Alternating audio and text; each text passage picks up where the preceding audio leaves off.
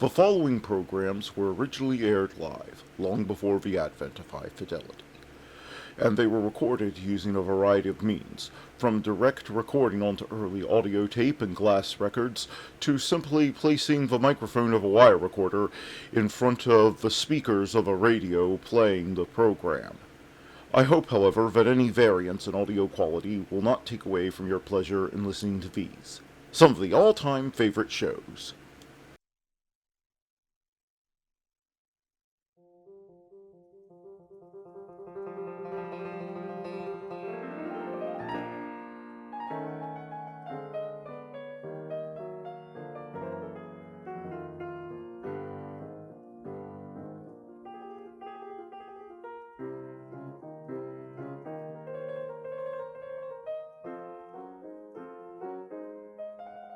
Welcome to the February 7th, 2024 stream of nightly old-time radio shows.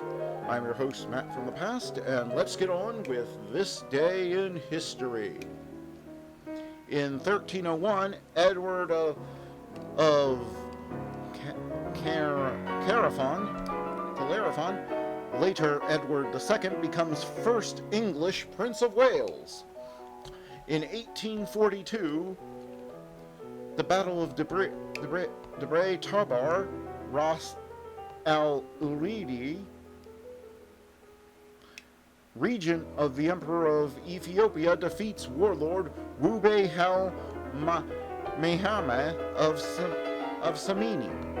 I swear they're just giving us tongue twisters. In 1856, colonial Tasmanian Parliament passes the first piece of legislation, the Electoral Act of 1856. That makes sense. Anywhere in the world, providing for elections by the way of a secret ballot. The ballot was so secret you weren't even allowed to know who won. In 1991, Provisional Irish Republican Army launches a mortar attack on 10 Downing Street during a cabinet meeting in an attempt to assassinate Prime Minister John Majors, injuring 4 people.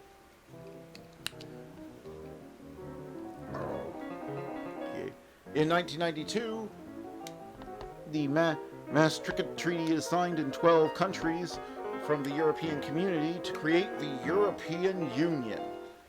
And that's worked out so well and without controversy since then.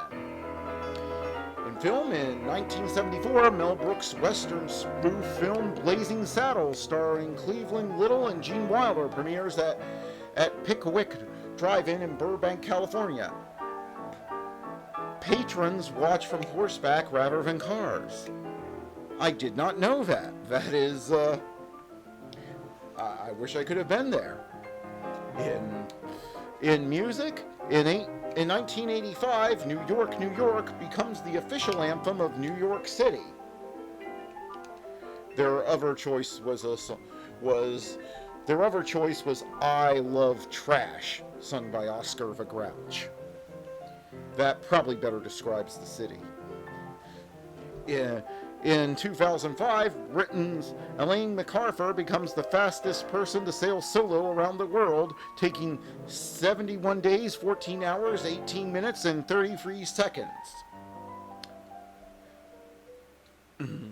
and was ready for a bathroom break when the whole thing ended. That was this day in history, and now let's get on with the shows.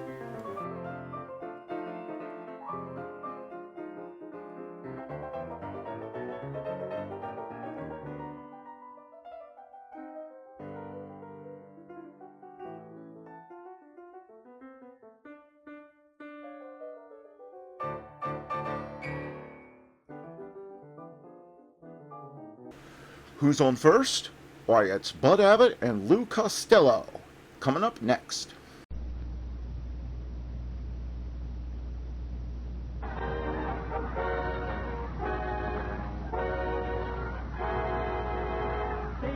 C-A-M-E-L. Yes, they spell camel. Your taste will tell you about Camel's rich, full flavor. Your throat will welcome Camel's cool mildness. So draw up a chair for tonight's show starring Bud Abbott and Lou Costello.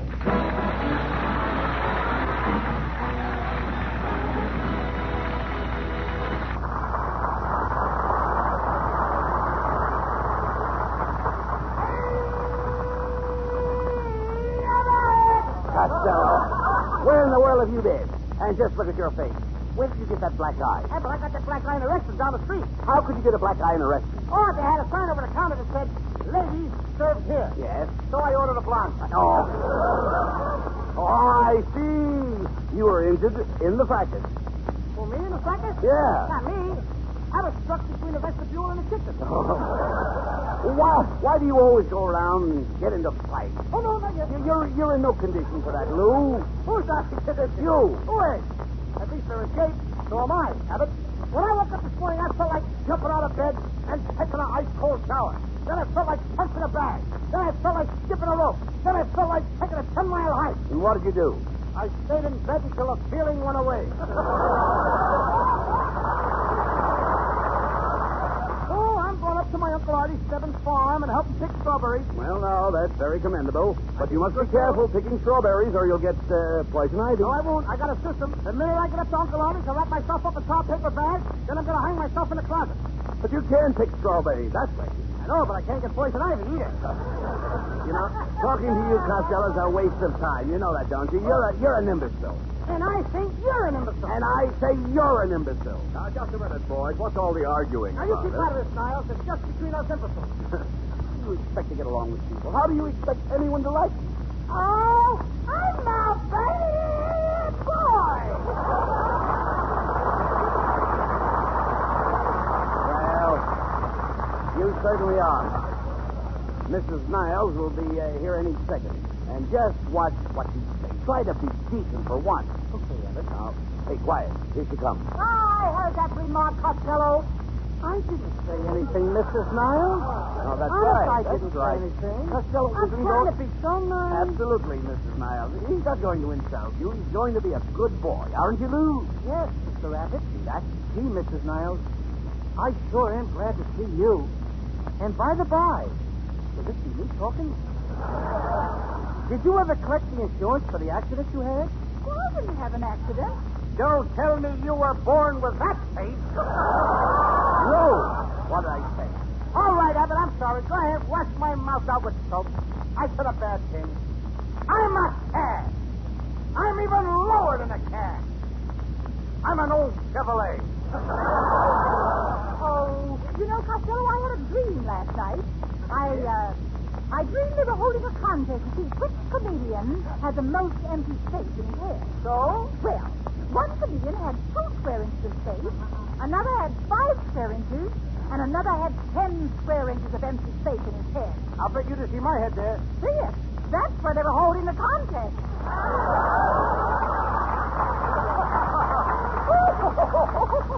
You certainly told him off that time, darling. Oh, you're so refreshing. You're my little grapefruit. Oh, no, dear. You're my little grapefruit. Oh, but you're my little grapefruit. Oh, I insist, dear. You're my little grapefruit. Ladies and gentlemen, you have just heard from a couple of old squirts.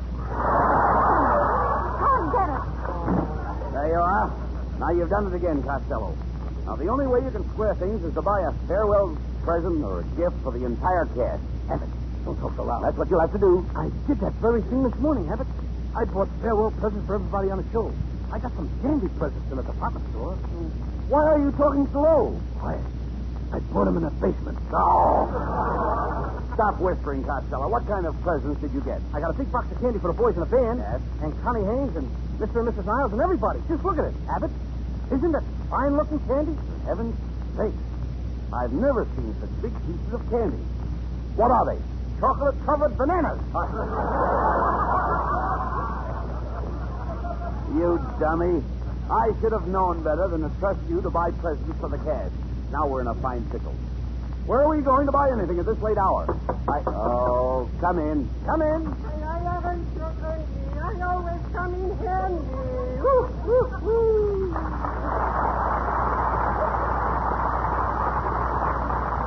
Well, look who it is, Costello. Our old friend Kitzel, the salesman. Oh, could be, yes. Well, how do you do, Mr. Costello? I haven't seen you in a long distance. You're just the man I'm looking at. And you're just the guy I'm looking at, Kitzel. You know, you sold me an electric razor 2 weeks ago, and it's no good. Oh, Pispas, no good. No, Pispas, it's no good. Well, for your information, my little man, that was not an electric razor. That was a riveting machine. A riveting machine. Yes, yes. No wonder every time I shave, it hammers my whiskers in, and I have to bite them off with my teeth. Never mind that, Costello. Look, have you got anything to sell us today, Mr. Kitzel? Have I got anything to sell? Yes. Boy, now you're talking my language, if that's possible. Why, I've got here... He's lost. No. Today I'm in the mansion business.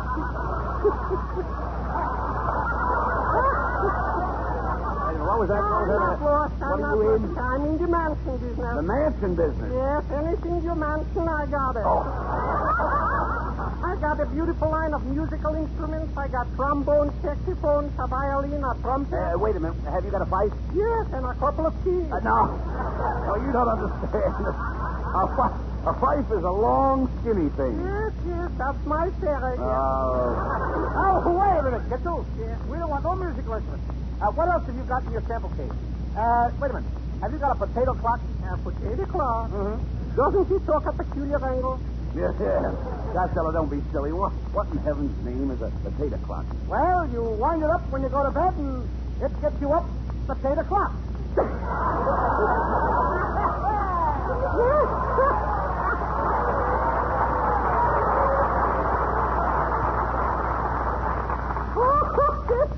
Potato clock. Forget it, huh?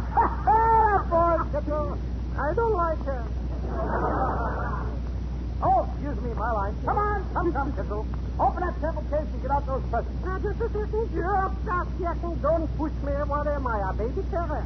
Look, Mr. Kitzel, we have no time for foolishness. What have you got to sell us? What have I got to tell you? Why, in this little satchel, I got gold rings, old rings, earrings, hair rings, cuff rings, stud rings, golf rings, and bobble rings, sports suits, suede shoes, stripes, shoes, clocks, socks, and smocks. Not to mention Check suits, swimsuits, blue suits, and your suits, top coats, sport coats, silver coats, and anti-coats, bow ties, silk ties, home ties, and rail ties, squirts, shirts, assorted, nurse, and exceedingly I beat you, warrant you.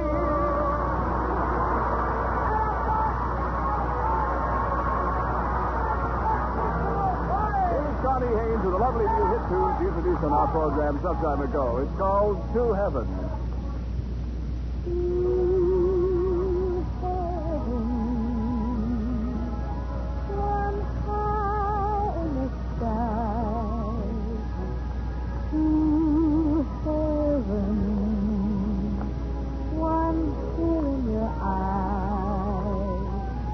I never dreamed I'd kiss an angel, but darling, here you are, in an overcoat of moonbeams,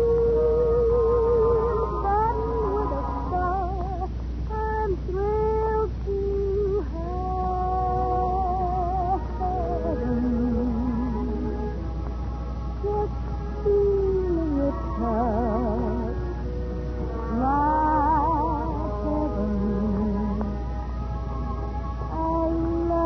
So much, and while our lips are making many, this moment is divine. I keep you heaven, and both of them are mine. I'm thrilled to have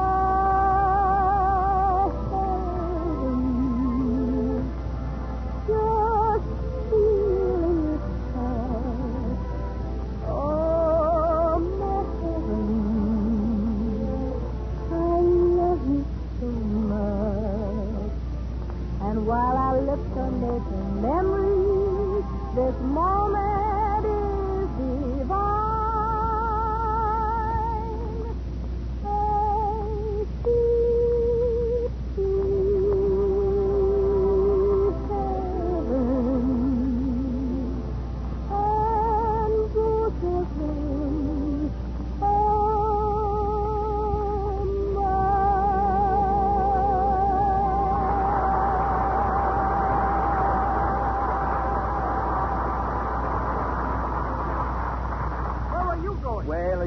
have a baseball team. By the way, Costello, why don't you come along and play on the team?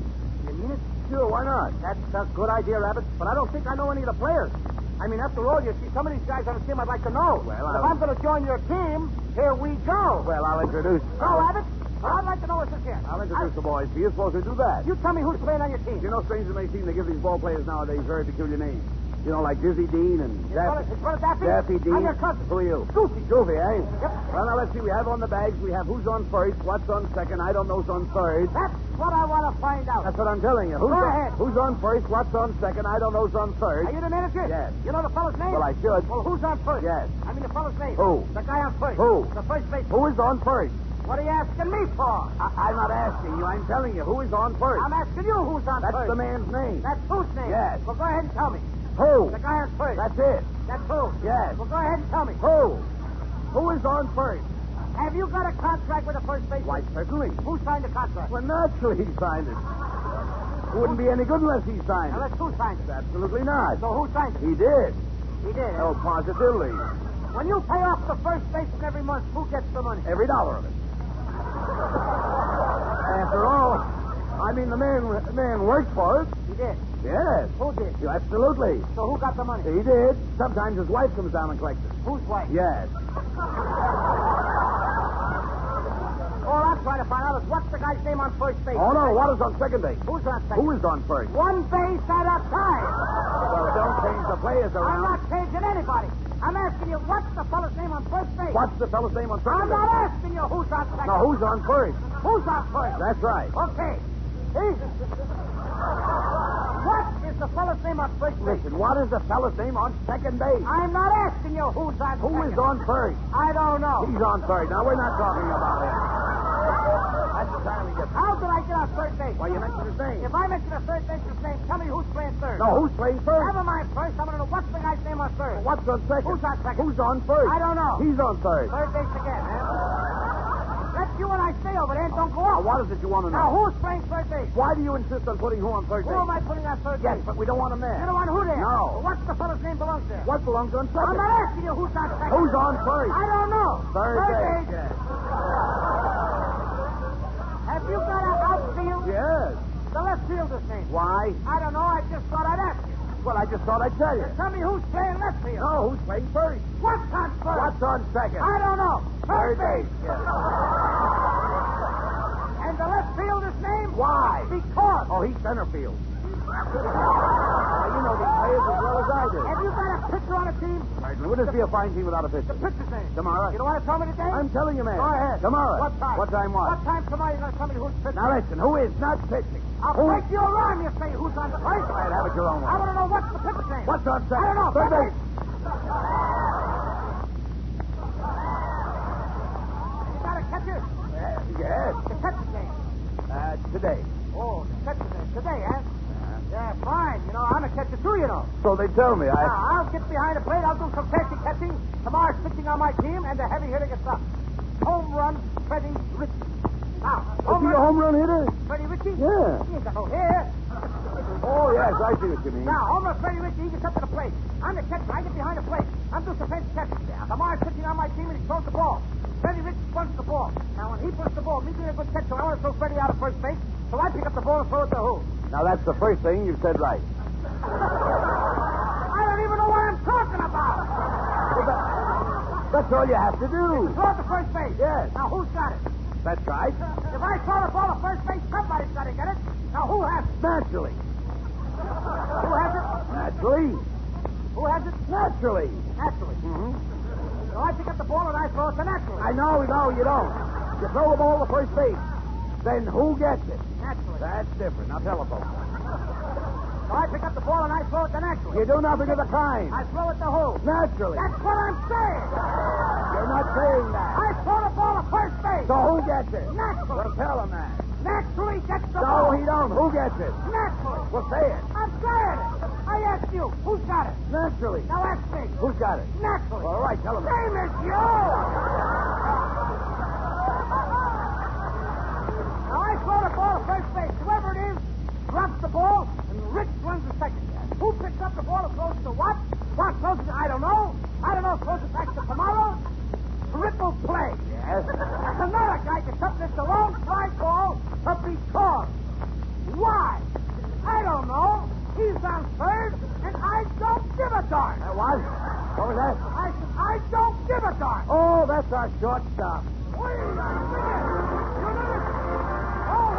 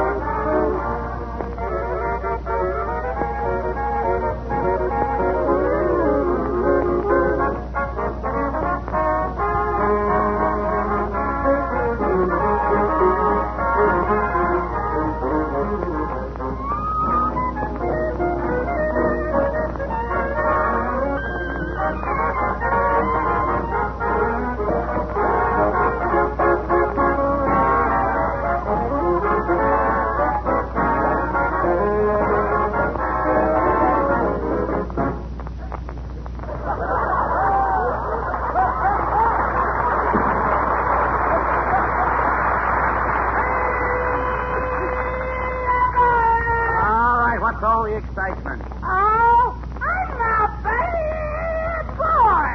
Oh, good night, folks. Good night, neighbors.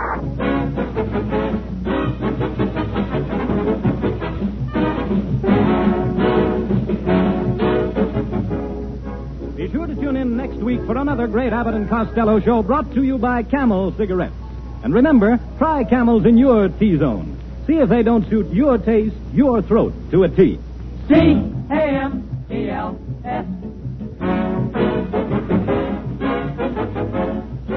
This is Jim Doyle in Hollywood wishing you all a pleasant good night for Camel. This is NBC, the National Broadcasting Company. Now let's join a true legend of American comedy who also entertained troops for nearly 60 years, Bob Hope.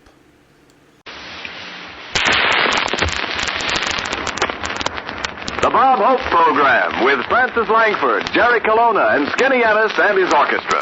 Rebroadcast at this hour for the fighting men of the Armed Forces of the United Nations by the Special Service Division of the United States of America War Department.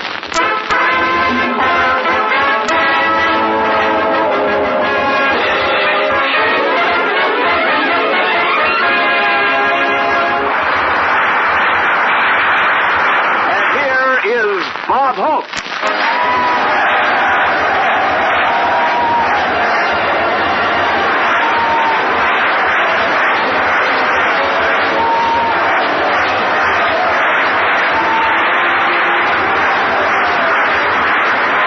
Thank you so much. How do you do, ladies and gentlemen? This is Bob Ferry Command Hope. Telling you pilots to use Pepsodent because there's really nothing finer. And whether you fly to Africa or India, you'll never have a crack up in your china. Well, here we are in Long Beach at the Ferry Command Base. You all know what a Ferry Command pilot is. That's a guy who eats breakfast in Hawaii, lunch in New Guinea, supper in Chongqing, and burps in Calcutta.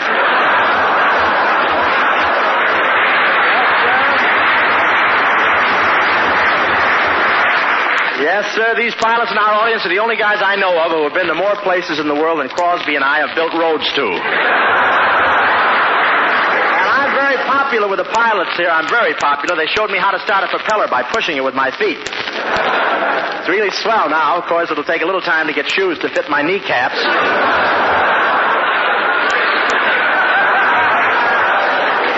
And there's some interesting fellows here. One of the pilots here flew Wilkie to Russia, then flew Mrs. Roosevelt to England.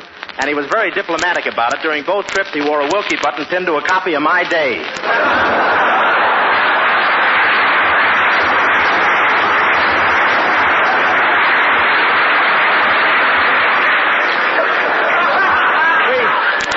We went up for a flight this morning. When we got here, they gave me a parachute. They gave Francis Langford a parachute. Then they called Skinny Ennis over and strapped on a piece of Kleenex.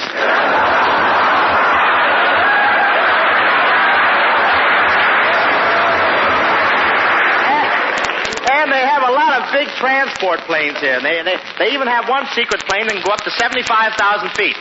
It's the only way known to man of reaching the $3 seats in the Rose Bowl. Of course, when you go to buy a Rose Bowl ticket, there's usually a slight wait in line. Slight wait, that's a California expression meaning bring your own pup tent, boys, and don't forget to notify your draft board. I decided the easiest way to get tickets was from the University of Georgia football team, so I walked into their training quarters and told them I was a friend of a guy who'd spent a lot of time in Georgia. As the doctor stitched up my scalp, he told me it was a mistake to mention General Sherman's name.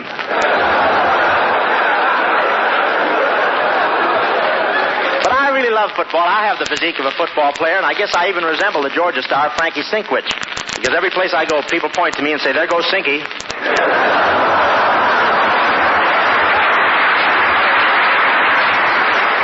That is, I thought they said Sinky till I noticed they'd added their own T formation. Then when I used to play, I was something like the Sinkwich. You know, the Georgia Fireball. They used to call me Hope, the Cleveland Meatball. Because of meatball. I got into one game. Nice delivery. I should have used it for Christmas. I got into one game, and one of the players on the other team gave me a terrific stiff arm. I don't know whether he did much damage to my face or not, but for 3 weeks I had to sneeze through my ears. Oh, but I had a great Christmas this year. I really did. You should have seen the Christmas cards I got this year. I got one card from Dorothy Lamour with a picture of her and a sarong on it. What a picture. You know how George Washington looked straight ahead on a 2-cent stamp? Well, in this envelope, he kept peeking over his shoulder.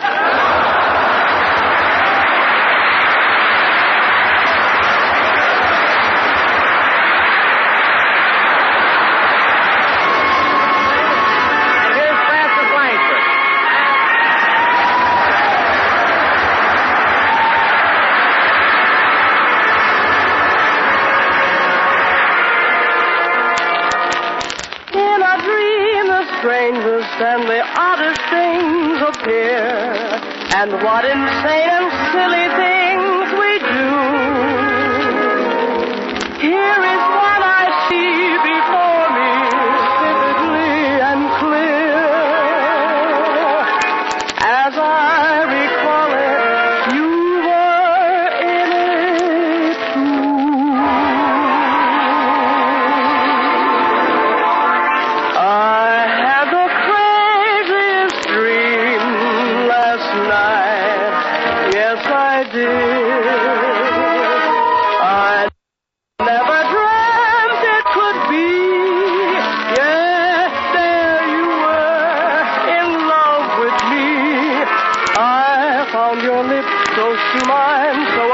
too. And you didn't mind it at all. When I'm awake, such a break never happens. How long can a gal go on dreaming? If there's a chance that you care, then please say you do. Say it and make my craziest dream come true.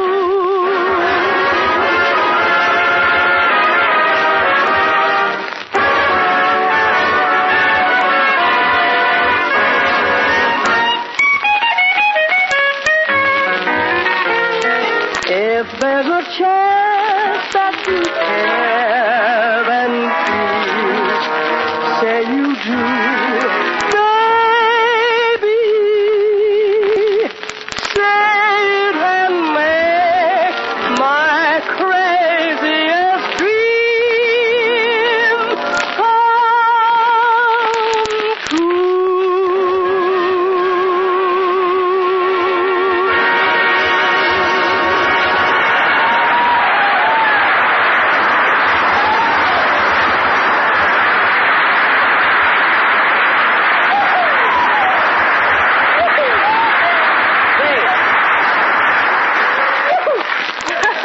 Texas here, too. That was Frances Langford singing I Had the Craziest Dream. Well, Frances, did you have a nice Christmas? Oh, I had a lovely Christmas, Bob. And that was some present you gave me. 3 peppermints. Well, it wasn't my fault, Frances. I almost gave you a beautiful wristwatch. Well, why did you give me 3 peppermints instead? Well, I couldn't get the iron claw to drop in the right place.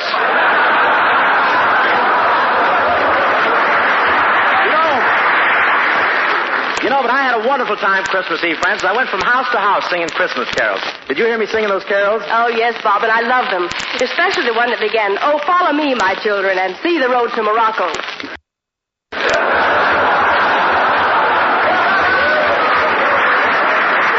I thought I'd punch up the lyrics. But I thought that party I gave at my house later was pretty nice. Wasn't I the perfect host? Yes, you sure made an excellent impression bringing those champagne buckets to every table and giving everyone a free bottle. What brand was it? Paul Roger? No, Pepsi Cola.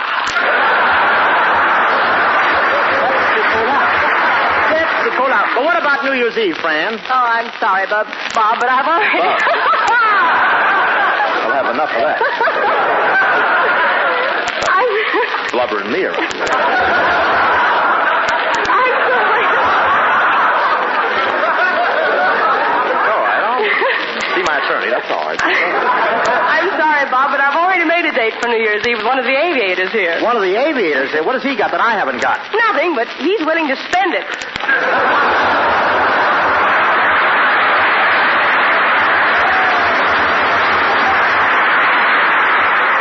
You spendthrift. Besides, he's so handsome. He doesn't have a pot tummy like you do. Francis, listen, for the last time, I do not have a pot tummy. Oh, no? Christmas Eve, when you walked down the street, two little kids pointed at you and said, "Look at Santa Claus. This year he's carrying his bag in front."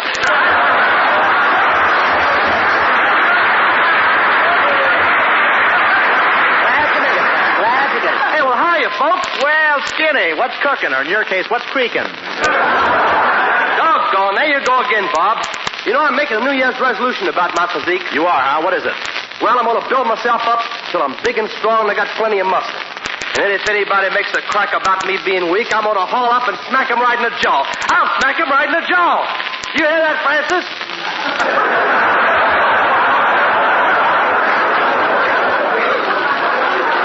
Hey, but listen, Bob, I'm serious about this. I'm taking vitamin pills. Do those vitamin pills have any effect on you when you take some skin? Why, sure they do. Here, hey, just watch what happens. I'll swallow one now. Say, what's that?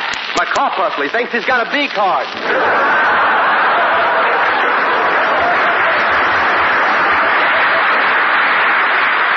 Skin, you may feel good, but you look yourself today. What's the matter? Well, he made a big mistake when he was out siphoning gas last night. You know, Francis, how you're supposed to stick the hose in the tank and inhale? Yes. Well, Skin stuck it in the exhaust pipe instead. Hey, say, Bob, I heard you talking about New Year's Eve. You got a date for New Year's Eve? Not yet, but I'm still auditioning. Say, how about... That's for the NVA club. How about you, Skin? Are you going out with your fat girlfriend New Year's Eve? No, Bob. When I take her out dancing, it's embarrassing. When the band stops playing, she keeps right on dancing. You mean she doesn't stop at all? Well, her feet do, but her average deploy keeps shaking for another 10 minutes. Singing by the light of the silver moon.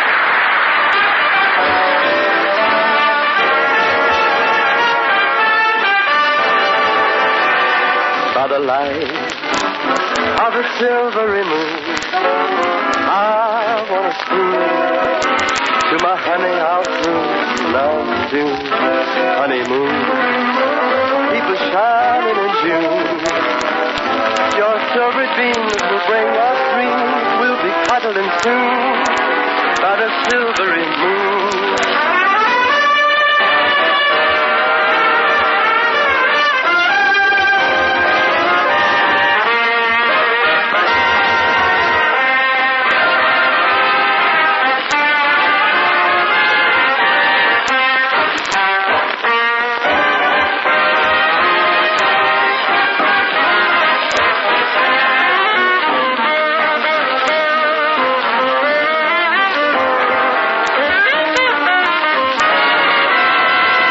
The light of the silvery moon, I want to spoon to my honey I'll soon love soon. Honeymoon, keep us shining in June. Your silvery beams will bring us dreams. We'll be cuddling soon by the silvery moon.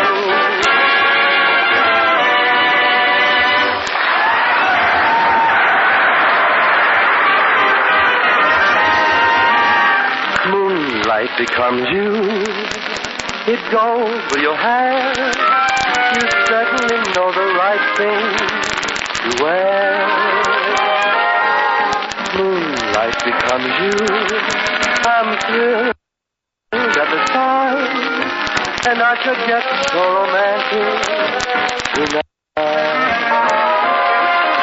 You're all dressed up to go dreaming. Now don't tell me I'm wrong. And what a night to go dreaming. And if I tag along, if I love you, I want you to know it's not just because there's moonlight, although moonlight becomes you so.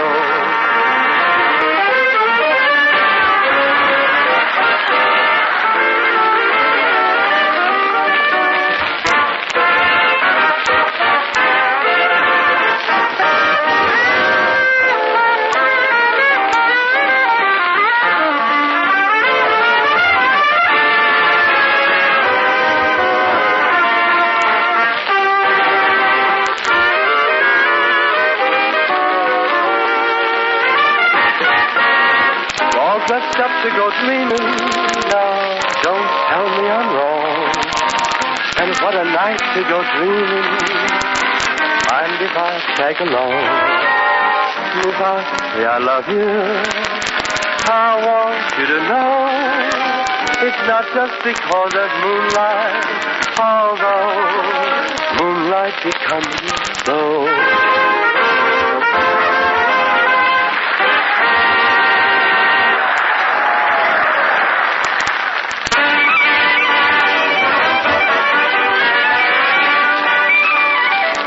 Gentlemen, as the year 1942 draws to a close, let us pause for a moment and review some of the remarkable events in the life of Bob Hope. In 1932, Bob Hope goes into the butcher business, and 1 year later... Extra, extra! Bob Hope makes $1 million! In 1934, Bob goes into the metal industry, and 1 year later... Extra, extra! Bob Hope makes $1 million! In 1936, Bob Hope goes into vaudeville, and 1 year later... Extra, extra, get your late paper here. Extra, extra.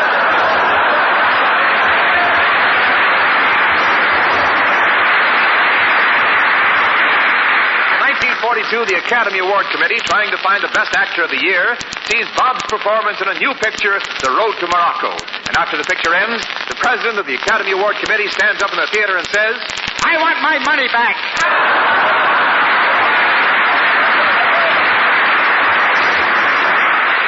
In September of 1942, Bob Hope makes a flying trip to Alaska. As he steps off the plane, he sees his first Eskimo girl.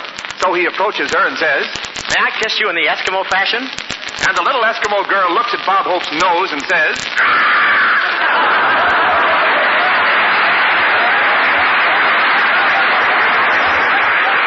And Bob isn't the only one who had excitement in 1942.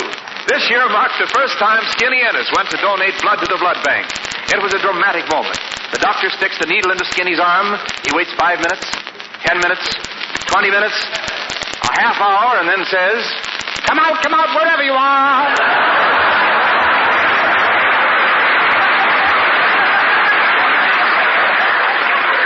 And now that 1942 is almost over, we find Bob Hope and Skinny Ennis discussing their future. Hey, just think, Bob. 1943 is almost here already. I wonder what it's going to be like. Yeah, and it's a funny thing, Skin. Every other year, people always wanted to know what the future holds in store for them. This is the first year where they ever wanted to know what the store holds in the future for them.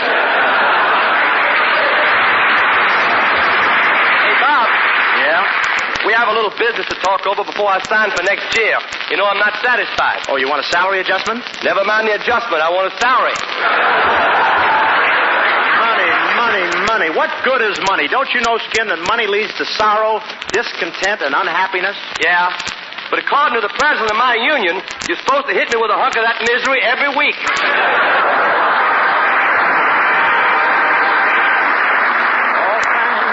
For the memory of this swell one-night stand, you treated us so grand, when after all you do the work that really rates the hand. So thank you so much, and thanks the memory, as you fly planes and freight around this globe so great. You bring the stuff that treats them rough to open victory's gate. And thank you so much, say, ladies and gentlemen, to Colonel Ralph E. Spake, Lieutenant Mike Frankovich, and all the officers and men here at the Ferry Command who've given us such a great day. Our thanks. Next week, we'll be broadcasting to the boys down in the desert. And as our guest will be Rita Hayworth. Good night, everybody.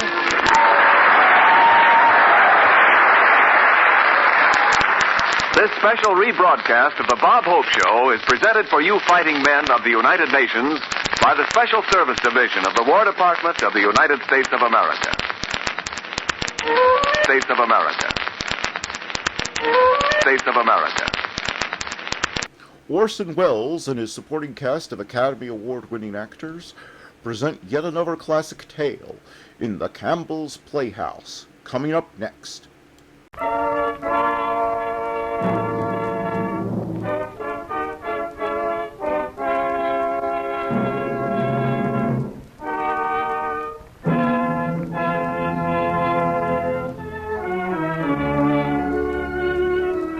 The makers of Campbell Soups present The Campbell Playhouse. Orson Welles, producer.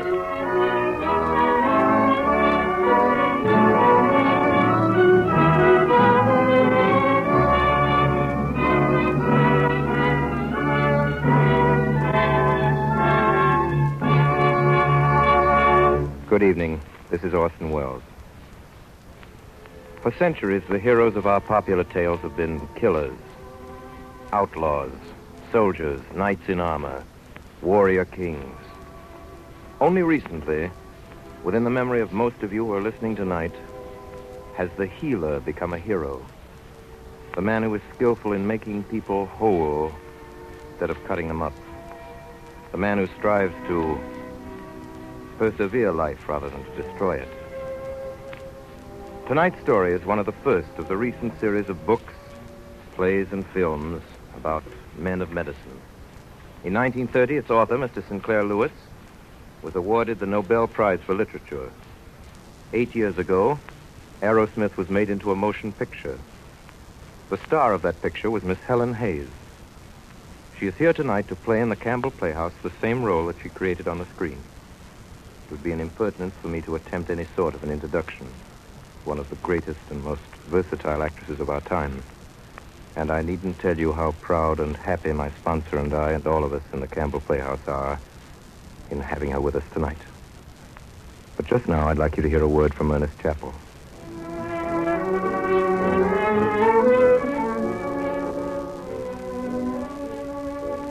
I think you'll agree that when women buy far more of one soup than of any other, that soup must have something very special about it. Such a soup is Campbell's Tomato. It has a flavor that good home cooks and professional chefs agree has never been equaled.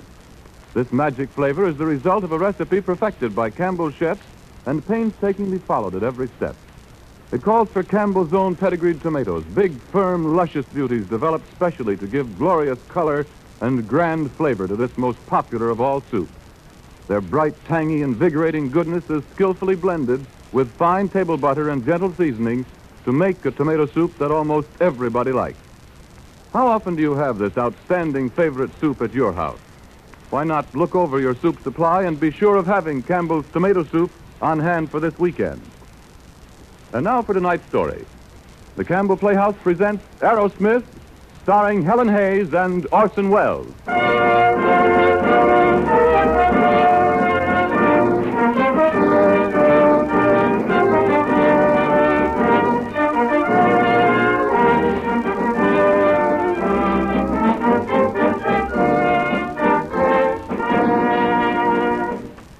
Dr. Martin Aerosmith, in the name of His Majesty, King Gustav of Sweden, and on behalf of the honored members of the Nobel Prize Committee, it is my privilege to welcome you to the eminent fellowship of those who, in the realms of science, art, and literature, have rendered distinguished service to the preservation and betterment of humankind.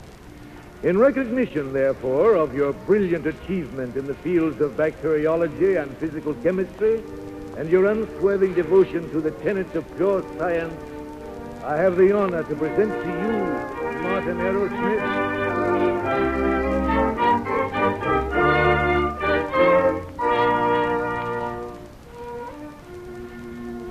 Martin Aerosmith. That's my name. On all sides of me sit leading men of science. Looking down at me, I recognize some of their faces. That man on the aisle to the right and the one just in back of him, last year's chemistry award. This is the longest walk I can remember.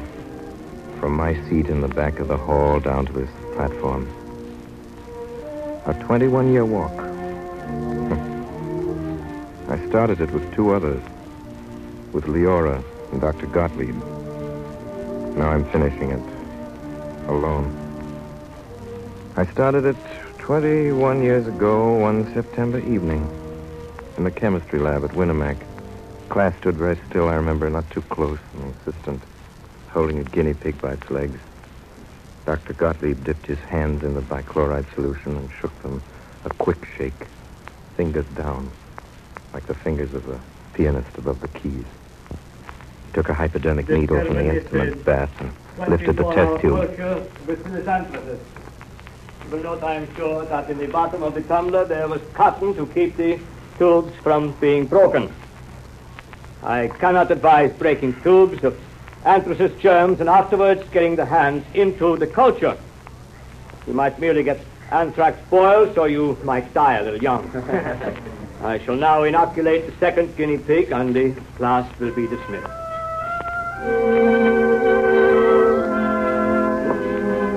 Dr. Gottlieb. Dr. Gottlieb. Well? Yes? Oh, Professor Gottlieb. My name is Aerosmith, Martin Aerosmith. I'm a medico freshman, Winnemac, VA. I'd like awfully to take bacteriology this fall instead of next year. See, I've had a lot of chemistry. No, it is not time for you. Oh, I know I could do it now, Professor. What you say your name is? Aerosmith, sir. Well, Aerosmith, have you taken physical chemistry? No, sir, but I did pretty well in organic. Organic chemistry, puzzle chemistry, stink chemistry, drugstore chemistry. Physical chemistry is power. It is exactness. It is life. But organic chemistry, that is a trade for pot washers. No, you are too young. Come back in a year, Aerosmith. That year was a time of waiting. I took the first year medical courses and passed them. I learned the proper sugar-coated pills and phrases to comfort patients with while you estimated how much you could charge them. Most of the professors at Winnemac weren't teaching science. They were simply preparing us for a trade. And that was all most of the students wanted. Knowledge that they could cash in on. They didn't talk about saving lives, but about losing cases, losing dollars. My second year, I took Dr. Gottlieb's bacteriology course, and that winter I spent more time with guinea pigs, mice, and rats than with people. I lived in a world of test tubes, filled with watery serum or deadly bacilli of roaring Bunsen flames and steaming sterilizers. Hello, Aerosmith. Oh, hello, Professor Gottlieb. You were working late tonight. Let me see your slide. Sure. Aerosmith, you have craftsmanship. Thank you, sir. Oh, there is an art in science for a few. I see you already. And I watched you in the lab before. Let me see your notes. Yes, Doctor. Perhaps next thing you would like to try trypanosomes of sleeping sickness. Oh, yes, sir. I've been They're very, very interesting and very ticklish to handle. It's quite a nice disease. In some villages in Africa, 50% of the people have it, and it is invariably fatal. Notes are not bad, but they can still be more complete. Aerosmith, the most important part of living is not the living, but pondering upon it. And the most important part of experimentation is not doing the experiment, but making notes. Very accurate notes. Well, I'll try to do better with my notes, Professor. I want to do research like you, Professor Gottlieb. You've accomplished so much. The whole world knows what you've done. No, I have done nothing except be unpleasant to people that claim too much. But I have dreams of real discovery someday, and for that I need help. You see, Aerosmith, not 5 times in 5 years do I have a student who understands craftsmanship and precision and maybe some peak imagination in hypotheses. I think perhaps you may one day be such a student, and perhaps we can help each other, you and I. So, now it's midnight. I would be pleased if you should come to my room and have a little sandwich, Aerosmith, and we can talk some more. Dr. Gottlieb appointed me as student laboratory assistant. I felt very important. One day, in April, I went over to the Zenith Hospital for a strain of Yes, bacillus what from is a it? patient. Can I help I'm you? Dr. Gottlieb's assistant. I'm looking for Dr. Swenson's patient, Ward D, number 17. The second floor, third door to the right. In the passage, there was a young probationer on her knees on the floor. Her yellow hair had fallen over her eyes, and her green and white uniform was as grubby as her pail of scrub water. Hey, would you walk over on this side, please? I'm still scrubbing over there. Nurse, I want to find Ward D. Do you? I do. I'm sorry to interrupt your work. It looks awfully important. Well, it isn't. The superintendent of nurses put me at scrubbing. We aren't ever supposed to scrub floors, you know, because she caught me smoking a cigarette. She's an old terror. If she found a child like you wandering around here, she'd drag you out by the ear. It was my impression that even probationers learn that the first duty of a nurse is to stand when addressing a doctor. I'd like to find Ward D to take a strain of a very dangerous microbe, and if you'll kindly direct me I'm to... sorry. Oh, I've been getting fresh again. I didn't mean to be rude. I was just... Scrubbing makes me bad-tempered. I'm sorry I hurt your feelings, but you do seem so young for a doctor. I'm not. I'm a medical student. I was showing off. So was I. Ouch, I'm so stiff. Yeah, let me help you. Thanks. Pretty hard, this training for nursing, I guess. Not so awful. But it's about as romantic as being a hired girl. That's what we call them in Dakota. I come from Dakota? I come from the most enterprising town in the entire state of North Dakota. Wheatsylvania, it's called. It has 362 inhabitants. Are you in the U Medical School? Yeah, I'm a junior in Mohalis. I'll bet you're good. I don't know. I'm not much of a medic, really. I like the lab side. I think I'll be a bacteriologist. I'm not much for the bedside manner. I'm glad you're not. You get it in here plenty. You ought to hear some of the doctors. That are the sweetest old pussies with their patients, the way they bawl out the nurses. But lads, now they seem sort of real, what I've seen of them. I don't suppose you can bluff a bacteria. What is it, bacterium? No, they're... Say, what do they call you? Me? Oh, it's an idiotic name. Leora Tozer. What's the matter with Leora? It's fine. Do you really think so? Say, when you get away from the hospital for dinner, would you go out with me? Say, tonight? What? Please. All right. We'll go to the Grand. Oh, no, that's terribly expensive unless you're awfully rich. You aren't, are you? I'm not. Not just enough money to get through medical school, but I'd awfully like to show you... Let's go to the Bijou. It's a nice place, and it isn't expensive, and they got a funny machine there. When you drop nickels in, it plays brassy kind of tunes like a merry-go-round. See, I'm glad you're so crazy about your lab work, because, well, everybody was perfectly sane where I came from. I got awful tired of being crazy all alone.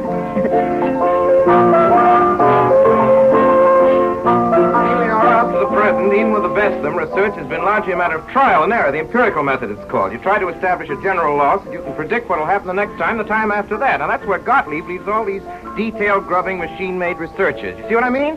Yes, I think I do. Anyway, I get the way you feel about him. You don't have to shout so, you know. Oh, was I shouting?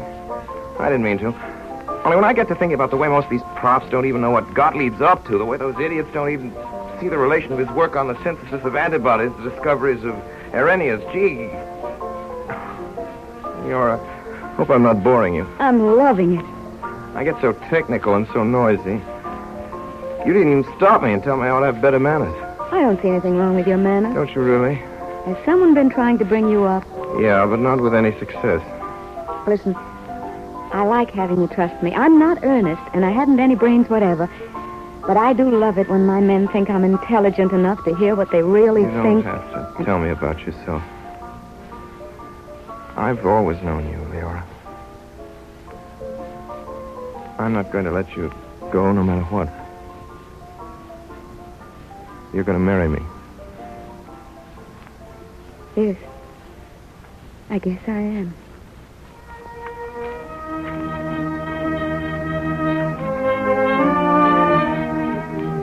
And at the end of my medical course, Leora and I were married at the City Hall, Zenith. You're mine now, darling.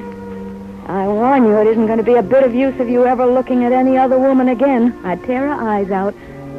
Oh, you needn't think so well of yourself. I don't, Leora. You'll be happy with me because you can bully me.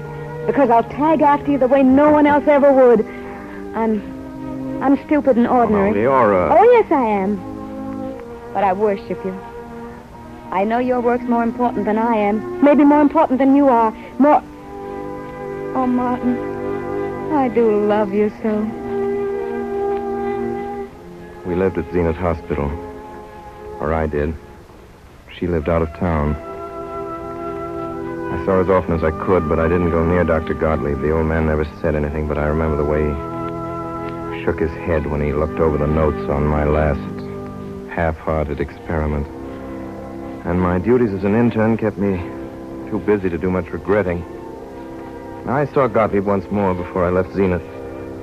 One night I was off duty. Leora and I were walking home from the movies, and ahead of us the tall, stooped figure of a man appeared coming towards us slowly down the street, under the street lamp. Suddenly saw his face. Martin! Martin, you still remember me? Oh, Dr. Gottlieb. Of course I remember you. How is everything, Martin? Everything's fine. I mean, I'm getting along, I guess. Dr. Gottlieb, I want you to meet my wife. Mrs. Arrowsmith. Dr. Gottlieb, I'm glad to know you. Thank you. Your husband, he was a good chaser of little bugs. Sometime, Mrs. Arrowsmith, make him remember. Yes, Doctor, I will. Good night. Good night. Good night, Dr. Gottlieb. So that's your Dr. Gottlieb. Yeah. Say, Leora, how's he strike you? I think he's the greatest man I've ever seen. I don't know how I know, but he is. I wish we were going to see him again. He's the first man I ever laid eyes on that I'd leave you for, Martin, if he wanted me. He's like a sword. No, he's like a brain walking. Oh, and he looked so wretched. I wanted to cry. I'd black his shoes, Martin. Yeah. So would I, Leora. But we didn't see Dr. Gottlieb again before we left Zenith. Leora's family wanted us to come to their town in Dakota. When I'd finished my training, they offered to finance me while I started my practice. So soon after we arrived, they held a family council with Mrs. Tozer presiding. I have such a nice idea, Martin. Why can't we fix you up an office out in the barn? It'd be so handy to the house for you to get to meals on time. You could keep an eye on the house. A barn? I don't think you understand, Mother Tozer. Why, yes, the old harness room. It's partly sealed, and we could put in some nice tar paper or even beaver Mother Tozer, board. what the dickens do you think I'm planning to do? I'm not a hired man in a livery stable or a kid looking for a place to put his bird's eggs. I was thinking of opening an office as a physician. Yeah, but you aren't much of a physician yet. You're just getting your toes in. Darn good physician, Bert. Now, look here, Mart. As we're putting up the money, I don't want to be a tightwad, but after all, a dollar is a dollar. If we furnish the dough, we've got to decide the best way to spend it. Isn't that so, Pop? Look, Father, I want you to lend us $1,000 outright to use as we see fit. $1,000? We'll pay you 6%. No, we won't. We'll pay 5%. That's enough. And mortgage is bringing 6, 7, and 8? 5's enough. And we want our own say, absolute, as to how we use it, to fix up an office or anything else. Now, Leo... Sorry, you're crazy. I suppose we'll have to lend you some money, but you'll blame well come to us for it from time to time. And you'll blame well take our advice. Bertie. And the barn's plenty good enough. Bertie, I know what we'll do. You seem to have the barn on your brain.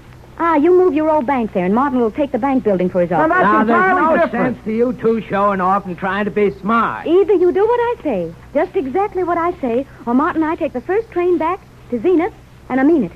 Plenty of places open from there with a big salary, so we won't have to be dependent on anybody. Well, now, Ori, don't take it that way. Well, do we get our $1,000, or do we go back to Zenith? Leora won out. I got my office. It was in a rickety building near the station. We nailed a new sign on the door. On it were gold letters. Martin Arrowsmith Smith, M.D. Gee, Martin, it looks grand. And it's fun having a place all your own, isn't it? Yeah. I wish the patients would start coming in, though. I kind of expected a few of them today. You don't know this town. The farmers will watch that sign until the shine's all off. And then one of them will maybe have the courage to try the new doctor. Yeah, what am I going to do, just sit here and wait? Come over here, Martin. I'll show you what you're going to do. See this old box? Yeah. Well, here's an auger I swiped from home. You're going to bore holes in that box just big enough to hold test tubes. And I'm rigging up an oven contraption for a sterilizer. You figured all that out for me? No. Not for you. for an old man who believes in you. My first patient had an ulcerated tooth. I pulled it. The second had run a fish hook in his finger. I cauterized the wound. Both patients lived. I expected a stream of patients from then on. I even made a first installment on a Ford car. Then I was awakened one morning at 3 o'clock.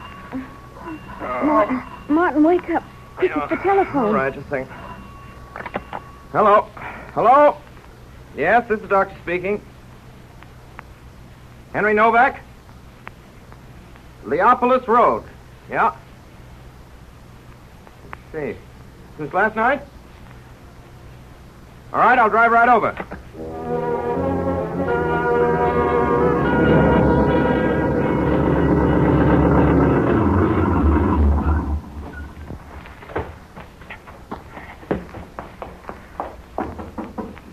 Mr. Novak? Doctor, come in. Yes, that's right. This way, Doctor. The little one is breathing Pan of hot bad. water, Novak, quickly. Here, baby. Baby, open your mouth. That's a good girl. Give me your hand. Here's water, Doctor. All right. How is she? Come over here, Novak. Child's pretty sick. Looks like diphtheria. Brought some antitoxin. We'll inject it. It's our only chance. Yes, Doctor. She very sick? I'm afraid so. I'll give her some hot clothes, towels, napkins, anything. This room ought to be moist to keep water boiling on that stove. All right, Doctor. I do everything you say, just so you save her. There now. We'll inject. Towel. Towel. Here's some towels, Doctor. We'll wrap her up. Lift that side. This way. Doctor. Yep.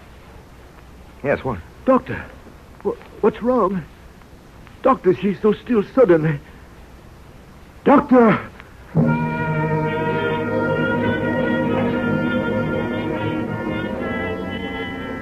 Leora. Leora, it was my fault. Martin, don't.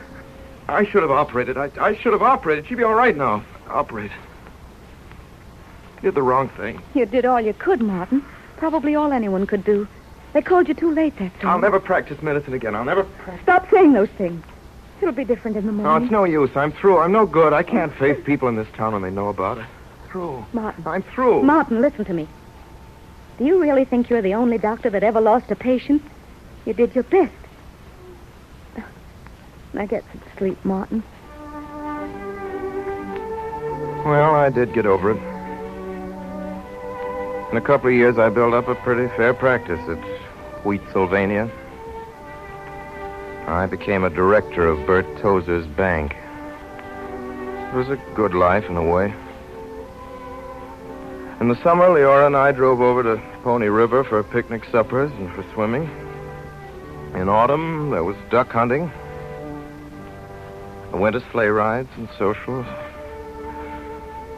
Then one day, my 4th year there, Sundelius, the great scientist and plague fighter, came to Minneapolis to lecture, and I made the 60-mile trip to hear him. After the lecture, I waited to talk to him. There were things I wanted to ask him. He invited me to a beer garden. How did you like my lecture? Well, I liked it fine, Dr. Sundelius. Oh, it's so hot tonight.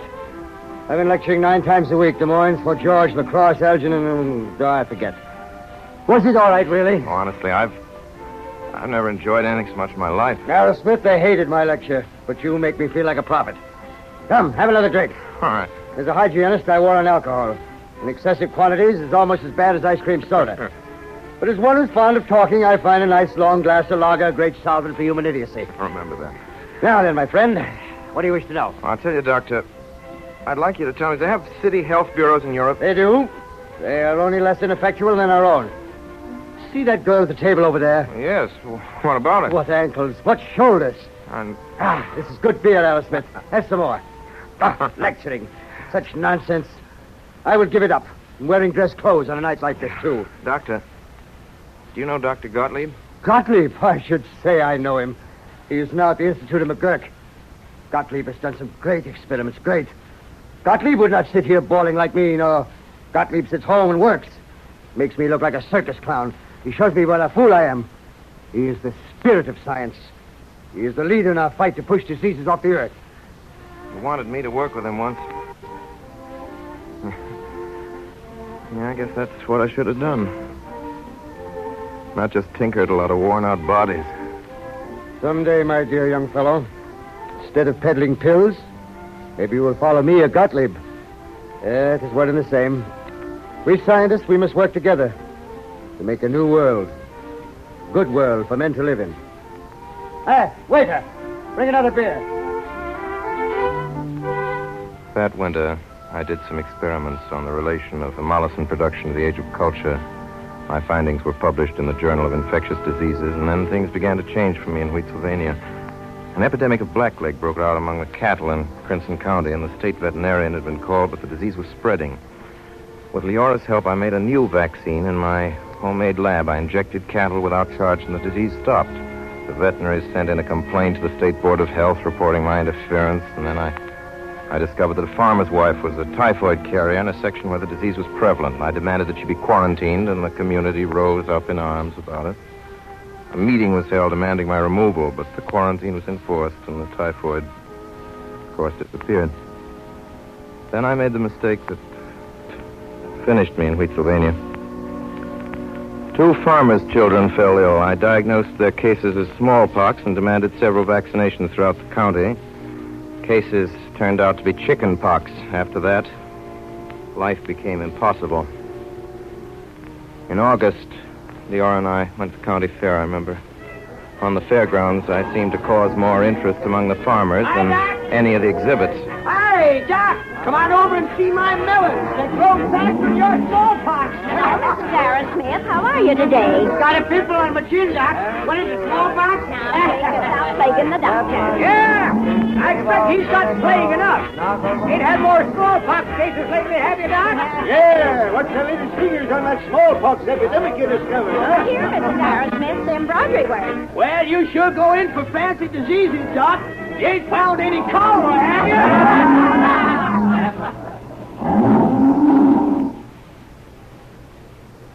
Yeah. Looks like I'm licked, Leora. Might as well get out. Nothing more I can do here. Take years before they trust me again. I'm glad, Martin. You're too good for them here. I've learned a little something here, even if I failed. I guess I don't know how to handle people, that's all. I could stick it out, and I would. Except that life's short, and I think I'm a good worker in some ways. Gottlieb saw it. Maybe I'll still get a chance. Where do we go, Martin? I haven't the slightest idea where I can be useful. Gee, it's fierce being married. Here I expected to be a pillar of the community. Now I'll have to follow you out on the road and be a hobo. Well, I'm too lazy to look up a new husband.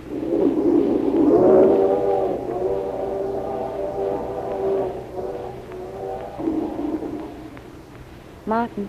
Yeah? Remember that oath Dr. Gottlieb gave you? The first night we were together, you told it to me. Say it again, Martin. No. All right, I'll try. I don't know if I can remember it. Tina.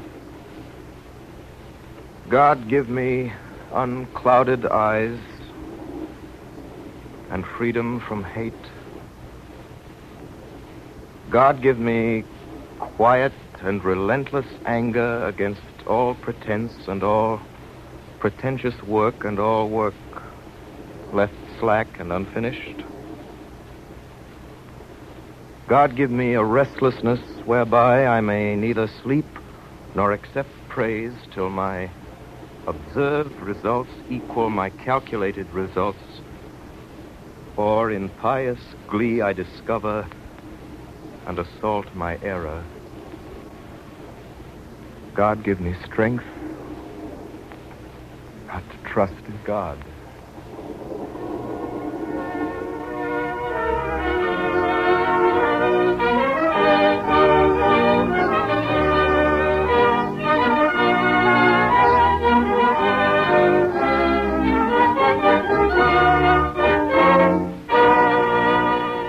You are listening to the Campbell Playhouse presentation of Aerosmith, starring Helen Hayes and Orson Welles. This is the Columbia Broadcasting System.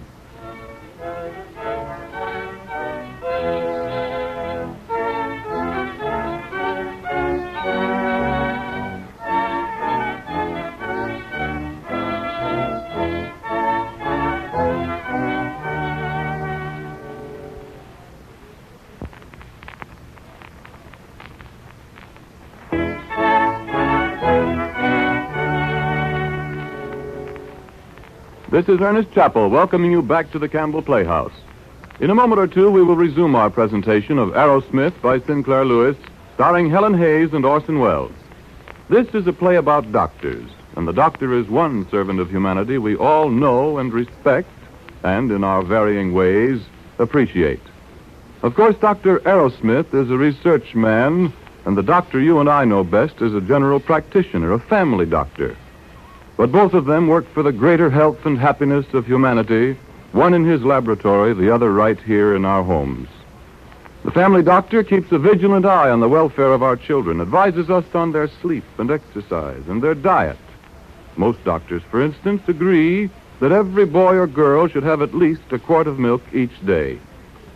In this connection, I'd like to tell you of a pleasant and practical way to give your children more milk.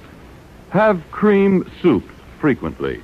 Nearly every youngster is fond of soup, especially such favorites as Campbell's tomato, or pea, or celery, or asparagus. Simply make them extra nourishing by adding good, wholesome milk instead of water. I'm sure it'll do your heart good to see how children go for any of them, because you know they are getting the good food value of soup and the high nutritional benefits of milk. Let me repeat the soups I mentioned before. Campbell's tomato soup, Campbell's pea soup, Campbell's celery soup, Campbell's asparagus soup. I wish I had the time to describe each of them to you, but I urge you to serve them and find out for yourself how good they are. And remember, when combined with milk, each of them becomes still more nourishing. And now we resume our Campbell Playhouse presentation of Aerosmith, starring Helen Hayes and Orson Welles.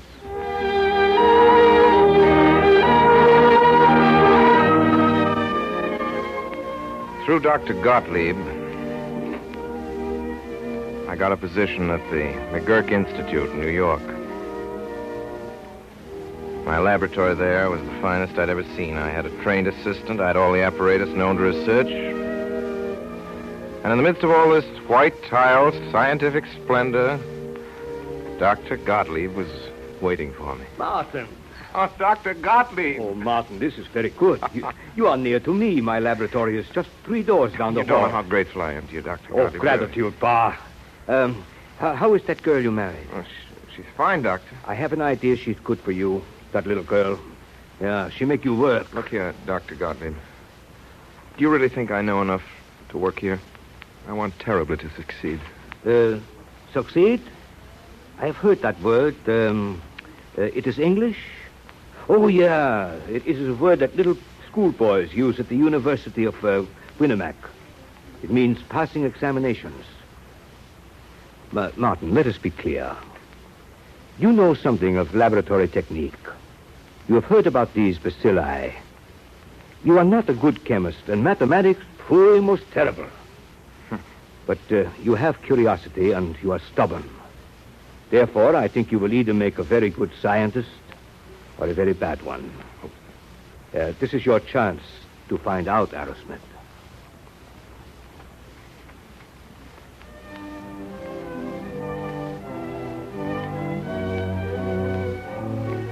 I went to work that year trying to produce a more effective antitoxin for treatment of tropical diseases. I fumbled at first. I made vast experiments with no results. I tried again. Day after day, week after week. Once, for a few hours, I thought I'd found something. Martin, you're home early. Yeah, guess I am. I'm just supper ready, but I'll make it right away. You'll probably want to get back in a hurry, huh? No, I'm not going back to lab. Not tonight, Leora. Tell you what, let's go out to dinner and the movies or something, huh? Martin, what's the matter? Do you suddenly feel that you have to entertain me? I don't want to go back to lab. I don't know if I ever want to go back. But, Martin, your experiment. Today I thought I'd made some progress. I took my notes to Dr. Gottlieb. He showed me my mistake. Leora, I'm tired out.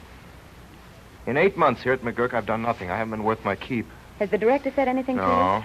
Has Dr. Gottlieb? No, they're all kind and patient. But, Leora, they expect me to accomplish something. But you have, Martin. Your antitoxin. You've almost got it. Yes, almost. But you can't inoculate people with a serum that's almost right. I can't just go on forever experimenting and failing every time. I'm beginning to think I've got the habit of failing. Martin, listen to me. You put that coat back on. What? I'm not cooking supper tonight, and I'm not going out to eat with you. You'll go right back to that lab and keep trailing after those little bugs. And you're going to forget about me like you usually do. And when you come home at midnight, there'll be a plate of sandwiches on the table here. And then if you've been real good, you can go to bed. Now go on. Put on your coat. It was that night I noticed a curious thing. Almost under my eyes, a flask of cloudy bacteria suddenly cleared. Some unknown organism had destroyed the germs in my culture. So I spent 5 days and 5 nights in the lab, and Leora slipped in with sandwiches and coffee, and then slipped out again unnoticed. And on the evening of the 5th day, I isolated the germ killers. I called it the X principle. I went out, got drunk. Then I slept for 2 days. The 3rd day, I went back to the McGurk Institute. There was a message from Dr. Gottlieb to go and see him. Well, Martin, I have something I must say to you. Mr. McGurk has talked to me. He has heard of this discovery of yours, this X principle. He's very happy. He wishes to establish you here for you a new department of pathology with you as head. What shall I do, Dr. Gottlieb? Shall I accept? No, Martin, I don't think you will. Why not? Shouldn't I? Something sort of bad, well, perhaps not altogether bad, has happened. Bad? Well, what is it? Oh, in a way, it is a pity, Martin, what I have to tell you. You are not the discoverer of the X principle. What? Someone else has done it. They have not. I've searched all literature, and except for Bernstein, not one person has even... Good Lord, Dr. Gottlieb, mean that all I've done all these months has just been wasted. And I'm a fool. Well, anyway, Dubois of the Pasteur Institute has just now published in the Compte Rendu this report. It is your X principle absolute. Only he calls it bacteriophage. Lord, maybe I ought to care, but... Of course, you could claim to be co-discoverer and spend the rest of your life fighting to get recognized, or you could forget it and write a nice letter congratulating Dubois and go back to work. I'll go back to work. Nothing else to do. I guess McGurk will chuck the new department now. Oh, yeah, there's no doubt.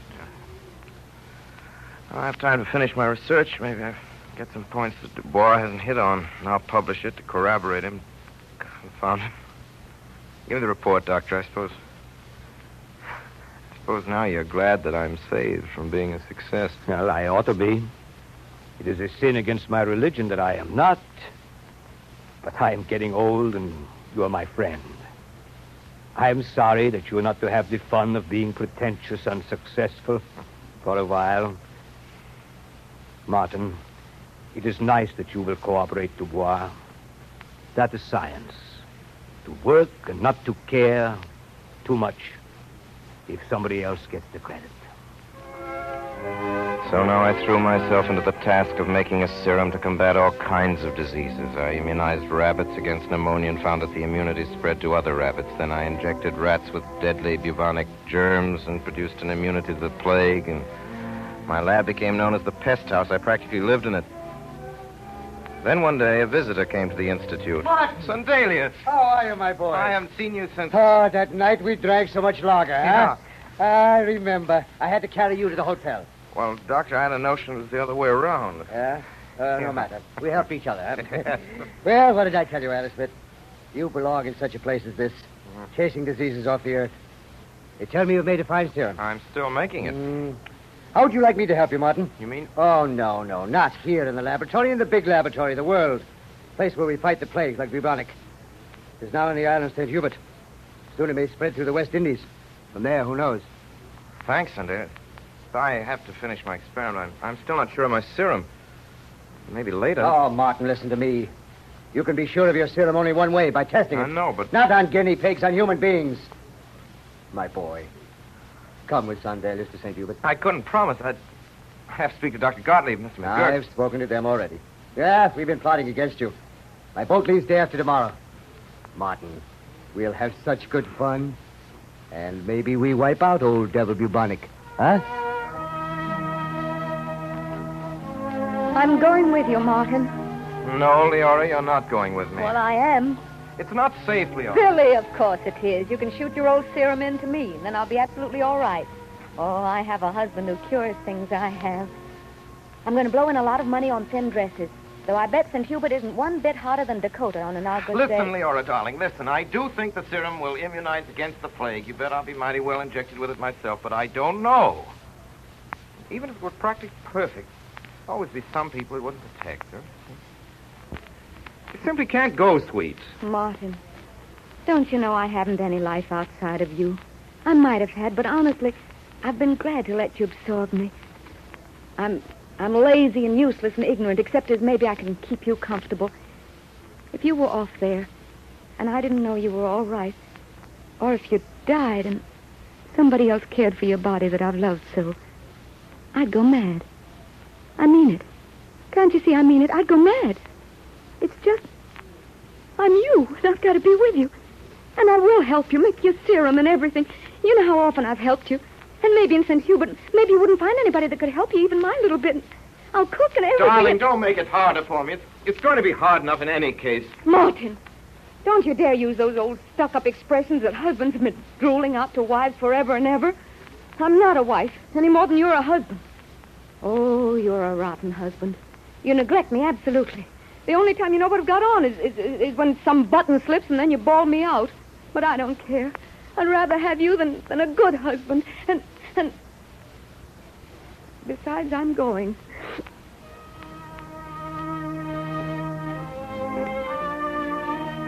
Dr. Gottlieb. Yeah? Who is it? It's me, Dr. Gottlieb. I've come to say goodbye. Goodbye? Yeah. Oh, that has such a final sound. But perhaps you're right. Perhaps we don't see each other again. Aerosmith, I am growing old and I have my worries.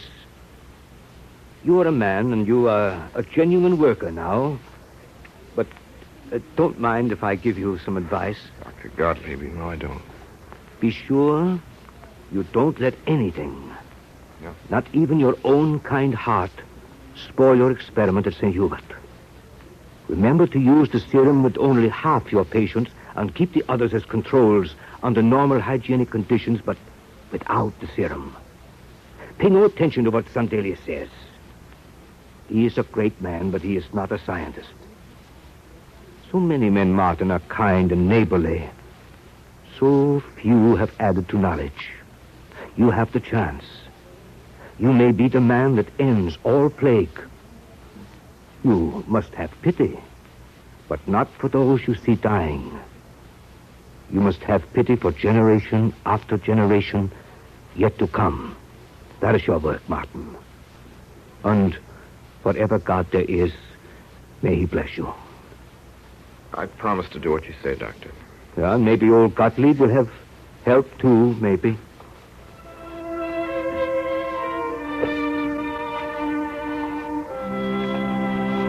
Leora and I sailed the next day from Hoboken. Very late one night, 10 days later, our ship dropped anchor in the harbor of St. Hubert. The island was quarantined, so no one was taken on board. Sondelius, Leora, and I stood alone on the deck. On shore, we spied a few lights. One appeared to be moving toward us, but most of the town was dark and still. There! Ahoy there! Northern McGurk Commission? Yeah? Good. We're ready to take you ashore. Come up into your hands. Thanks. You're the port doctor? No, not exactly. I'm Dr. Stokes of St. Swithin's Parish.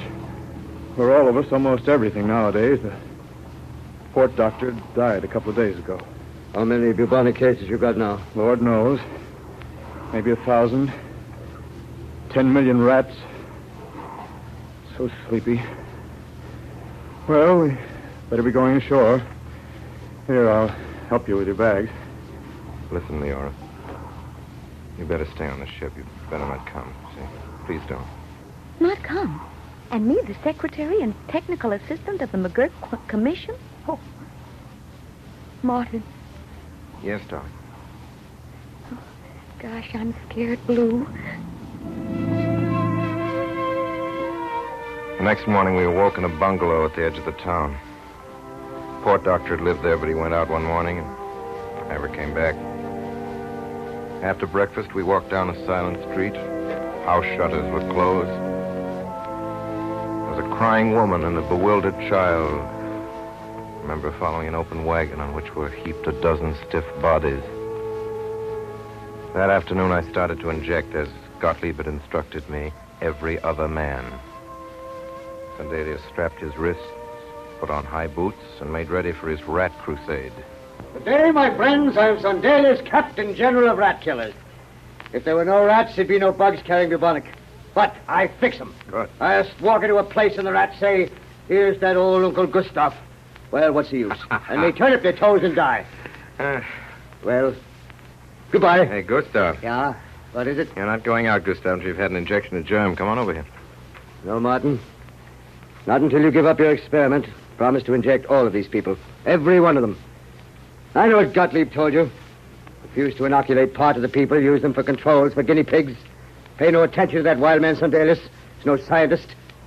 I say to Gottlieb, humanity is more important than science. Science is for humanity, Gustav, for all humanity, not just these people here. Please, Sandelius, do as Martin says. No, Leora. I'll do anything for you, but not that. Well, goodbye, children. I now go out to fight the rats. I shall break all the laws of property. I shall set fire to warehouses.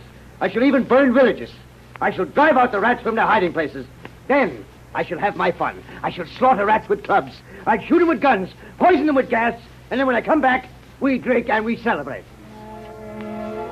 A week later, we found Sandelius. He was lying on the ground. His eyes bloodshot. Yeah. They had a fine time with the rats here at Carib. Yeah, you like my new village. Gustav, what's the trouble? Huh? Your eyes, you have a fever. I think it's got me. Some flea got me. Flea from one of those rats. I was just thinking I'll go and quarantine myself. Yeah, I fever all right. Lord, Martin, I'm so weak. Not scared, no. I'm going to take you home, Gustav. We'll nurse you. No. I've isolated so many, it's my turn. Martin, Gottlieb is right about these jests of the gods. The best one is the tropics. Gods planned them so beautiful. Flowers and sea and mountains. They made the fruit to grow so well that man need not work, and then they laughed and stuck in volcanoes and snakes and damp heat and the plague. The nastiest trick they ever played on man was inventing the flea. Better save your strength, Gustav. It'll pull you through. I'm going to give you a serum right now. This time you can't stop Martin, me. Do not try to fool me. It's too late for serum, too late for anything. I'm not afraid to die, Martin, but once more I'd like to see Stockholm and Fifth Avenue on the day the first snow falls. And Holy Week at Seville, and one good last drunk, huh? I'm very peaceful, Martin. It hurts some, but life was a good game. Martin. Yeah. Give these poor people a serum. Save all of them. Come on, Martin. Do as I say. Sandelius became delirious. Early next morning, he died. From that day, I injected everybody who wanted my serum. I threw away my notes. I injected as fast as I could, day and night. The plague gradually diminished, and the first boat was scheduled to clear quarantine in a few days. My work was almost over. We watched the ship dock from the porch of our bungalow. Martin, Dr. Stokes was here today. Was he? Yes, there are some new cases at St. Swithin's. He believes it's spreading up there. I'll leave him a supply of serum before we go. Go?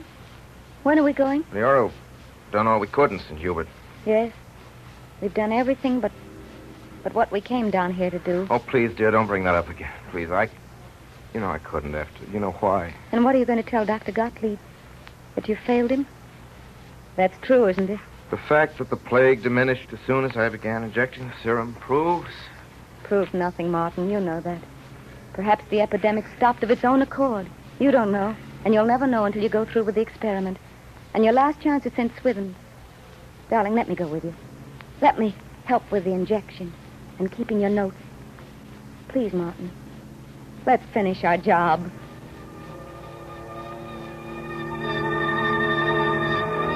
I have this place ready for you, Doctor. All right. Trees will keep the sun off you. There's a line of natives a quarter of a mile long. All right, Stokes, let's begin. Leora, soap and alcohol. The right arms. Yes, Martin. Stokes, get your troops in a circle around the grove. We may need them. Keep 2 lists. One that I inject, one that I don't. Right, Doctor. Sergeant, you write the names down as I call them out. Yes, sir. I'm ready. Come on. Move up, one at a time. Every other one here. Every other one on that side. Your right arm there. Now the doctor... That's it. No, hold still. Oh! I may have lost it. Maybe. Hope so. Move on. John Palamas. Take it down, Sergeant. John Palamas. Hold back! Don't crowd! No changing faces, just as you are! Get your way, Dr. Stokes. Obey orders. Back there! I'll shoot the first man who gets out of line. Now move out one at a time. All right. That's all for now. Come back in an hour after lunch. Leora. Leora, what's the matter? Nothing, darling. Just a little tired, I guess. No wonder, you poor kid. I'm going to take you home, put you to bed. You'll do no such thing. You're going to finish your experiment. One more day and your work's safe. Nothing's going to stop you now. Well, I'll have Stokes take you down the bungalow. Nonsense. You'll need him here. I know my way. What's there to be afraid of? Darling, you're not afraid of anything. Yes, one thing, Martin. Yep. I'd be afraid if anything happened to this experiment. It's so near. And it's our big chance, darling. It's everything we've been working towards. It's our whole lives. Well, I'll be going now. I'll come down to the house as soon as I finish. Just one thing, Martin. I forgot my second shot of serum yesterday. Get out your needle, Doctor. All right. Darling, give me your arm. I love your arm. There. I love you, Martin. And thanks for bringing me here. Thanks for... well, for everything. You're thanking me. Oh, darling. But you don't know what it means for someone like me who doesn't amount to so much, getting a chance to be with somebody who does. Oh, Martin, I'm so proud of you and what you've done. Darling, if there's anything we've accomplished here or anywhere, it's not mine or yours. It's ours together. Say, why are we talking this way to each other? Leora, nothing wrong. Of course not. It was silly talk, wasn't it? But I wouldn't have missed it. I wouldn't have missed anything, Martin. Not anything in our whole life.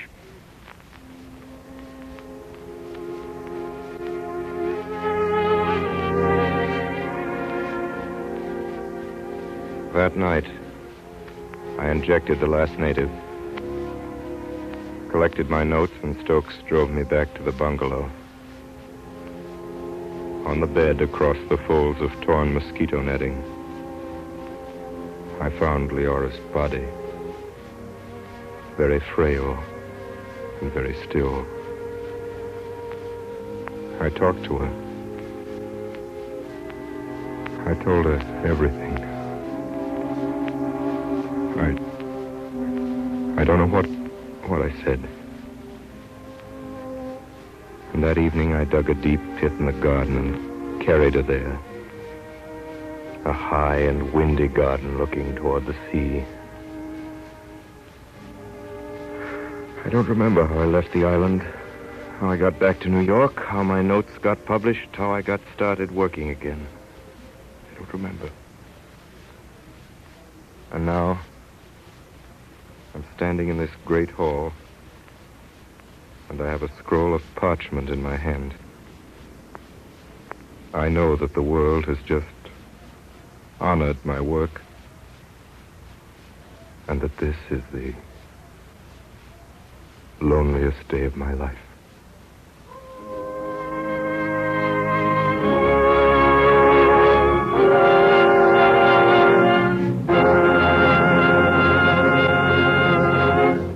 You have just been listening to the Campbell Playhouse production of Aerosmith, starring Helen Hayes and Orson Welles. And here he is, Orson Welles. Ladies and gentlemen, the road.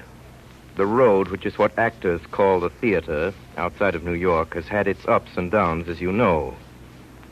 The last 2 years, during which Miss Hayes has brought her wonderful performances Victoria and Victoria Regina to 45 cities all over the nation, must definitely be called an up. Miss Hayes concluded her engagement in Victoria only last Saturday, after making theatrical history. Thank Been a- you, Orson. Very great honor to have her with us tonight, and I'd like you to meet her. And, Helen, I'm sure that everyone in the theater and everyone who goes to the theater is curious about your plans for the future. What are you going to do next? I'm going to take a darn good rest. With your permission, Miss Hayes, I'll tell our audience what a rest means to you. It means, ladies and gentlemen, going back to being Mrs. Charles MacArthur, taking care of 2 children and a house overlooking the Hudson River at Nyack, New York, and, of course, overseeing the family farm in the hills a few miles away. Miss Hayes, am I correctly informed that the MacArthur family even goes so far as to grow its own milk? Mm-hmm. We do have 4 jerseys. And we hope that by economy and careful management, we can eventually get the cost of our milk down to $1 a quart. I hope you do, Mrs. MacArthur. And I hope even more that Helen Hayes will very soon be back with another play as fine as Victoria Regina. And in behalf of my sponsors, the makers of Campbell Soups, and all of us in the Campbell Playhouse, I want to thank you for coming here tonight. And now, here's Ernest Chappell.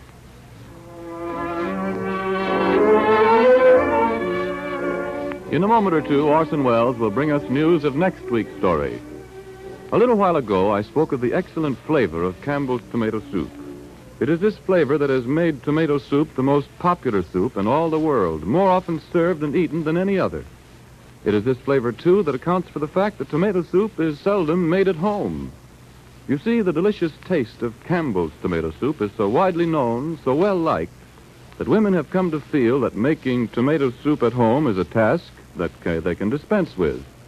Indeed, women everywhere concede that they cannot match the superb flavor of Campbell's tomato soup. So whether you make soup at home or not, here's one soup you should buy and keep on hand. Your family will like Campbell's tomato soup, and the chances are they'll like to have it often. They'll delight in the sunny, glowing red of it, the racy aroma that steams up from the plate, the smooth texture and fine taste of each spoonful, first to last. Why don't you and your family enjoy this great soup this weekend? Put it on tomorrow's grocery list. Campbell's tomato soup.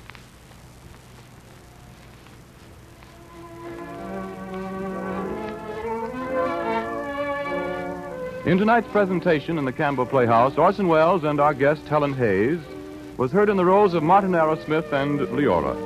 Professor Gottlieb was played by Ray Collins, Thundelius was played by Frank Reddick, Mr. Tozer by Everett Sloan. Al Swenson played Henry Novak, Effie Palmer played Mrs. Tozer, and Carl Frank was Dr. Stokes. Music for the Campbell Playhouse was arranged and conducted by Bernard Herrmann. And now, Orson Welles, will you tell us about next week's show? Well, next week, our story is the classic shocker. The saga of an aeroplane that crashed into the private mountains of a well-mannered Rajah whose wickedest word was law, somewhere east of the sun and west of the moon. The Green Goddess, starring Madeleine Carroll, who will be saved from my clutches in the nick of time. Until that fateful hour, on this same station, my sponsor, makers of Campbell Soups, and all of us in the Campbell Playhouse remain obediently yours. The makers of Campbell Soups join Orson Welles in inviting you to be with us at the Campbell Playhouse next Friday evening to hear The Green Goddess, starring Madeleine Carroll. Meanwhile, if you've enjoyed tonight's Campbell Playhouse presentation, won't you tell your grocer so tomorrow when you order Campbell's tomato soup? This is Ernest Chappell saying thank you and good night. This is the Columbia Broadcasting System.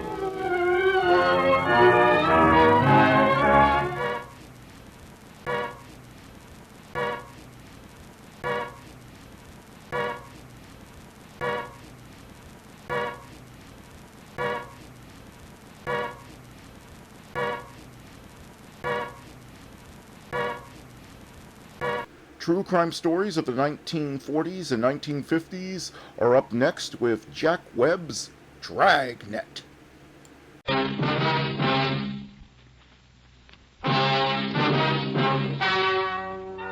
ladies and gentlemen. The story you're about to hear is true. Only the names have been changed to protect the innocent. NBC brings you Dragnet.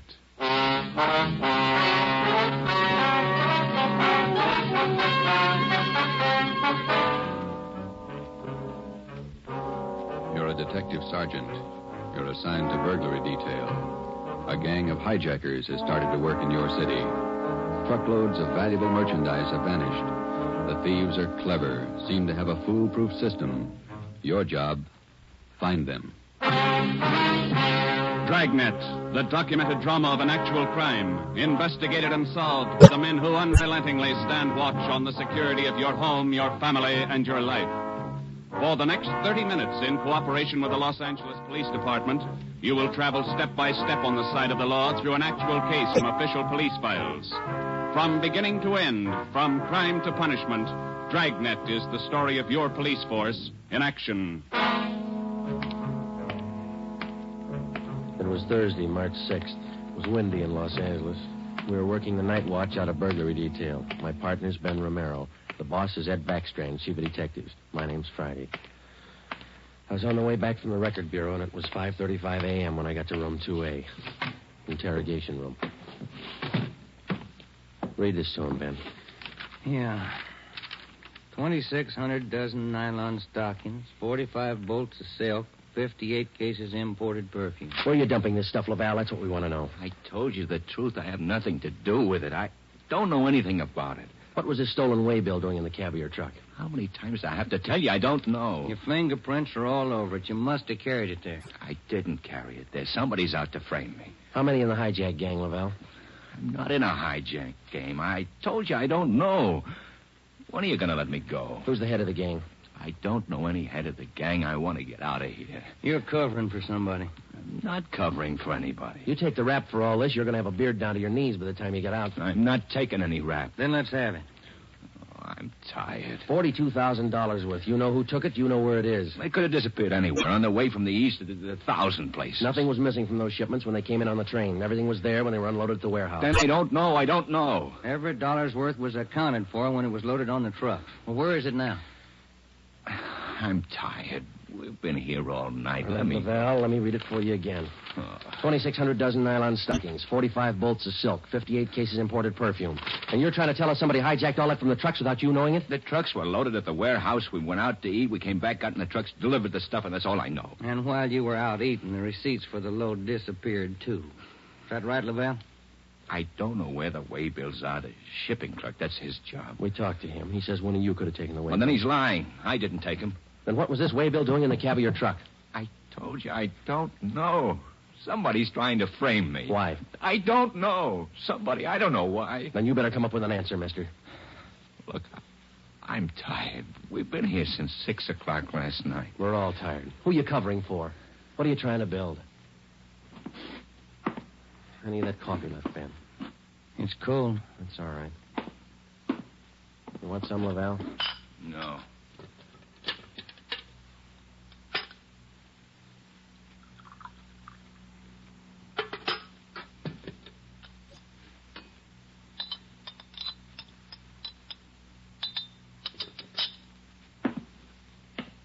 All right, now look, let's get one thing straight.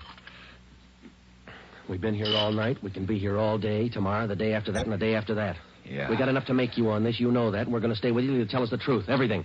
I've told you all I'm going to tell you. If we stay here for 6 months, you got it all. This your home phone, Hillside 8321? That's right, 8321. What time's your wife get up, Lavelle? What do you mean? Ben, get an outside line. Yeah. You're not going to call my home. That's Hillside 8321, Ben. Outside, please. Don't do that. Don't. Not my wife. Please. All right. Ask the questions again. This time I'll give you the answers. Thomas Laval was 38 years old. He was a well-respected man in his community. Sometimes it's like that. You can question a man for hours, and he'll never give you any information. But somewhere in every man's makeup, there's a weak point. We were lucky enough to find Laval's. He told us that he would give us the locations where the hijacked goods were hidden. He told us the addresses were written on the ledge of a windowsill on the 7th floor of the Teamsters Union Hall. It was 8:30 a.m. On the 7th floor, is that right? Yeah. Do me a favor. Don't make it too big. Well, look, we have to walk through the hiring hall before we get to the elevators in the back. Yeah? These handcuffs. They'll see them, all the guys in the hall. They know me. Can't you take them off my wrists till we get in the elevator? Sorry, Lavelle. Well, I won't try anything, but don't make me walk in front of them with these on. Sorry. Just till we get in the elevator. Can't you do that? I don't want the guys to see me. Well, here's my overcoat, Lavelle. I'll drape it over your hands here, and they won't see the cuffs. There you are. Come on.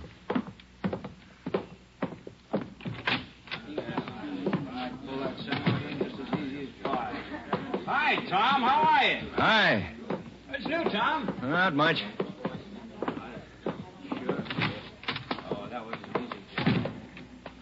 Let's take the elevator. Yeah.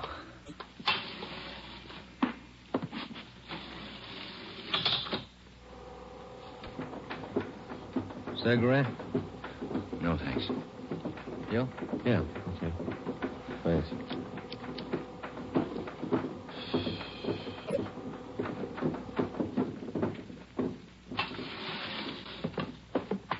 It's down this way. Let me show you. To the left. A window up ahead there. Yeah, this one. I don't see anything on the windowsill. It's on the outside. Open the window and let me check. Yeah. Let me see you. Ben, grab him. He's trying to jump. Get back here. Get back. I told you, you hear? Go! Get him, Joe. I can't hold him. He's pulling me out. Hold on, Ben. Grab me. Joe. He's slipping. Try, Joe. Hold on. He's kicking loose. I can't hold him. Hold him, Joe. Ben!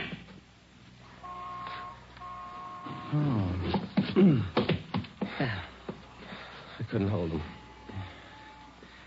You almost went with him. Let's get downstairs. What happened? Call an ambulance. There's been an accident. Thomas Lavelle was 38 years old. He was a well-respected man in his community.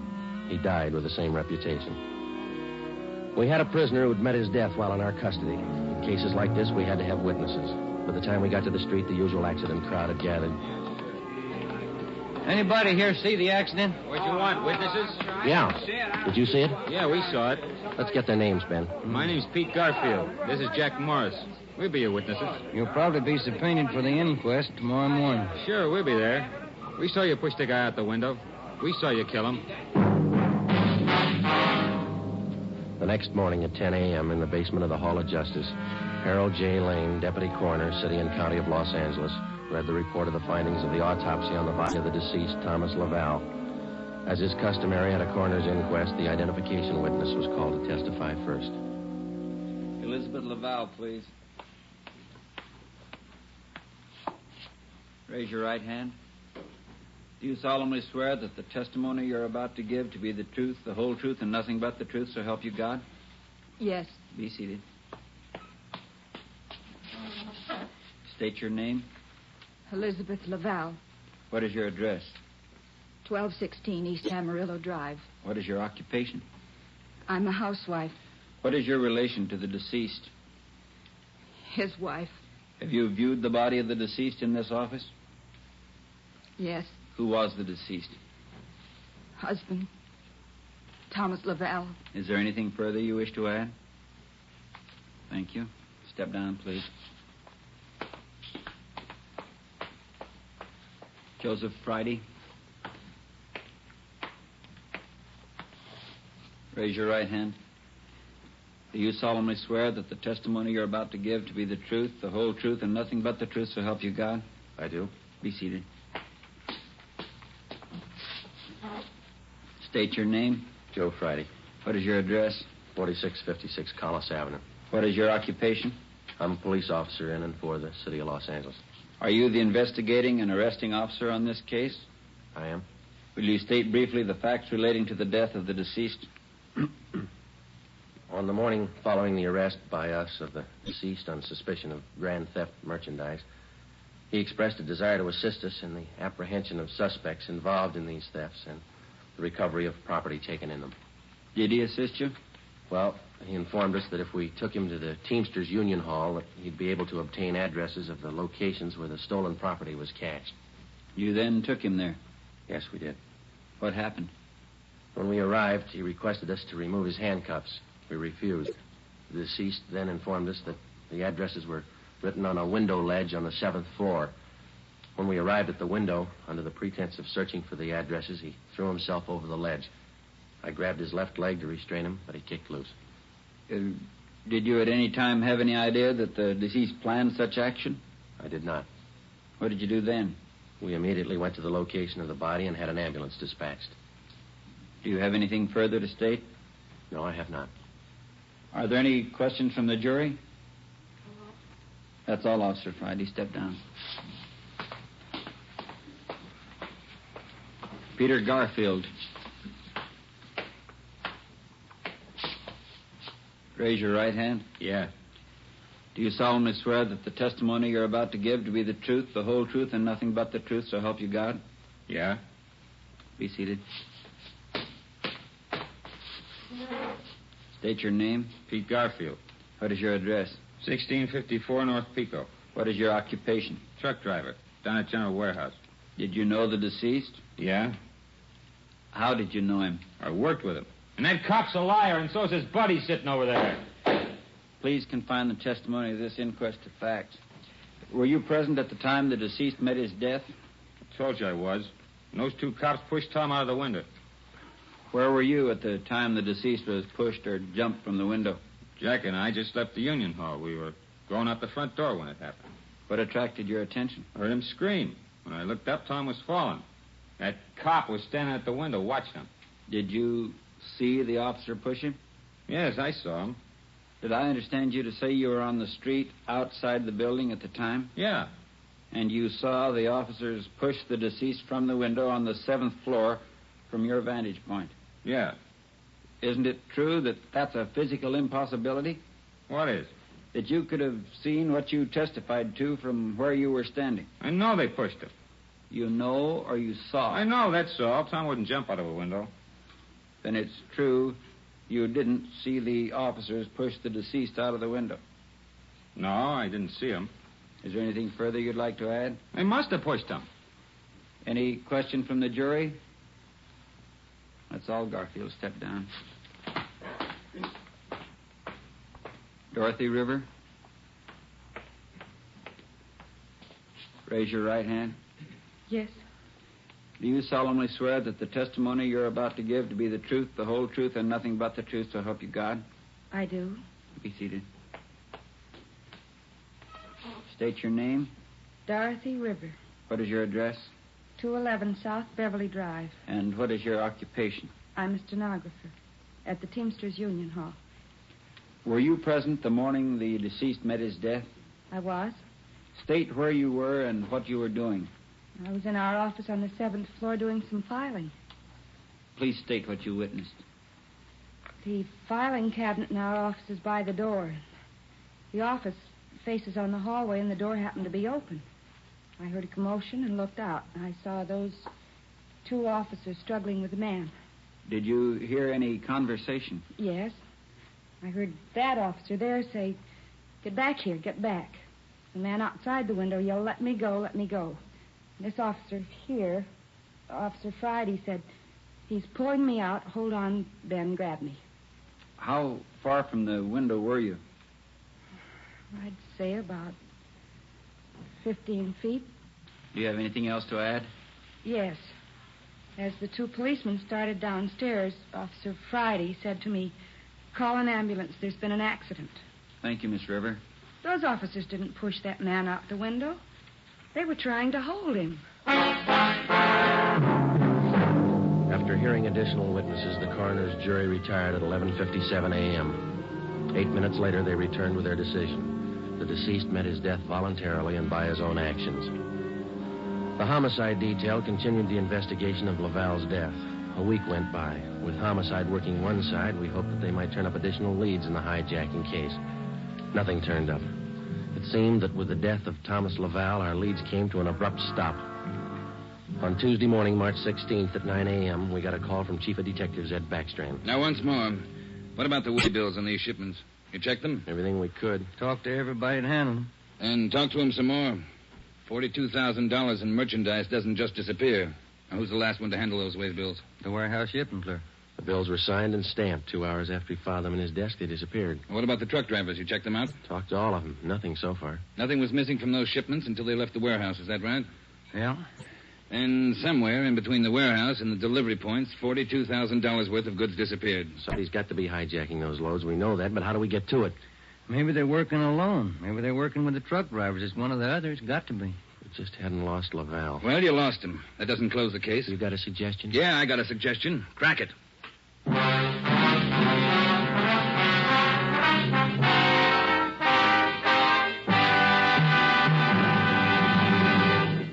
You are listening to Dragnet, authentic stories from official police files.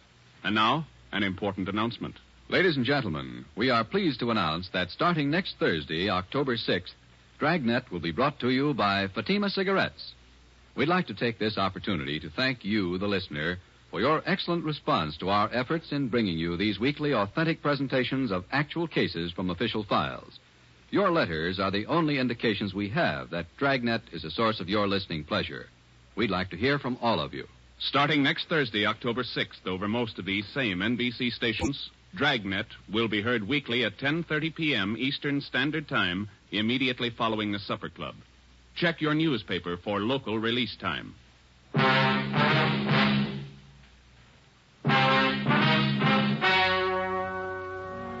We stayed on the job. Another week went by. No leads.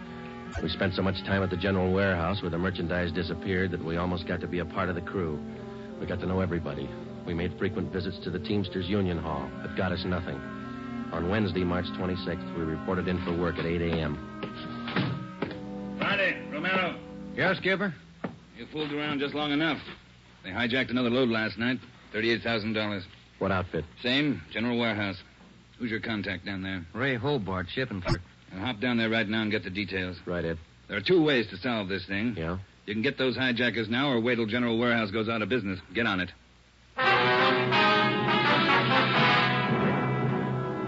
Hobart, who was the shipping clerk on duty last night? I was, working for Siggy, Siegelmeister.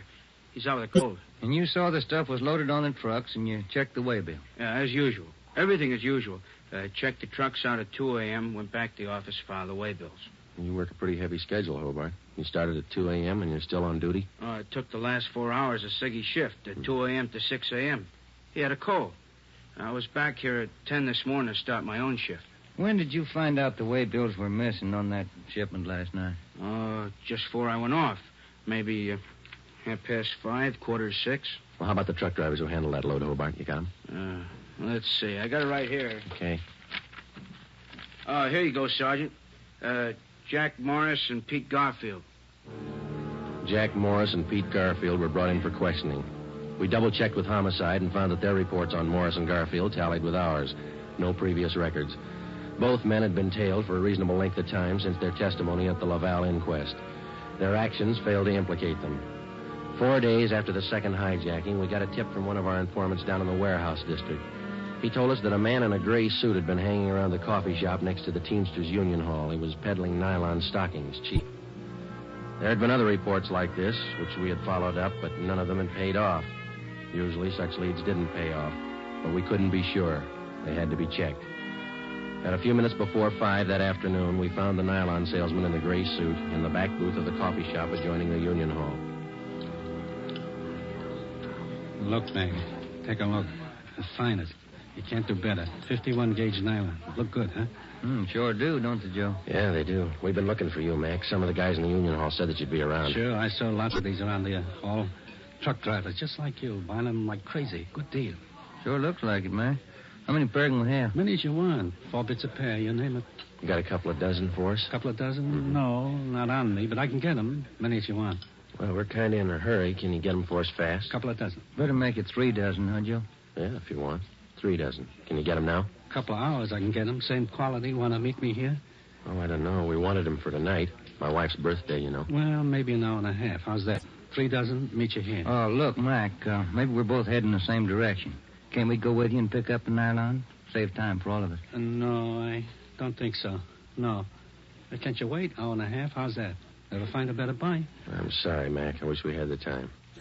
Well, where do you have to go to pick up these nylons? Oh, way out. Sunset Boulevard near Fairfax. Can't you wait? I'll make it fast. Can't we pay you and then go out and pick them up ourselves? Huh? No. Don't work that way. No. Can't you wait here? I'll make it fast. Well, we ought to be home now, Joe. Yeah, I'm sorry, mister. We'll have to skip it. Yeah, maybe we can pick up something on the way home, Ben. Candy or something. Wife likes candy. Now, look, fellas, I don't want to see you lose out on this deal. I'll meet you halfway. How you mean? Look, together we'll go out to Sunset and Fairfax, huh? Near the place. You wait there at the hamburger stand, and in 5 minutes I'll bring you the stuff, okay? Oh, I don't know. We're late already, but... All right, it's a deal. I'll call the wife and tell her we're going to be a little later. 3 dozen, is that right? 3 dozen of the best. You can't do better. All right, I'll be back in just a minute.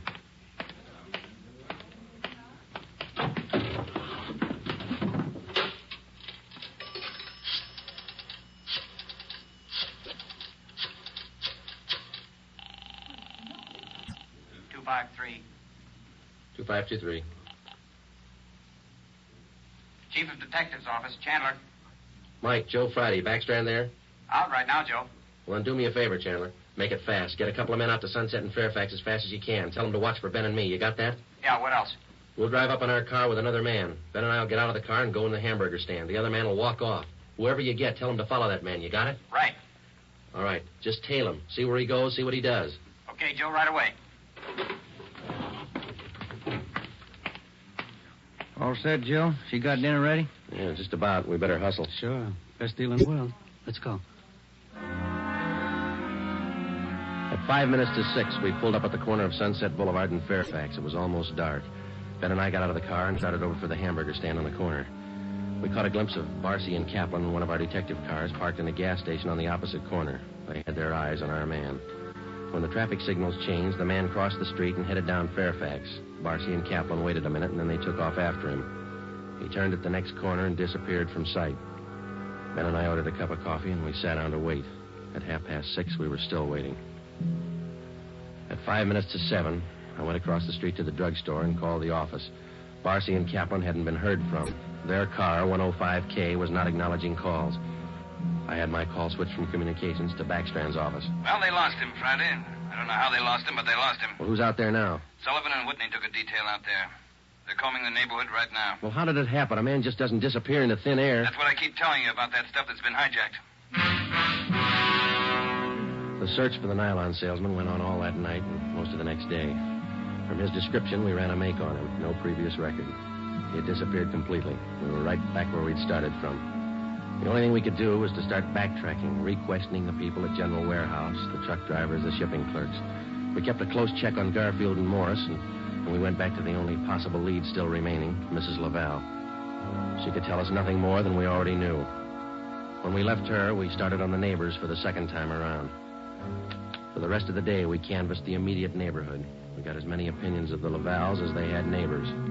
At 3:30 that afternoon, we visited with Miss Gertrude Langster, a 50-year-old maiden lady who lived almost directly across the street from the Laval house. She'd been out of town the first time we covered the neighborhood. The old saying goes, Sergeant, there's no fool like an old fool. Oh, say, if I told you the chances I had when I was a girl. Yeah, but we just... not truck drivers like that. Laval man, God rest his soul. But fine, wealthy men, bankers, lawyers. Templeton Grant, you remember him? No, banker. ma'am. I was engaged to him once. Butterfly waist. That's what he used to call me. Well, I was slim in those days. Would you like to see some pictures of me as a girl? No, thank you, ma'am. We'd just like to ask you a few questions, that's all. Could you tell us if the Lavals had many visitors to their house in the past 6 months or so? Oh, no. Funniest thing, I am the nosy type, Sergeant. I like to know everything that goes on around my neighborhood, and you can take my word for it, the Lavals never had visitors. You know, Sergeant Friday, you remind me of a young man I used to be engaged to just a few years ago. Yes, Miss Langston. Now, would you tell us, please, did you have any reason to think that there was something little out of the ordinary about the Laval? Oh, little out of the ordinary, he says, but my dear man, yes. Here he was, a truck driver, and there she was with a home furnished like the Astors. Why, I even used to see him cart some of the things home in that car, his beautiful things, rugs and glassware, bolts of fabric. Oh, gorgeous. And he'd bring these things home after work. Is that it, Miss Langston? Anytime. Day or night, weekends, anytime. Mm-hmm. After 4, Joe, we better call office. Yeah. Are you sure of all that you've told us, Miss Langster? Sure. Oh, my dear man, of course I'm sure. I watched him week after week. Well, thank you. Won't you stay for a cup of tea? I'll have Josephine fix it. Josephine? No, thank you, ma'am. Well, then, perhaps a glass of sherry? Thank you, no. But there is something. Yes? I wonder if we could use your phone, please. Oh, yes. In the hall, next to the umbrella stand. Thank you, ma'am.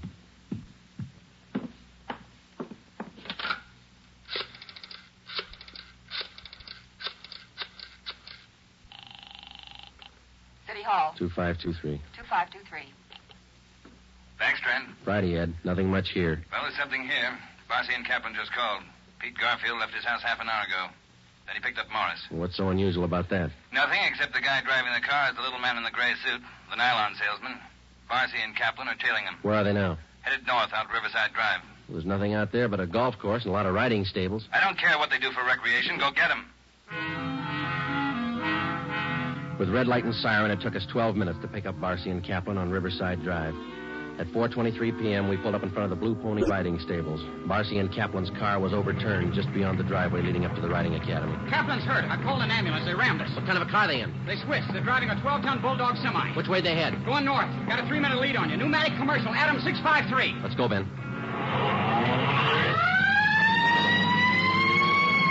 Can you see him, Joe? No, not yet. Watch that crossing. Up ahead, Joe. That's a semi. Can you read it? Wait a minute. Adam 653. That's them. Took a right on Lancashire. Don't lose them.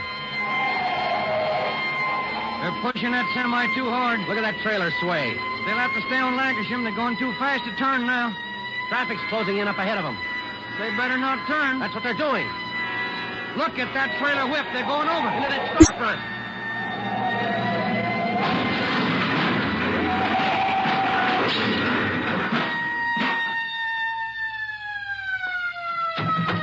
Come on, Ben.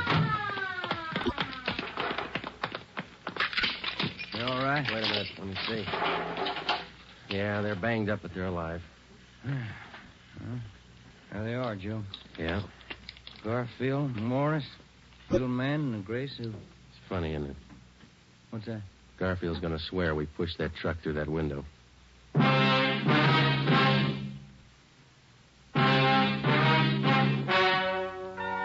The story you have just heard is true. Only the names were changed to protect the innocent. Peter Garfield, Jack Morris, and John Dolfo, the stocking salesman, were hospitalized and later brought to trial. They were convicted on charges of grand theft and received sentences as prescribed by law. They are now serving their terms in the state penitentiary. You have just heard the 18th in a new series of authentic cases from official files. Technical advice for Dragnet comes from the Office of Acting Chief of Police W.A. Wharton, Los Angeles Police Department. Tonight's program is dedicated to motorcycle officer Elmer Forsman of the Fresno, California Police Department, who on the afternoon of October 6, 1946, gave his life so that yours might be more secure. Remember, starting next Thursday night, October 6th, Fatima Cigarettes invite you to listen to Dragnet immediately following the Supper Club. That's 10:30 p.m. Eastern Standard Time over most of these same NBC stations. Check your newspaper for local release time. Dragnet came to you from Los Angeles. Judy Canova joins the star lineup of Saturday shows tonight on NBC.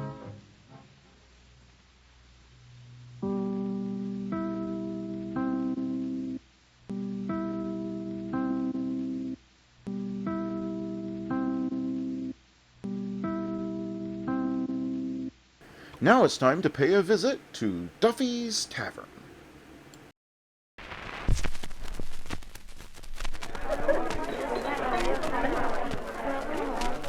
The Special Service Division invites you soldiers, sailors, and Marines of the United Nations to drop in at Duffy's Tavern.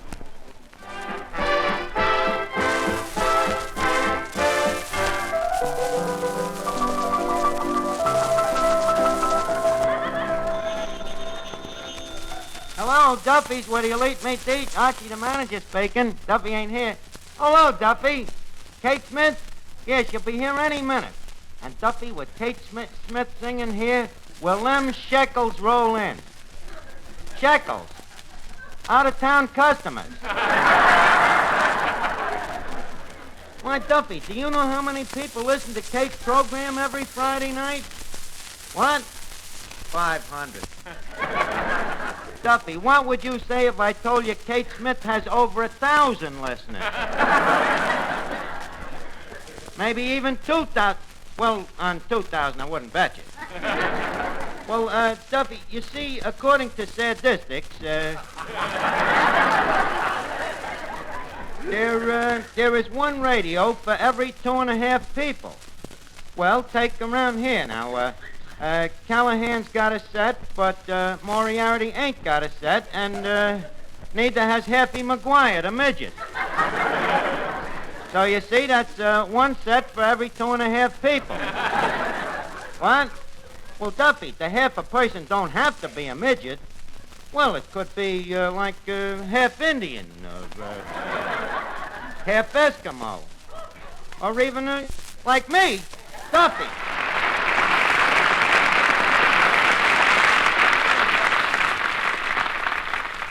What you doing, Mr. Archer? I'm painting a welcome sign on this tablecloth, Eddie. Here, listen to it. Welcome, Kate Smith, both genial and boisterous. You are to us what pearls is to oysters. Pretty good, huh? If only this wasn't such a crummy-looking tablecloth. Well, it goes well with that poem. Listen, Eddie, don't think it was such an easy job writing this poem. I had to arrange the letters in the word boisterous so that the gravy stain just dots the I. Well, how about Mr. Collins? Ain't you going to welcome him? Collins? Did Napoleon welcome the Duke of Waterloo? But Mr. Collins is Miss Smith's manager. I know it, but she'll get wise to him, believe me. What would you think of a manager who, if it wasn't for him, Kate Smith could have been singing here in Duffy's for the last 10 years? Yeah, that man ain't no manager. Right. He's a guardian angel. Mr. Archer, take my advice. Paint a welcome sign for him, too. Oh, all right. I'll get you another tablecloth to paint it on. Never mind, Eddie. For Collins, I'll use a dish towel. But once Kate Smith signs that legal contract that I drew up... Legal contract? Oh, man, what you know about law? What do I know about the law? Didn't I work in a legal firm of Flyshacker, Bushwhacker, Millstone, and Briggs? And Flyshacker? And Millstone? Oh, that sounds like an awful lot of windows to wash. Eddie, I was not a window washer. You mean you was a lawyer there? Well, not exactly a lawyer, but they treated me just like a lawyer. Everybody used to call me Archie the Shyster. Now, Eddie, kindly witness this contract here by prefixing it with your John Hancock, huh? Nothing doing. The last paper I signed got me this job here. But this is different, Eddie. This is just, a habeas scorpion, a witness. Go ahead and sign it. Well, okay. Here we are. John Hancock. That's the idea. Now we need one more. Hey, Finnegan. Yeah. Finnegan, I need you as a witness. Oh, sure, Arch. I saw the whole thing. You was only going 15 miles an hour, and the other guy passed the red light. He passed the red light, and he hit you right in the rumble seat. No, Finnegan, I want you to witness this legal contract here. Oh, I'm sorry, Arch, but I cannot sign no papers without seeing my lawyer. Well, I know the law. See me. All right. Your Honor, should I sign this paper? Yes. Okay. All right, now here, sign it right here like Eddie did. All right. There you are. Let's see, John Hancock. Thanks, Finnegan.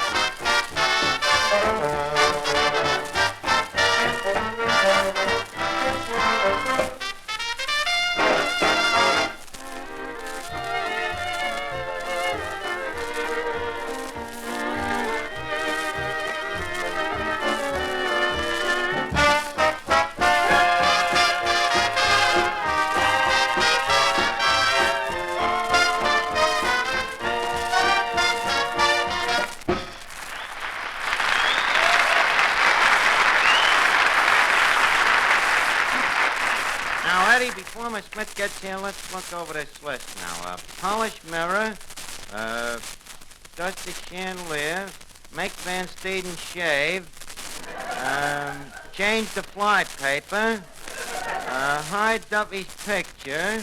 Archie, Yes, Miss Duffy. guess who I bunked into today? All right, who did you bunk into? My boyfriend. Oh, Breckenbridge Hotzenfelder? No, Ernest Diefendorfer. You remember my old boyfriend? Oh, the vacuum cleaner salesman. Oh, he don't sell vacuum cleaners anymore. He's a mechanic now. Yeah, what does he do? He fixes vacuum cleaners. Well, that's what I say. Nothing like a change in venue.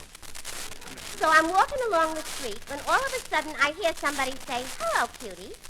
So naturally I turn around to say, "You got your nerve." And who do you think it was? Ernest. It was Ernest's brother.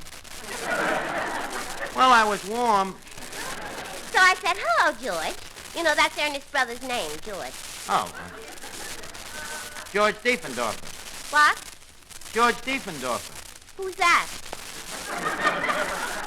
Ernest's brother. Oh, yes, that's right. They would have the same last name. Well, anyways, I says, "George, how are you?" And he says, "Fine, Miss Duffy." So I says, "What's new?" So he says, "Oh, nothing." Then he says, "What's new with you?" So I says, "Oh, nothing." And then he says he's going up to Ernest's place and would I like to join him? So I says, "All right."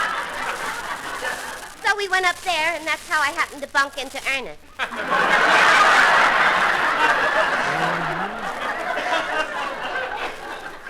Well, how is Ernest?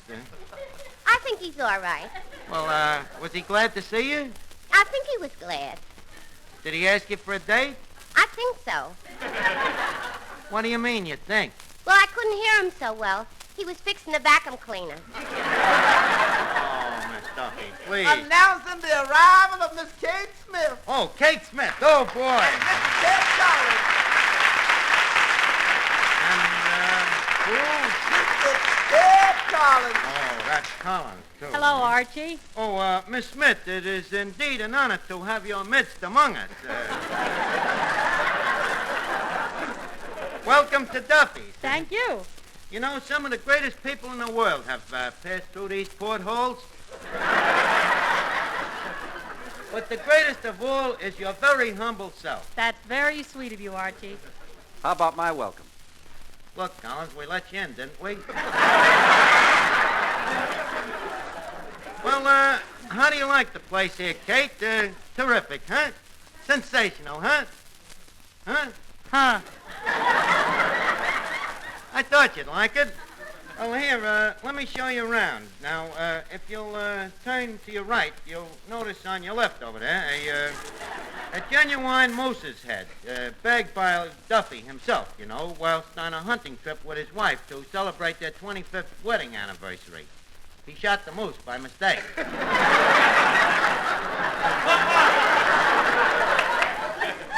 Say, Archie, that's quite a head. Where's the rest of the moose? The rest of the moose? Yeah. It's sticking through the wall into the butcher shop next door. Well, Miss Smith, as I told you Friday night, you can see when you sing here at Duffy's, you ain't singing no honky-honk, you know? Oh, it's all set that I'm going to sing, eh? Well, not quite. Duffy has to hear you first. Just a minute, please. Didn't Duffy hear Kate on her own program on Friday night? No, he didn't. You see, he's got one of them sets, you know, a combination radio and phonograph, and when they're both going at once, he can't make head or tail out of anything. Well, why doesn't he turn one of them off? Turn one of them off? You don't know Duffy. He says he paid for a combination, that's what he's going to hear.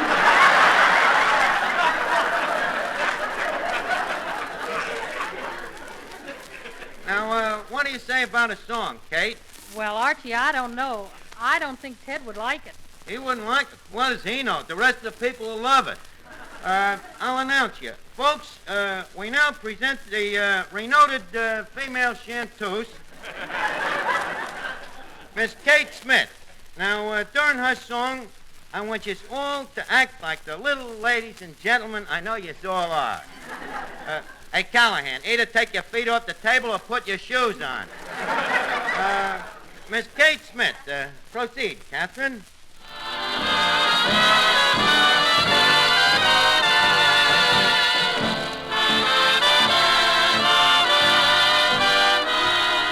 The right kind of love is all that I need to lift me from my misery. My worries would end if someone would send the right kind of love to me. The right kind of love is so hard to find. It's rarer than pearls in the sea. I tried and I tried, but just can't decide the right kind of love for me. Hey, what I'm looking for in the one I adore isn't diamonds and rubies and stars. Why, he just has to be kind of crazy for me. Now please, is that asking too much? I'll work and I'll slave, I'll scrimp and I'll save. When I find my love, yes sirree, won't heaven be kind and help me to find the right kind of love for me?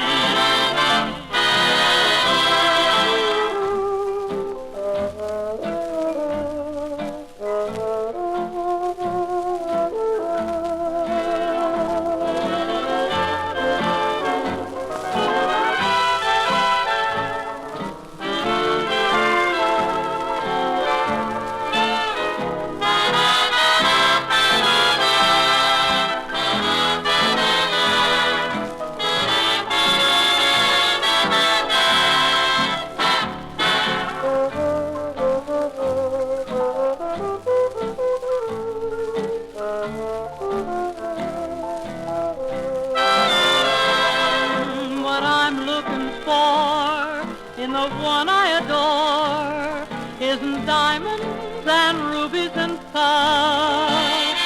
Say he just has to be kind of crazy for me. Now please, is that asking too much? Why, I'll work and I'll save, I'll scrimp and I'll save. When I meet my love, yes sirree, won't heaven be kind and help me to find the right kind of love for me?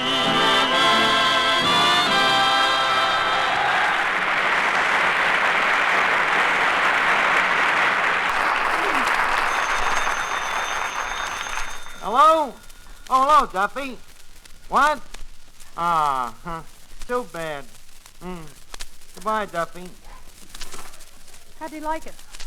Well, he says he couldn't tell the phonograph was playing the Anvil chorus.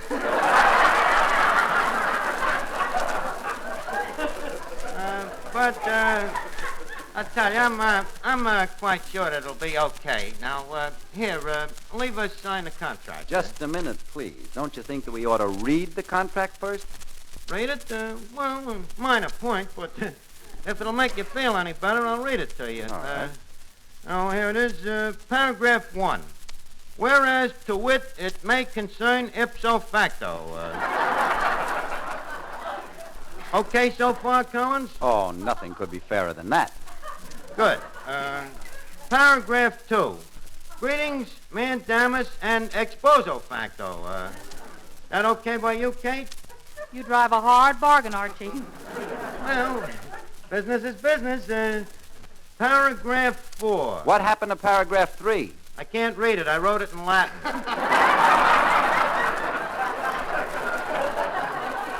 Now, here, paragraph 4. I, Archie, the part of the first party, doth agree and or assent and or affirm either and or testify. That's just protection there, of course. testify that I, Archie, doth hereby do engage and or employ and hire the vocal services of one I.E. Viz. Kate Smith. Here is witness John Hancock, John Hancock. Now, if you'll just sign this contract, everything will be legal, null, and void. Now, just a minute, Archie. The contract doesn't say anything about money. Money? Yeah. Collins, you think I'm going to besmirch a beautiful contract like this with the mention of money? Well, I still would like to know how much I'm going to be besmirched with. Yes, and I'd like to put it in the contract. All right. Here we are. Archie, forget the whole thing. It's ludicrous. Ludicrous? Yeah. Oh, yeah? Well, ludicrous is as ludicrous does.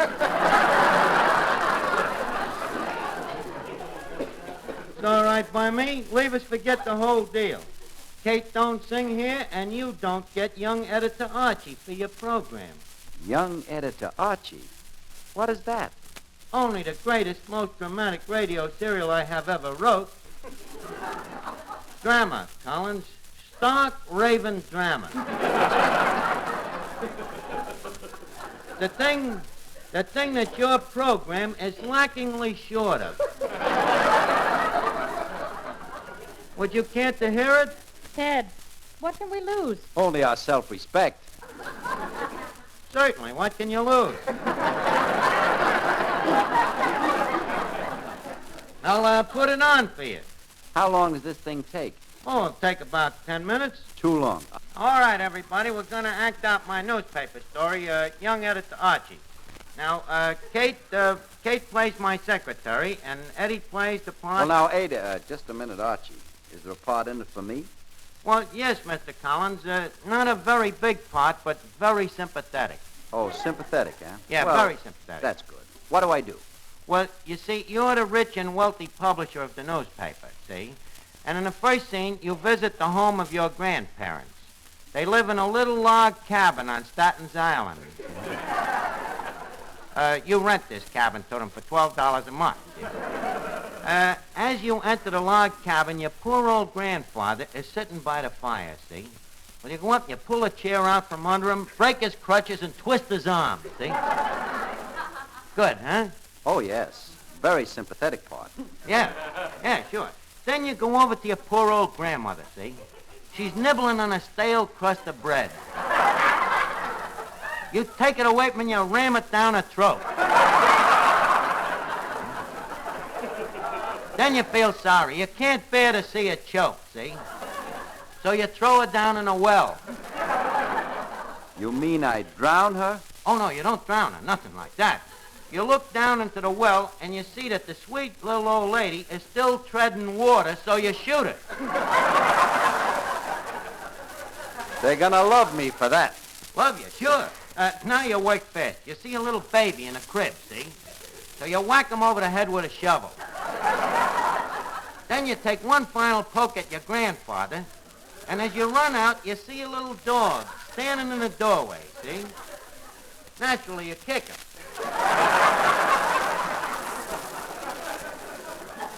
And this is gonna make me sympathetic, huh?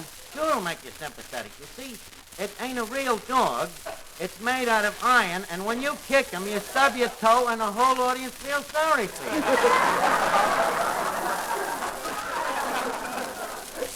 Well, what do you say? You like the part, Collins? No. But you still agree that young editor Archie is the kind of a thing you need for your show, huh? Like a hole in the head. Well, I'm glad you have an open mind.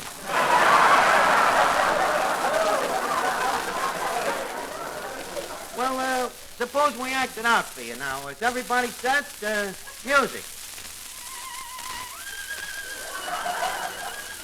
Presenting young editor Archie. Editor Archie is sitting in his office. He is worried. Suddenly, his faithful Irish typesetter comes over to him, and Editor Archie pats him on the head. He pats the Irish typesetter on the head? Yeah, he loved that dog. He raised it from a pup. Suddenly, the door opens gently. Ah, it is my faithful secretary, Kate Dinsmore. Hello, young editor Archie. Miss Dinsmore, you've been my secretary how long now? 39 years. 39 years of loyalty and devotion. Here's a free copy of the paper.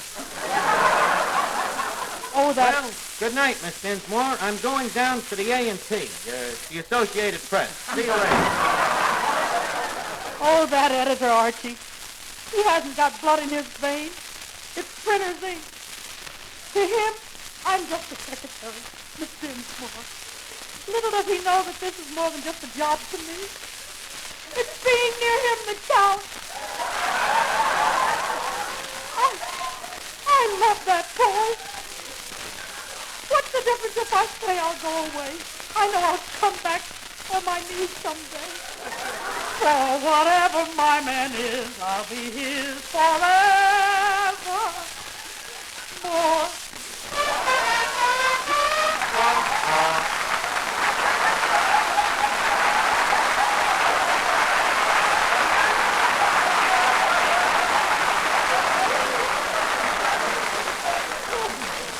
This is really murder. Yeah, I thought you'd like it. Well, anyway, in the next scene, I'm back in my office. I thought you'd be back. You've been out of the script now for about 20 seconds.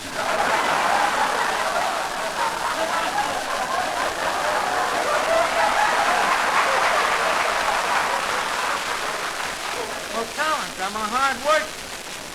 Suddenly the door opens. It is my faithful Wall Street financial expert, Billings. Billings? Yes, editor Archie. Billings, what's new on the stock market? Well, steel is going up, rail is going down. Wheat is going up, and commodity is going down. Very interesting. What else? The number today was 259.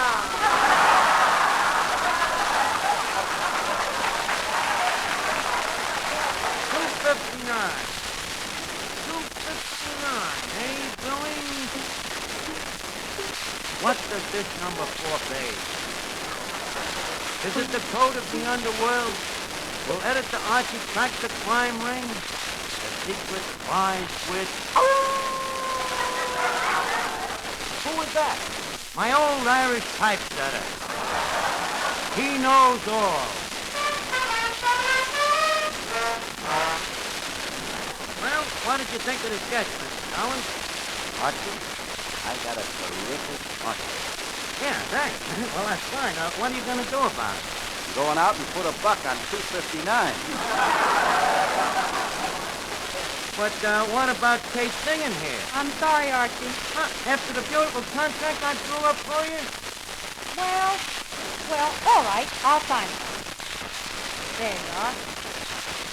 Good night, Archie. Well, good night, Kate. That's fine. Good night, Ted, old boy, old pal. Good night. Well, Eddie, I did it. She signed the contract. Look at here. Signed and sealed. Kate Hancock. Kate Hancock! Eddie, it ain't legal. No? Of course not. She should have signed John Hancock. Hello, operator. Give me Flyjack, a bushwhacker, millstone, and rig. Now, before we leave Duffy's Tavern, leave us put a couple of nickels in Duffy's Jukebox. Duffy's Jukebox, where the beat meet the beat. Well, the platter's spinning, the needle's in the groove, and here's the first number coming up.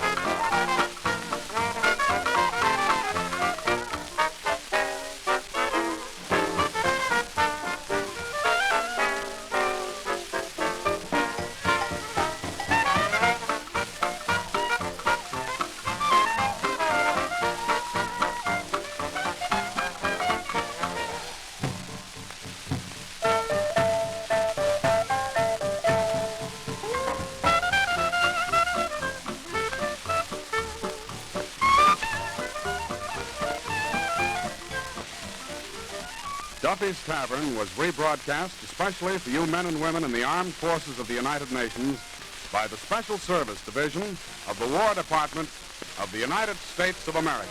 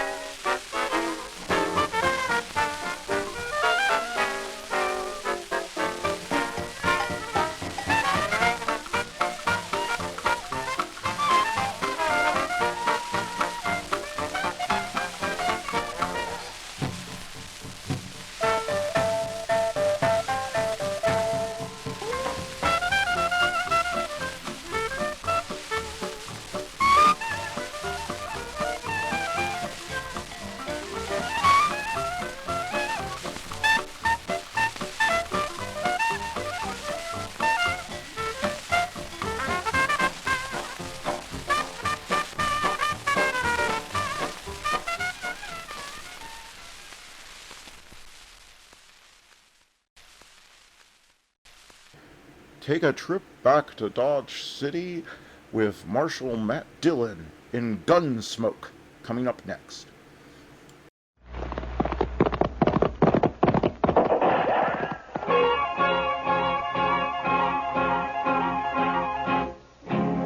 Around Dodge City and in the territory on west, there's just one way to handle the killers and the spoilers, and that's with the U.S. Marshal and the smell of gun smoke.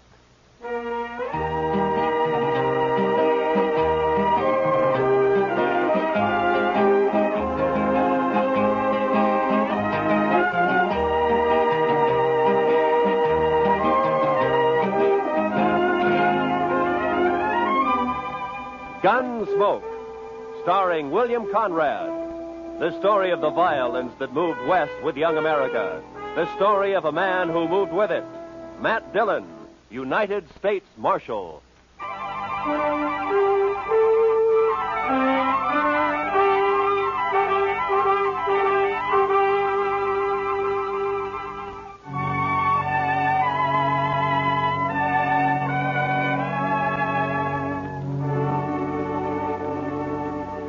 They told us a man we'd been looking for, a murderer, was in a cow camp on the North Fork of the Canadian River, about 100 miles south of Dodge.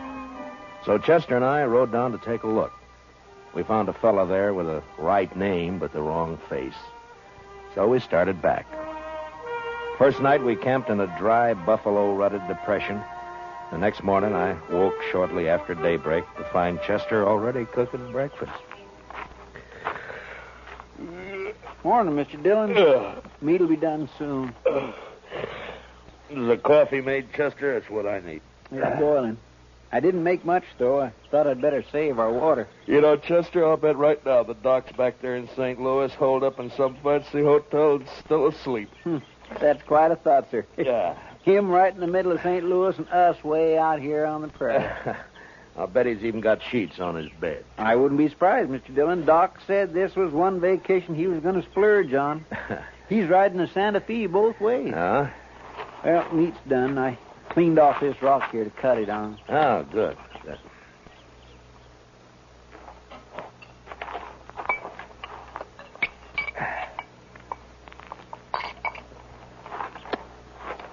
Oh, you got it warm anyway, Chester. Well, now, meat shouldn't be overcooked, Mr. Dillon. That takes the taste clean out of it. Now, then we ought to be able to taste everything about this steer. Eggman's disappointment. How's that, Mr. Dillon? Never mind, Chester. How come you woke up so early this morning? Oh, I always do. Seems as soon as it gets daylight, my feet start to sweat, and then I just got to get up. Well, that's as good a reason as any, I guess. Wow. Looks like we got company, Chester. What? Oh. Where? Right out there.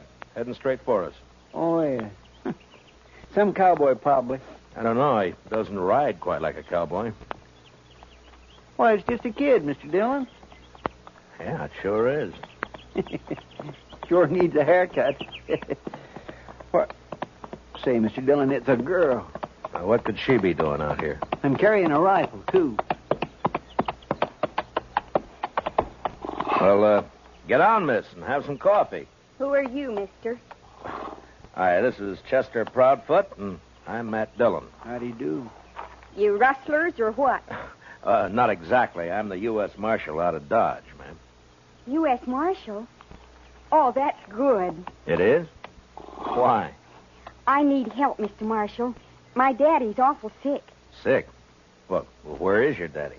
We got a homestead about a mile over that rise back there. Oh, what's he sick with? It's his leg, Mr. Marshal. A horse threw him and his saddle both in the corral, and then it stepped on his foot. Now his whole leg's all funny. He's got a fever, too. Mr. Dillon, that sounds like... Yeah, I know, Chester. Tell me, miss, when the horse stepped on him, did it cut his foot, break the skin anywhere? Just a scratch. Tore his boot off, though. Oh. Please, Mr. Marshal, please come see him. I'm scared, the way his leg is and everything. Well, sure we'll come. Your mother with him now? I don't have a mother, Mr. Marshal. Oh. Well, then, what are you doing out here if your daddy's sick? We ran out of meat about 3 days ago, and I don't have anything to feed him. Oh.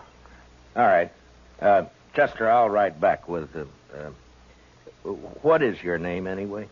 Tara Hantry. Oh. I'll be 16 next January. Well, that's fine. We'll go back to the Hantry place, Chester. You scout around for some meat. All right, sir. And if you don't find any antelope, shoot the first calf you see. Anybody's calf. I'll do it, Mr. Dillon.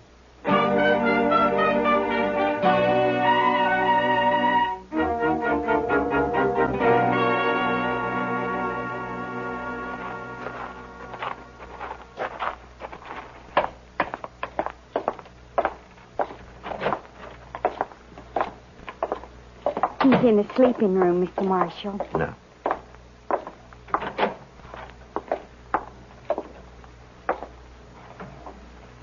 Daddy. Daddy, I found a man, and he's going to help us. And, Daddy, he's a marshal, a U.S. Marshal. Matt Dillon, Mr. Hantry. How are you feeling? Dillon? I've heard of you. You're from Dodge, aren't you? That's right. Well, Marshal, I ain't feeling so good. My foot don't hurt no more, but it and my leg is all sort of, well, it ain't pretty. I don't know much about these things, but maybe I better take a look at it anyway, huh? Sure, Marshal. There she is. All right, you can cover it up. I was in the war, Marshal. I know what gangrene is. Guess you do, too, huh? Yeah. Well, the first thing, a friend of mine is out getting you some meat, and then we'll load you in your wagon. And Ben took the wagon. What? Ben Warling. He took the wagon when Daddy got hurt. Said he'd find a doctor and bring him back. Well, who's Ben Walling? Oh, he's been sort of working here, Mr. Marshall. I should have run him off long ago. That's what. Well, where is he? What'd he take the wagon for? Where's he going to find a doctor around here anyway? Closest doctor's in Dodge I know of. Yeah, and he's in St. Louis, and he won't be back for a couple of weeks. I couldn't get to him anyway. Well, tell me, when did this happen? About 6 days ago, Mr. Marshall. Uh-huh. Ben left the day after. Well, you think he's coming back? Did he steal the wagon or what? He comes back here and me not able to get around. I don't know what I'll do. I ought to take a bullwhip to now, him. Take it easy, Just Mr. a Hand. bullwhip. Take it. He won't cause any trouble, so don't you get all worked up. Tara, we'll let him get some rest, huh? All right. We'll have some food for you soon, Mr. Handtree. I ain't very hungry. Tara, what's he so riled up about this Ben Walling for? What's between them? Oh, it's nothing, Mr. Marshall. Daddy's sick and... that's all. Look, Tara, you asked me to help you, didn't you? Yes, but... You trust me, don't you? All right, Mr. Marshall. Daddy hates Ben because Ben... well, Ben likes me. Oh, I see. He even wanted to marry me. Said he would. How do you feel about Ben, Tara? You like him? No. Of course, it's time I had a man and all that, but I'm afraid of Ben, Mr. Marshall. It's like there's something wrong with him. He's always sneaking around when you don't expect him.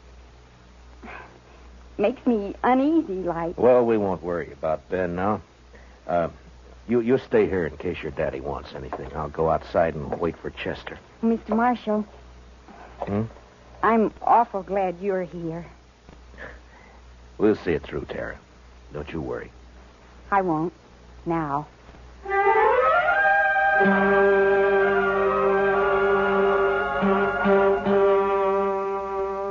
I went outside and walked over to the small corral that stood nearby. There I rolled a smoke and looked out across the flat distances of the prairie.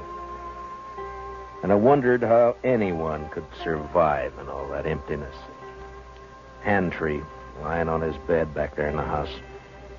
He wouldn't survive. The prairie had got to him all right. And its vast loneliness had put him out of reach of any help. And Tara, what could she do out here in this endless land of grass? I was glad to get my mind off it when Chester rode in with an antelope across his saddle. We hung it on the corral, dressed it, took a hind quarter into Tara, and we went back outside and sat down. Yes, sir. She's a plucky girl, Mr. Dillon. Yeah, fine girl, Chester. Yeah, but this Ben fella, I just don't understand his going off with the wagon like that. Well, it doesn't matter much now. Handtree won't last more than a day or two, anyway. It's that bad, is it? Yeah, blood poisoning, Chester. As soon as it reaches his heart, he's done for. Well, isn't there any way to stop it? Yeah, sure. Cut his leg off. Oh. Too bad Doc isn't here. Yeah. Would that stop it, Mr. Dillon?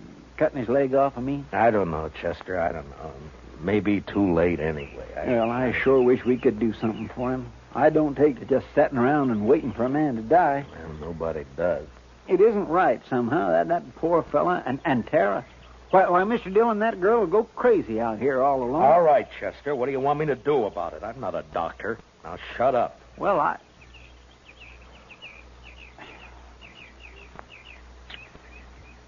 Mr. Dillon, you could do it. I know you could. Do what? Be a doctor.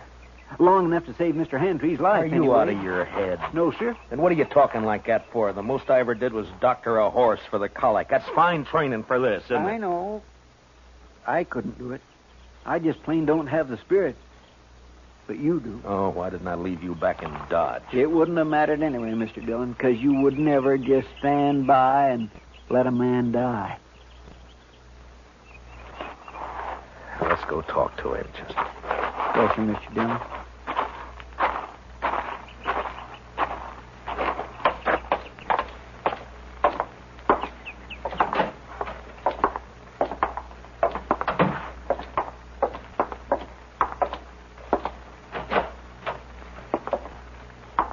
Daddy's fever's worse, Mr. Marshall. I'm going to get some more water. How do you feel, Mr. Hentry? I don't feel much, Marshal. Outside of burning up.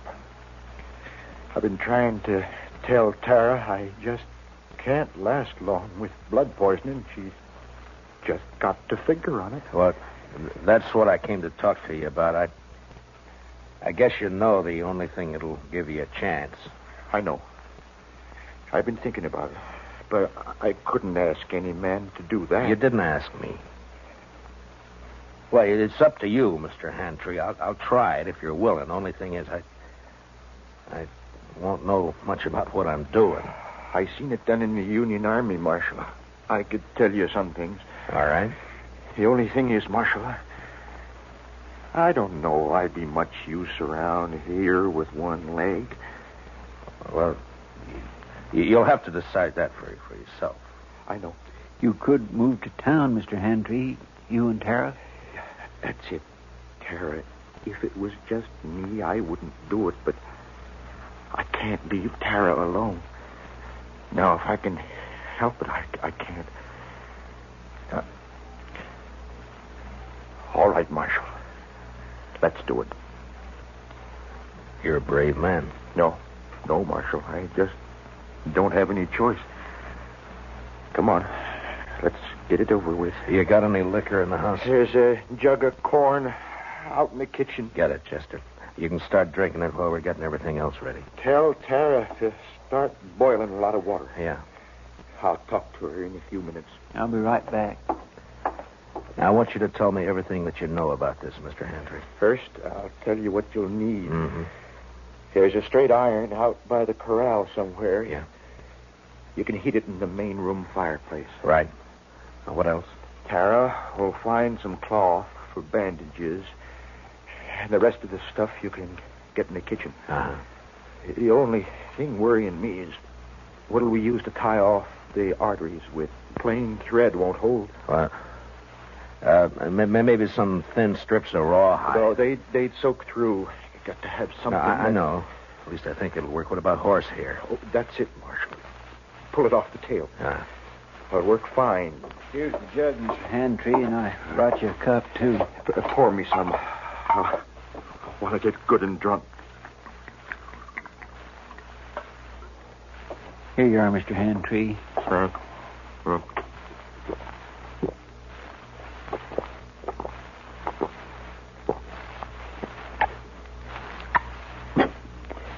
You know, I ain't been drunk in the daytime since we got the news about President Lincoln in the spring of 65. You better have your talk with Tara before that takes hold. Ask her to come in, will you? Come on, Chester. We got work to do. Yes, sir.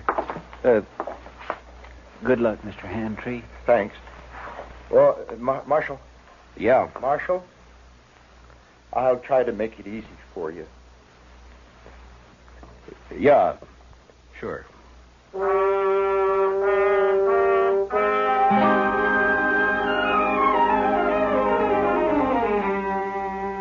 Shortly after noon, I operated. Whether it was the corn whiskey or his own hard courage, I don't know, but Hantry never whimpered. Chester stood outside the door and brought me whatever I needed. Tara waited in the kitchen, boiling more water and thinking her own thoughts. Maybe it was harder on her than any of us. And toward the end, Hantry mercifully passed out. When I'd finally finished bandaging him, I was kind of faint myself. I'd done everything I could. I just hoped I'd done it right. How is he, Mr. Dillon? You'll have to clean up in there, Chester. I've got to get outside for some air. Yes, sir. I'll do it. And put that fire out. It's hot enough around here. I don't know how you did it, Mr. Dillon. Tara? Tara, will you come on outside for a while?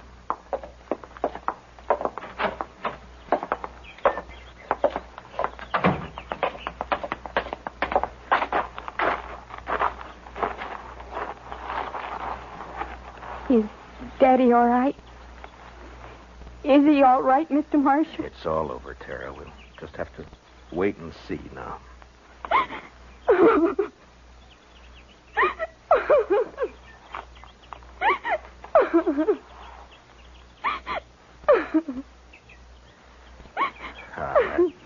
There now, Tara. He's all right. I'm sorry, but it took so long.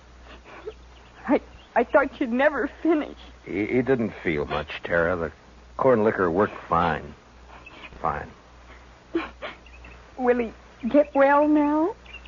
Well, I hope so, Tara. I hope so. Mr. Marshall, are you going to wait and see? Oh, now, Tara, you don't have to worry about that. Chester and I'll be here as long as you need us. I just wanted to be sure. Can I go see Daddy now? Well, as soon as Chester comes out, Tara, then you can. All right. I'll wait, Mr. Marshall.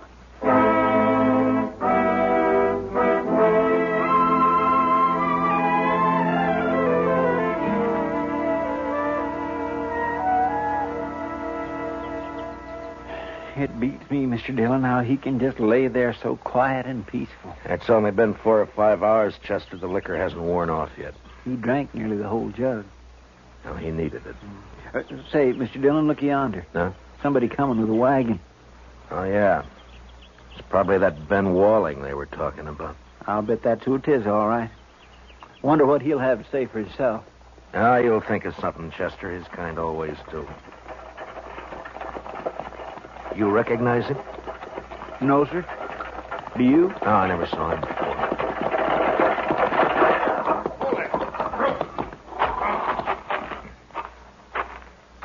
Hello. What are you doing here? You Ben Walling? How'd you know? The Hantrees. They've been wondering about you. Oh, yeah, sure. How's old Hantry, anyway? He's all right. He is, huh? You've been gone a long time, Ben. Where were you? I don't know you, mister, but you sure ask a lot of questions. You can answer them one at a time. Now, where were you? Who are you anyway, mister? I'm a U.S. Marshal. Ain't no U.S. Marshals around here. There is now. Generally, I'm in Dodge. Your name Dillon? It is. Well, what are you doing here, Marshal? Tara ran into us, asked us to help. Seems the only able-bodied man around here took off in a wagon. I went to fetch a doctor. Is anything wrong in that? Not at all. Where is he? Well, first night the horses ran away, and I've been chasing them ever since. I didn't catch him till this morning. And then I've been gone so long, I thought I'd better get back to you right away. I was worried about Tara and old Hantry, of course. I see. Well, you better get your horses unhitched, Ben. You can see Tara later. She's in with her father now. Gonna be all right, huh? I was kind of worried about that foot. Looked to me like it might have poison in it. It did. What do you mean it did? I took his leg off about noon today. You what? Mr. Dillon did it all by himself, just like a regular doctor. Oh, but how'd you know what to do? You might have killed him. Somebody had to do it, Ben. It's a sure thing Tara couldn't. You're blaming me, ain't you? Well, I did everything I could. It isn't my fault those blasted horses run off. Hantray's pretty sick, Ben. I wouldn't bother him for a day or two if I were you. Oh, I won't bother you. Oh, now look, Marshal. You can leave now. I'll handle everything here. We'll leave. As soon as Hantray's able to take care of himself again. All right, stay as long as you like. I don't care. Mr. Dillon? Yeah. I think that Ben is a no-good liar. You're right on both counts, Chester. And I'll tell you something else. You see that saddle over there? Well, that belongs to Mr. Hantry. Yeah, I know. I looked at it this noon. Somebody cut the cinch strap on it. Cut the cinch strap? Mm-hmm. No wonder that bronc bucked him in the saddle off both. Well, do you think Tara did it? Oh, my goodness gracious, no, Mr. Dillon. Tara'd never do a thing like that to her own... It was Ben, wasn't it? That'd be my guess. He figured the old man would get hurt, maybe killed. Why, sir? So he'd have a free hand with Tara. Why is that low down... Mr. Dillon, let me arrest him. Not yet, Chester. There's plenty of time. All right, sir. I'll wait.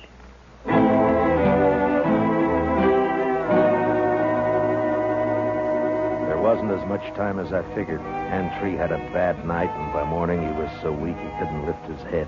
I tried to take his pulse, but I could hardly find it. Maybe I'd operated too late. Maybe the poison had already moved up into his body. I didn't know. I had no way of knowing.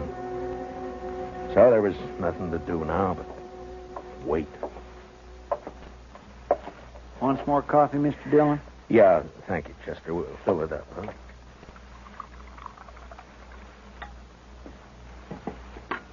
Tara won't eat anything at all, sir. She just sat there by his bed, hasn't slept a wink I know of. Well, it's her father, Chester. He's all she's got. I never thought much about it before, Mr. Dillon, but seeing Tara, I kind of wish I had a daughter. You'd have to change your profession if you were going to take care of a daughter, Chester. Why, I don't have any profession, Mr. Dillon. Oh, Mr. Marshall. Yeah, what is it, Tara? Please come. Daddy wants you. I think he's... You better come too, Chester. Yes, sir.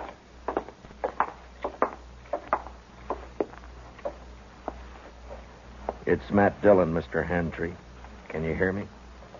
Marshal, I can't hold out no more. Now, don't say that. Keep fighting, man. You'll pull through. No, Marshal. I'm going to die. Oh, Daddy. Daddy. Tara. It's about Tara, Marshal. Don't leave her here. Ben Walling, he's no good. He'll try to keep her. Now, don't you worry about Ben Walling, Mr. Hantry. I promise you he won't get anywhere near Tara. Now or ever. Thanks, Marshal. He's a bad one. Tara can't stay here alone. She can't work this place. It's a bad way to die. Not knowing. Now, I want you to listen to me. Listen to me now. Yeah?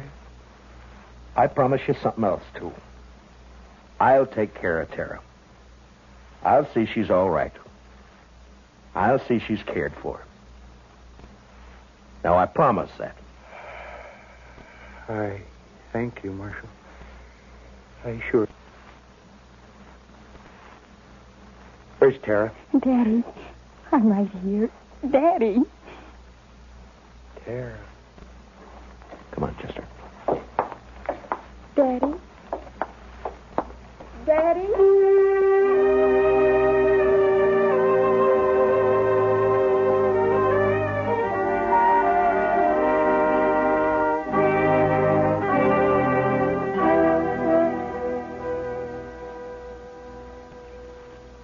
I don't know, Mr. Dillon. I don't think they'd have made out on this place anyway. Why not, Chester? Well, there just isn't enough water. That one little old spring is all I've got. Well, if they had a lake, it'd still be too much for Tara. What are we going to do with her, Mr. Dillon? I don't know, Chester. We'll have to think of something, though. My, I wish she'd come out of that house. I don't like it, her in there breaking her heart. Give her a little time, Chester. She'll be all right. Don't you move a finger, either one of you. Well, Well, you're mighty careless with that rifle, Ben. Don't get smart with me, Marshal. I know what I'm doing. And what would that be? I heard you in there. Heard you promise to take Tara away. I was right by the window. I heard it all. You got a curious way of courting a girl, Ben, trying to kill her father. Yeah, and I saw you yesterday looking at that saddle, but I didn't kill him, Marshal. You did. That's a lie, Ben Walling, and Well, you you know shut it. up. I won't shut up. If we'd have just got here sooner, Mr. Dillon would have saved him, that's all. It's too bad you got here at all. Because you're going to die for it. Both of you. Put the gun down, Ben. You're under arrest for attempted murder. You stay right where you are, Marshal. You know, I have an idea you've smelled powder before, Ben, and that you're afraid of it. Marshal? I have an idea that's why you tried to get Hantry like you did instead of facing him. Stop here. And right now you wish you didn't have that rifle at all, don't you, Ben? Because I might have to shoot you for it, huh? No, don't, Marshal. Give me that. all right, Mr. Dillon? He didn't even try, Chester. Rifle went off when I knocked it aside. That's all. He was scared to death. Well, I didn't feel exactly comfortable. Well, tie him up and keep an eye on him. I'll go see Tara. Yes, sir, Mr. Dillon.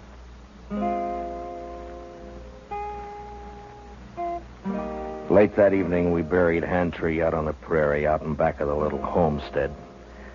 They would die now, too, and fall apart without him. The next morning, we loaded everything we could get into the wagon. With Tara beside me, we started out for Dodge. Ben Wallen never said a word. Chester led his horse, and they rode along ahead of us. I had plenty of time to tell Tara all about Dodge and how there were some good people there and how we'd find her a home and a family. She sat there, tight-lipped. She didn't say much, but she never once looked back.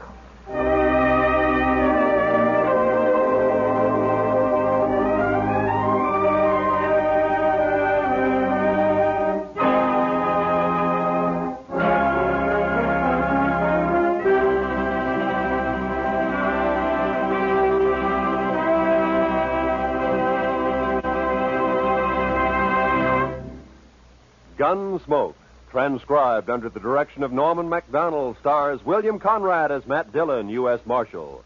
Tonight's story was specially written for Gunsmoke by John Meston, with music composed and conducted by Rex Corey. Featured in the cast were John Daner, Sammy Hill, and Larry Dobkin. Parley Bear is Chester. Join us again next week as Matt Dillon, U.S. Marshal, fights to bring law and order out of the wild violence of the West in Gunsmoke. In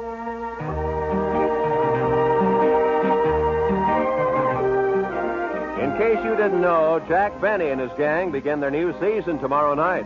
Jack, Mary, Don, Dennis, and Rochester welcome a new member to the team, the head man of CBS Radio's Club 15 show, Bob Crosby. Roy Rowan speaking. Remember, the top dramatic show of them all, the Lux Radio Theater, is heard Monday nights on the CBS Radio Network.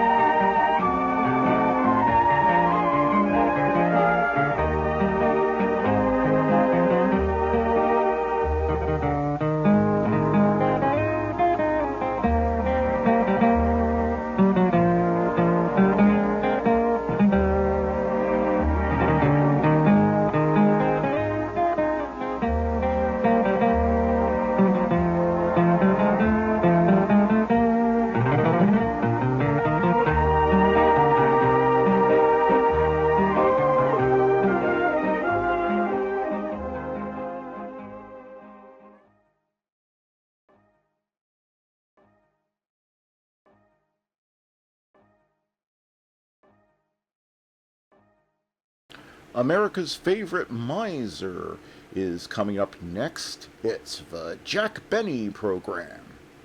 Manufacturer of low-pressure tires brings a new series of programs starring Jack Benny.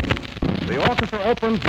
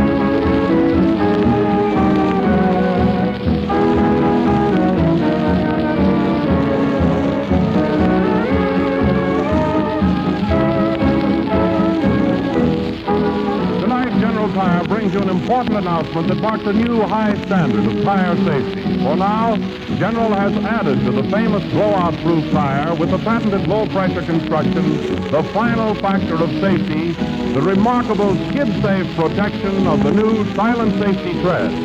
This new General, the blowout-proof tire for 1934, is a ribless, noiseless, skidless tire, a tire that is blowout-proof and longer wearing than ever. The blowout-proof tire is patented. It is made only by General, and it is sold exclusively by General Tire Dealers. This General Tire dealer in your community is a successful, independent merchant. He's a real tire expert with the experience of factory training. Consult him freely about tires, regardless of make, or about any related driving problems. He will give you personal, interested, and intelligent service. And don't forget, it is through the General Tire dealer alone that you can get the only truly blowout-proof tire, the General Tire, with the patented low-pressure construction.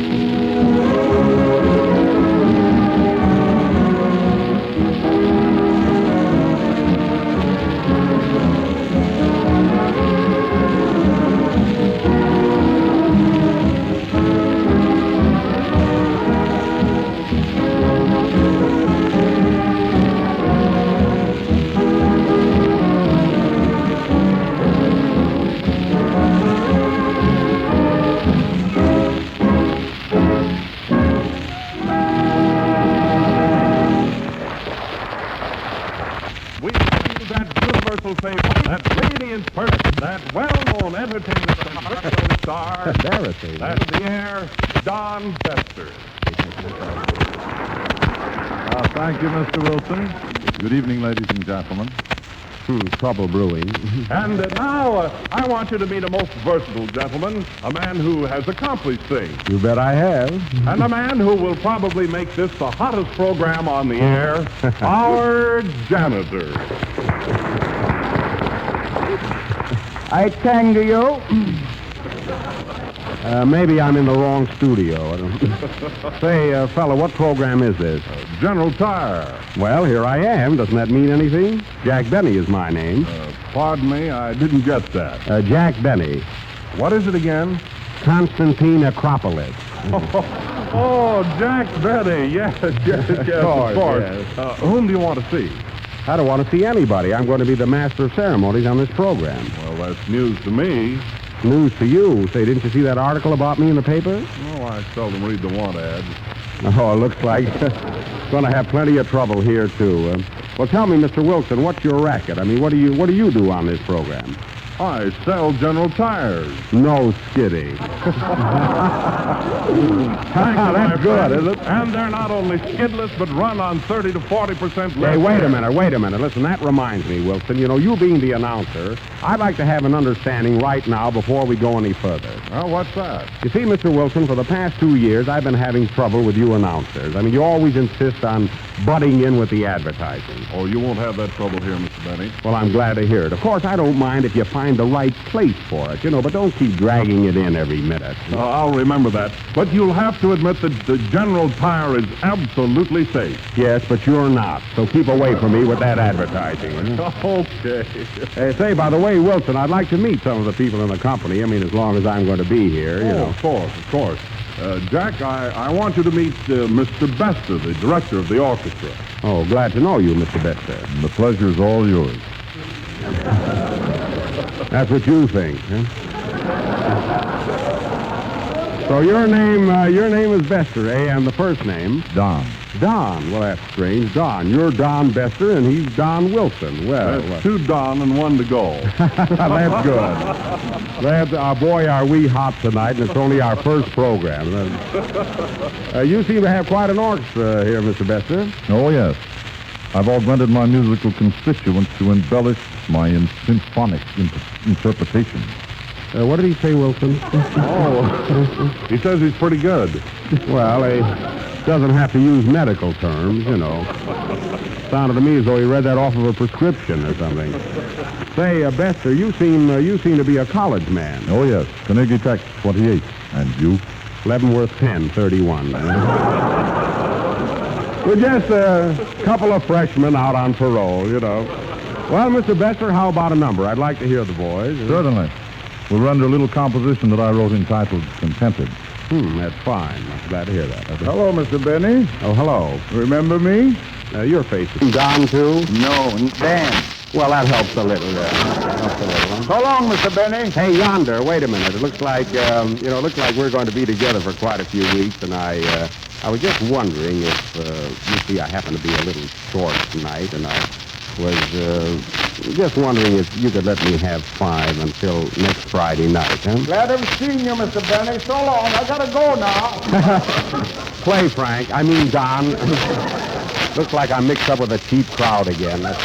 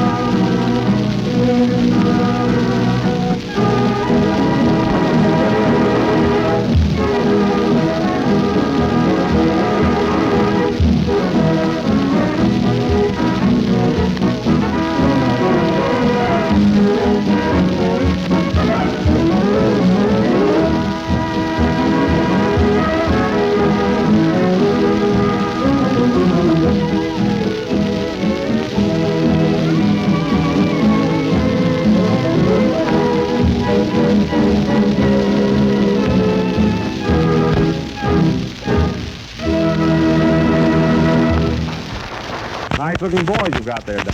Thank you. Of course, I doubt whether we could double the Clark Gable. Clark Gable. That name is familiar. Who is he? A wrestler from the coast. Mr. Benny, there's a lady at the door that wishes to see you. Send her in. Right this way, miss. Well. Hello, Mary. Mary, well. What are you doing up here? Gee, I'm glad to see you. Well, I just thought I'd drop in and see how your new program's coming along. Yeah, it's sweet of you. I ran up here without having any dinner. Gee, I'm starved. Oh, waiter, will you get me a ham sandwich? Mary, that's Don Bester. Oh. Well, what's he wearing that apron for? That's his dress shirt sticking out, you know. Well, don't tell him. No. By the way, now. Well, I've been around looking for work, and I found a job yesterday as a private secretary. Isn't that swell? A private secretary? Gee, that's nice work. How'd you get it? Well, I showed him your recommendation, but I got the job anyway. You did, huh? Well, that's good. Does the boss like your work? Does he? At the end of the first day, he put his arm around me and kissed me. Oh, he did? Mm-hmm. You think I ought to go back there tomorrow? No, not if he's that appreciative. I wouldn't know.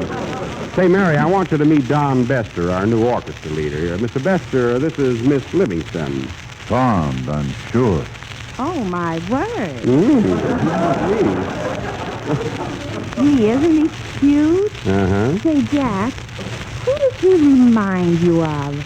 Somebody. Now, don't tell me. I won't. Doesn't he remind you of, who's that fellow who looks like Bing Crosby? Boris Karloff. Yes, but that isn't the one. I give up. Well, Mary, I'm glad you came up, huh? Oh, who does that fellow look like? You mean Don Bester? That's it. He looks just like Don Bester. That is Don Bester. Then I was right. I noticed the resemblance right away. Yeah, now we're getting someplace again. Oh, Jack, you should have been over at our house last night. We had the swellest party. Yeah, I wish I'd have known it, Mary. Everybody was there. Gee, what a blowout. But when you use the General Tire, you will have no blowout because it is soft, flexible. There it goes, 30 to Mary. There it 40% goes. less See, I'm wear. going to have that same trouble here. Everything. Oh, who's that tall, handsome fella? Introduce me, Jack. Yeah. Wilson, this is Mary Livingston. Hello, Mary. Hello. Gee, Jack, who does he remind you of? I don't know, Mary. George Bernard Gandy or somebody. You better run along now. All right. Oh, Jack, I knew I had something to tell you. What? I met Frank Parker today. He opened up a music store on 8th Avenue. That's nice. How's he doing? Oh, terrible. He just can't seem to get started. Oh, that's too bad. Huh? I'll tell you. Let's go over and see him. I'm sure he'll appreciate it. I haven't got the time now, Mary. You know, it's a program. But, Jack, it's only 2 blocks from here. Come on. You know, he'll be so happy to see us. But, Mary, I'm busy right now, you know. Well, there's nothing doing around here anyway. Oh, all right. Let's go then. Play, Frank. I mean, Don. Gee, I'm all mixed up on this.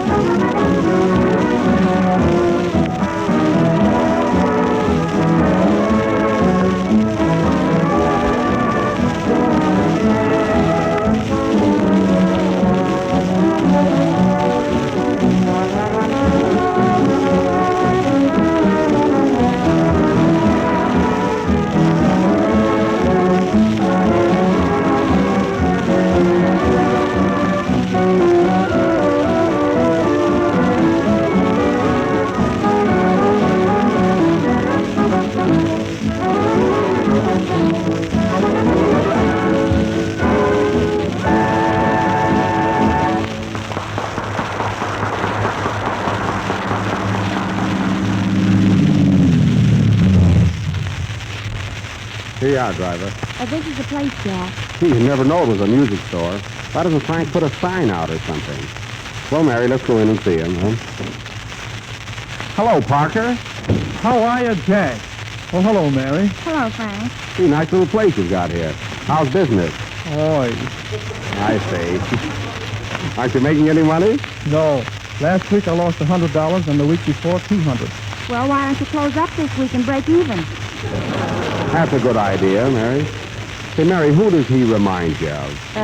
Frank Parker. That's marvelous. That a girl. You know, Frank, I know what's the matter with this place. It's a music store, all right, but nobody knows it. You got to have a little noise around here, a little excitement. I'll show you what I mean. Mary, you go over at that piano. See, we'll help him out. Frank, give me that fiddle. Here you are.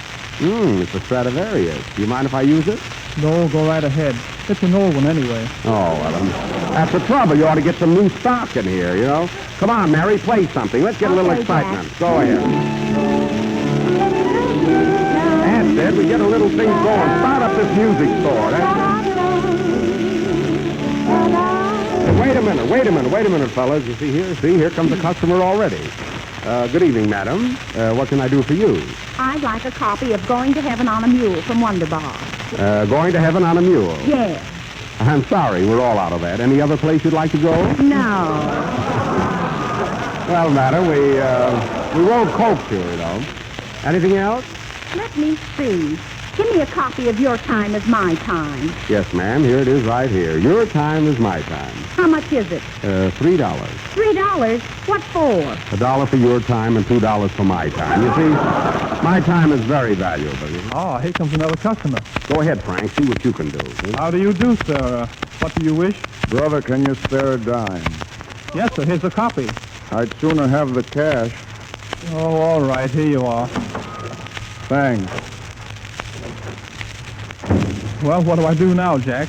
Go stick your head in that French horn and don't come out. A fine businessman. Mary, get behind the counter while I check up on the stock. Okay, Jack. And don't forget, everybody buys something. If you haven't got what they want, show them something just as good. You understand? Sure, if somebody wants St. Louis Blues and we haven't got it, I'll give them the Cincinnati Reds. Mary, what's the matter with you?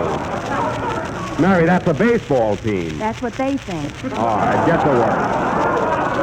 Remember, the customer is always wrong, and no money will be cheerfully refunded. I get it. How do you do? What do you wish, madam? Alice Blue Gown. Yes, ma'am. What size? I want plain Alice Blue Gown. I understand, but do you want it for just around the house or for evening wear? Mary. No, I want the song. Da-da-da-da-da-da-da-da-dum. Oh, I see. Jack, Yes, Mary. have we got da-da-da-da-da-da-da-dum? Wait, I'll see. No, but we've got da-da-da-dum, da-da-da-da-dum, da-da-da-dum. How about that, madam? No, I want da-da-da-da-da-da-da-da-dum. But we haven't got da-da-da-da-da-da-da-da-dum. No, ma'am. You see, all we have is da-da-da-dum, da-da-da-da-dum, da-da-da-dum. You see? I don't care. I want da-da-da-da-da-da-da. All right. We'll order a copy for you. Good day, lady. Good day, and this is the last time I'll ever come in here. Say, Jack, who does she remind you of? I don't care, and don't bother me. Oh, the cash register. Did you make a sale, Mary? No, I'm just taking $1 out for lunch. Well, Parker, it's better than playing the horses, you know. Good evening, madam. How'd you do? Have you the sextet from Lucia? No, we have the quartet from Duck's Tooth, I think. I don't think I'd care for that. What kind of moon songs have you? Moon songs? Just a moment. Oh, Miss Livingsweather. Yes, Mr. Bennington. What kind of moon songs have we? Shine on Harvest Moon, Underneath the Harlem Moon, and I Hate to See the Evening Sun Go Down. There you are, madam. Which one would you like? The last one strikes me. How does it go? Goes like this. I hate to see that evening sun go down. Toot, toot, toot, toot, toot, toot. Never mind. I'll take a can of tomatoes. Yes, ma'am. What key? What key, madam? Oh, say, I just thought of something. I want to hear Orchids in the Moonlight. Yes, ma'am. We'll have one of our regular men sing it for you. I wish you would. Mr. Parkerton. Oh, Mr. Parkerton. Yes, Mug. Try and help a fella. Will you sing Orchids in the Moonlight? I'd be glad to. What's that, another sale? No, I have to go out to lunch, too. Sing, Frank. You know. In my love can never die. There is peace in the twilight when the day is through. But the shadows that fall only seem to recall all my longing for you. There's a dream in the moon upon a sea of blue. For the moonbeams that fall only seem to recall love is all, love is you.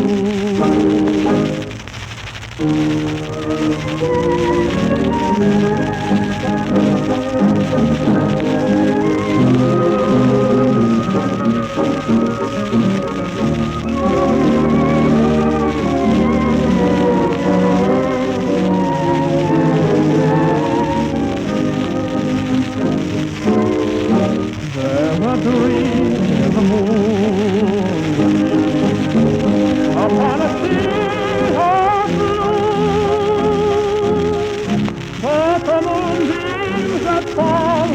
Let me see who recall. Love is all, love is you. Just you.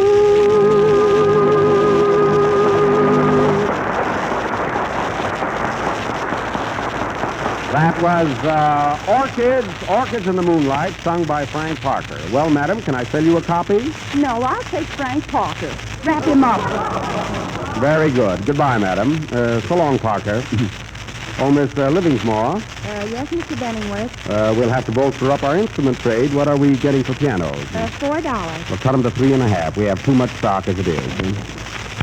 Oop, another customer. Looks like Don Bester. Who does he remind you Quiet, of? will you? Yes, sir? I'm an orchestra leader. I'd like to see a baton. Oh, you mean that stick you lead the orchestra with? Yes. Well, here you are, sir. Here's one. This is guaranteed to lead 25 men and to keep strict tempo. I don't like the looks of that stick. That's all right. The orchestra boys never look at it anyway. You know what I'm All right, I'll take it. By the way, I want some sheet music, too. Okay. I'd like to get a copy of Chimney Exhaust Finds Its Way into Your Optics. You mean smoke gets in your eyes? Yes. If you want to be vulgar. Repeat that line. It's a good laugh. I want to hear it. Go ahead, Frank. I say yes if you want to be vulgar. Isn't that good? I think that's cute. Here you are, sir. That'll be $1.30. $1 for the stick and 30 cents for the music. Here you are. Goodbye. Goodbye. Step right over here. What kind of info do you like to hear? I'd like to hear that Steve Nickel and Buckle. I'm afraid we can't get you Stoop Nagelum. You see, they don't come sour. Well, that's a good radio, you Nickel and Buckle. But they're not now. I'm sorry, huh? Well, what can I hear now? Well, I can give you something good. Now listen. Tune it on. When eyes are smiling, sure is like a morning spring. Mary, turn the radio off, please, quick. That's just a small station, you know. I mean, well, how did you like it? Free. Well, I'm sorry. Come in again sometime. You should live so long. Say, what's your name anyway? I'd like to keep track of all our customers. Ginsburg. Ginsburg. And the first name? Don. Okay. Son, where are you from? Tom. Goodbye, old boy. Goodbye.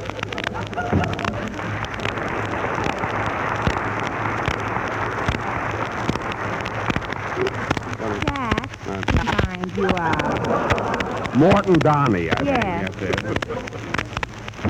How do you do? How do you do? Anything for you, sir?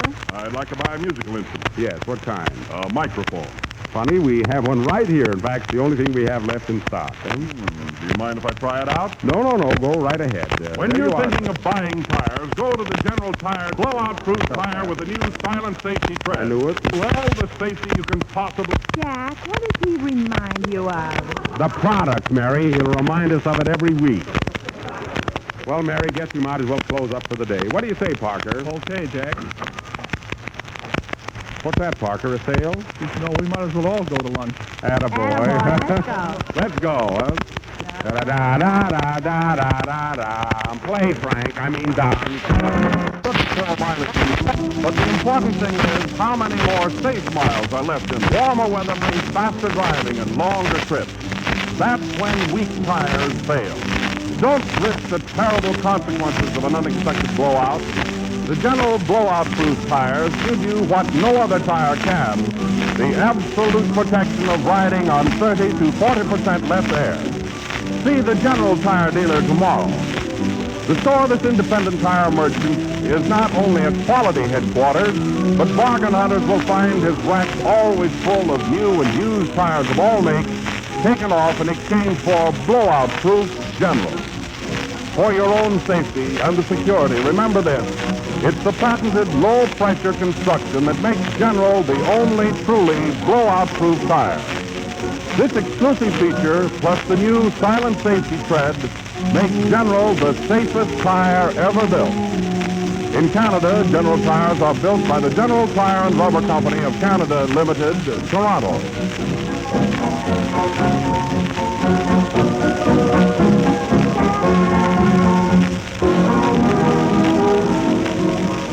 This is the last number of the first program in the new General Tire series. Well, folks, I hope you all enjoyed our half hour, and we'll be with you again at the same time next Friday night. Oh, Don. Too many Dons on this program. Good night, folks.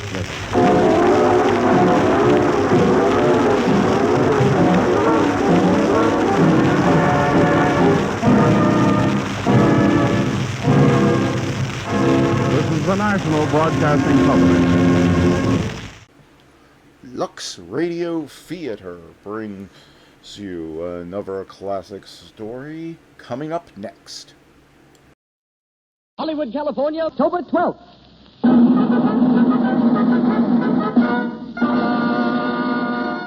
The Lux Radio Theater presents The Curtain Rises, starring Ginger Rogers and Warren Williams, with Alan Mowbray and Virry Teasdale.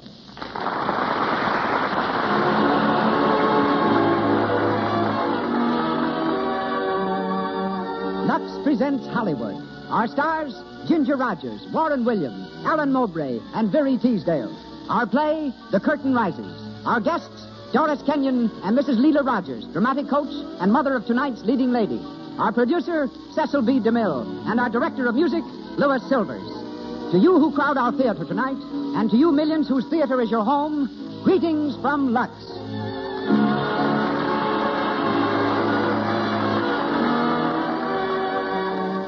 This hour in Hollywood comes to you with the good wishes of the makers of Lux Toilet Soap, the pure white soap whose active lather and delicate perfume have made Lux Toilet Soap the favorite beauty care used by 9 out of 10 of Hollywood's leading stars and lovely women everywhere. And now, on with the show.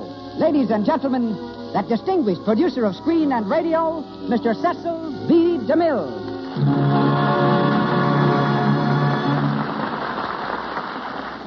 Greetings from Hollywood, ladies and gentlemen.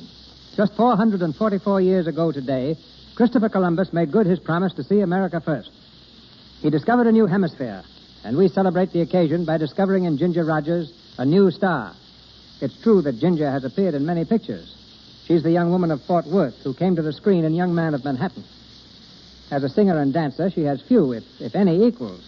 Yet every time she asks a producer for a dramatic role, our young star is in the position of Christopher Columbus, who, as a young tar, was thrown off a ship because the captain swore he'd never be a sailor. Tonight, however, Ginger's ambition to play a straight dramatic role is fulfilled. We shall hear her as Elsa Carling in the Lux Radio Theater's drama, The Curtain Rises, by Benjamin Kay. Playing opposite Ginger is Warren Williams.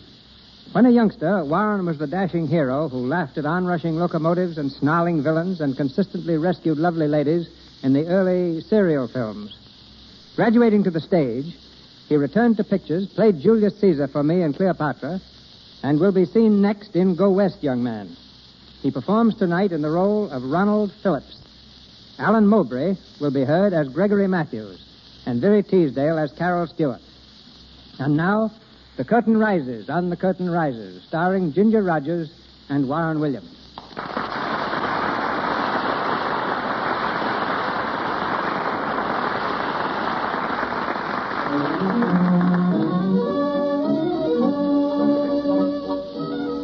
There's a gay party in progress at Carol Stewart's New York penthouse. The radio is turned on full blast, and the living room overflows with a noisy, good-natured crowd of merrymakers. Everyone seems to be having a grand time. Everyone except Elsa Carling.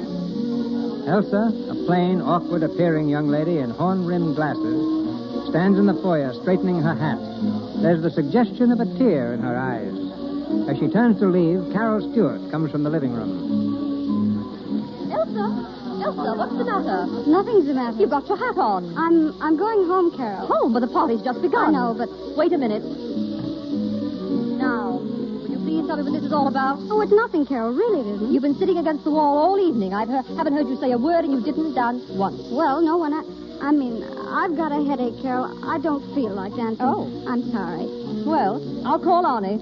Oh, no, don't bother. I can go home alone. Don't be silly, Arnie brought you here. I know, but he only did it because you asked him to, and I don't want to spoil his evening. And... Oh, Elsa, stop it. Hey, Carol, what goes on? Stephen, come here. Elsa's going to leave. Oh, that's too bad. You want me to call a cab? No, we don't. I want you to find Arnie. Tell him to take Elsa home. Really, Carol? Go on, Stephen. Oh, sure. Right back. I could have gone home alone. Of course, but why should you? Now, that's the trouble with you, Elsa. You always let men think they're doing you a favor. Well, it was awfully nice of him to call for me. I suppose you told him that. Of course. Oh, Lord. Well, it was nice of him. He didn't want to bring me. How do you know? Did he say so? No, he didn't say anything. Well, Stephen, Hmm? where's Arnie? He's coming. He's talking to a couple of people, and, look, Elsa, can't you stay a little longer? Oh, he doesn't want to take me home? Oh, now, I wouldn't say that. Oh, it's all right. I don't mind. I'll speak to that low-down newspaper reporter. Where is he? No, please, Carol. I'll go alone. Good night. Elsa, wait. Good night. Hey, was she crying? If she wasn't, it's not your fault. Well, here I am. Just a wee bit late, Arnie. The press is never late. Where's our little wallflower? She's gone home. Oh. Yeah? Well, you needn't look so pleased. What's the matter with her? She said she had a headache. The real reason is that she sat in that room for almost 2 hours and not one of you even so much as looked at her. Oh, now, Carol. My dear hostess, I brought the lady to your charming party. My responsibility ended there. You might have spoken to her. I tried that in the cab. Result? Terrible. Arnie's right, Carol. The girl can't talk without blushing. Oh, keep quiet. Elsa's one of the nicest girls I know. Granted, but she's a prim little old maid. Elsa isn't an old maid. She's younger than I am. Being an old maid hasn't anything to do with age, Carol. Some girls are old maids at 18. Oh, poor Elsa. There you are. When you think of her, you say, poor Elsa. You're sorry for her. Yes, I am. She's missing so much in life. Inside, she's so sweet and sympathetic and clever. Well, she is clever. Only somehow she doesn't know how to let it out. Well, I suggest she learn how. Gather ye rosebuds while you may. Right. But first, she'd better take off those glasses.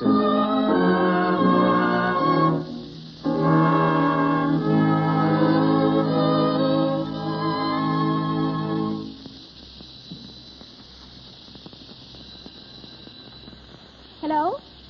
Elsa, darling. Where have you been hiding? I haven't seen you for ages. You've taken the studio? But why? Of course I can come. Stephen? Yes, I can bring him. Arnie, too? Elsa, what is it, a party? Who? Gregory Matthews? You mean the actor? Well, I don't know. I'll try. Maybe Arnie can get him to come. Elsa, you've got me all excited. What's it all about? Well, I know, but... All right. All right, tomorrow at 9.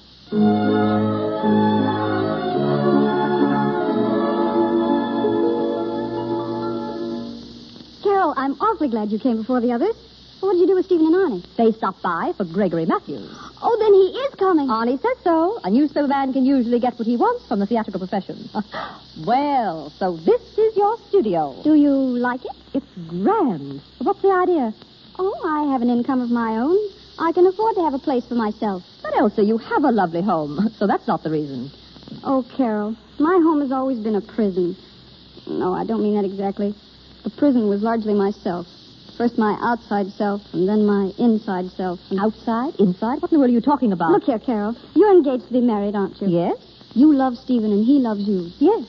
He kisses you, doesn't he? Of course. Carol, do you know that I've never been kissed? What? Oh, I don't mean by my father or by my uncles or at silly parties. I mean by a man, a strange man. Is that why you've taken this studio, in order to be kissed? I thought you'd understand. Oh, I'm sorry, dear. I didn't mean it that way. Carol, you're the only one I can talk to. Please let me tell you. Go on, dear. Well, I know what's the matter with me. I'm not pretty. I never was. I have no charm for men. Even as a little girl, I used to see boys putting their arms around other girls and stealing kisses. Oh, I wanted that, too. I want it now. But, darling... I want romance, Carol. I want what every girl wants. Love, kisses, and the arms of a man around her. But what in the world has all this got to do with your taking a studio and Gregory Matthews? Well, I want to see if I can't arrange to have Gregory Matthews give me lessons in acting. Lessons in acting? But you surely don't expect to become an actress. Well, no. But you see, I've seen all the plays that Matthews does. I know all the parts. I got the books and studied them. And I feel now that all I need is a little coaching. Oh, I see. If you took lessons, you and Gregory Matthews could play all the love scenes together. Is that it? Oh, Carol, really? Now, don't tell me that's not the reason. Well, maybe. You've got a crush on Gregory Matthews, haven't you? I haven't. I mean, I don't know whether I have or not, but lessons in acting won't do me any harm. Elsa, you're a fraud. But I can't say I blame you. It must be rather nice to be kissed by Gregory Matthews, especially when it's your first kiss. Carol, am I wicked in thinking this way about it?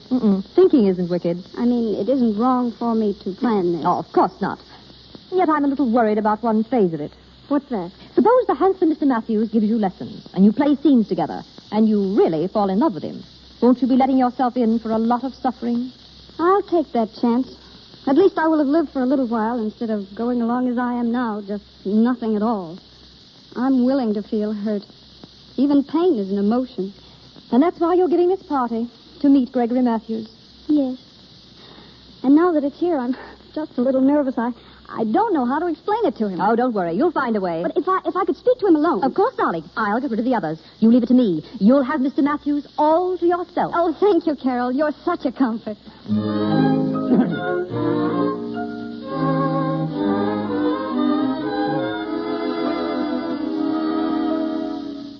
Won't you sit down, Mr. Matthews? Thank you. But don't you think we'd better join the others? Oh, no. I was telling Carol of something I particularly want to ask you, and she was good enough to arrange this. Oh, indeed. Yes. And actors like me must be such an interesting one, Mr. Matthews. Yes, it is interesting, but it means work, more than you have any idea. Now, we actors have very little time to ourselves. I think I've seen you in everything you've played. So? I like the play Late Blossoming best. That love scene in the orchard. After the soldiers have gone. Oh, it's so lovely. Yes, it was a beautiful scene. You liked it, eh? Oh, you play it magnificently. Thank you. Now, a difficult scene with so many undercurrents of emotion, so many nuances, needs the most perfect timing. Later this season, I'm going to put on Romeo. And, of course, Juliet. I have always believed Romeo a splendid part for me. Oh, yes, a lover. You play love scenes with such fire, such passion. Why, in Late Blossoming, when you kissed Dorina. Yes, of course. Now, Miss Carling, you said there was something you wanted to ask me. Oh, well, I hardly know how to ask it, but... Mr. Matthews, I'd like to have you give me lessons in acting. Lessons? Oh, it wouldn't be difficult. You see, I've studied all your plays. I know all the parts by heart. I got the books and studied them. But, Miss Carling, this is impossible. Oh, I realize how busy you must be, Mr. Matthews, and, of course, the fee. I hate to talk about such matters to you, Miss Carling, please, this is very distressing. Don't you understand that I'm not to be hired? Oh, of course. That's what makes it so difficult to talk of a fee. But I wouldn't care what the fee is. I'd consider it a great favor. It's not a matter of a fee or a favor, Miss Carling. I simply cannot entertain your suggestion, not for a moment. Me, Gregory Matthews, give lessons? It's preposterous. Please consider this final. Final? I said final. Oh, I'm sorry. Forgive me for taking up your time. My dear girl, here, stop it. Stop it. I can't. But you must. I don't like to see a woman cry. I can't help it, but I don't feel like being a teacher. And I can't help it if I feel like crying. Well, there's something to that, of course. Tell me, does it really mean so much to you, this learning to be an actress? Oh, yes. Well, I have a suggestion to make. Yes? Yes. Remember, it's only a suggestion. I'm not sure that it can be done. What is it? Well, at the theater, we have what is called an understudy. You know, an actor who learns all the parts. Now, this understudy, what's his name? Phillips. Yes, Ronald Phillips. He's a very capable fellow. Of course, he hasn't my appearance or my ability. But he knows his business, and he's quite poor. Understudies, you know, get little pay. I'm sure he'd be glad to give you some lessons and be very grateful for the fee. Well, what do you say, Miss Carling? Well, do you think he'll come? I will tell him that you are a very dear friend of mine, that I'm very much interested in you. Oh, don't worry, I will arrange it. Then, if he teaches me, and if I learn awfully well, then will you play one scene with me? Yes. When he tells me that you've learned how to act, I will play one scene with you. Now, shall we join the others? Yes, Mr. Matthews.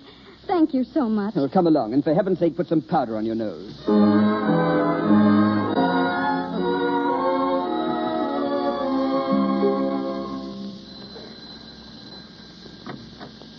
Yes? Is this Miss Carling's studio? Yes, sir. My name is Ronald Phillips. Oh, yes. Miss Carling's expecting you, sir. Come in. Thank you. Who is it, Anna? Mr. Phillips, miss. Oh, you may go, Anna. Oh, yes, miss. My name is Elsa Carling, Mr. Phillips. How do you do? It was nice of you to come so soon. Well, not at all. Nothing's too much for a friend of Mr. Matthews.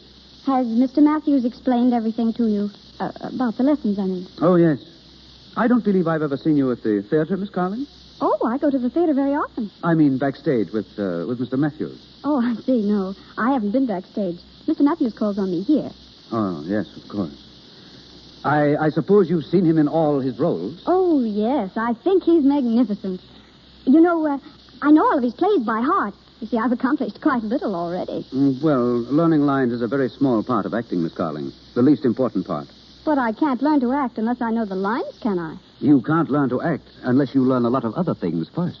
Well, I don't understand. No? Well, would you mind walking across the room for me? Walk? You mean like this? No, Miss Carling, not like that. What's the matter? Oh, forgive me, Miss Carling, but you have no poise, no balance. An actress must have poise. You don't take much exercise, do you?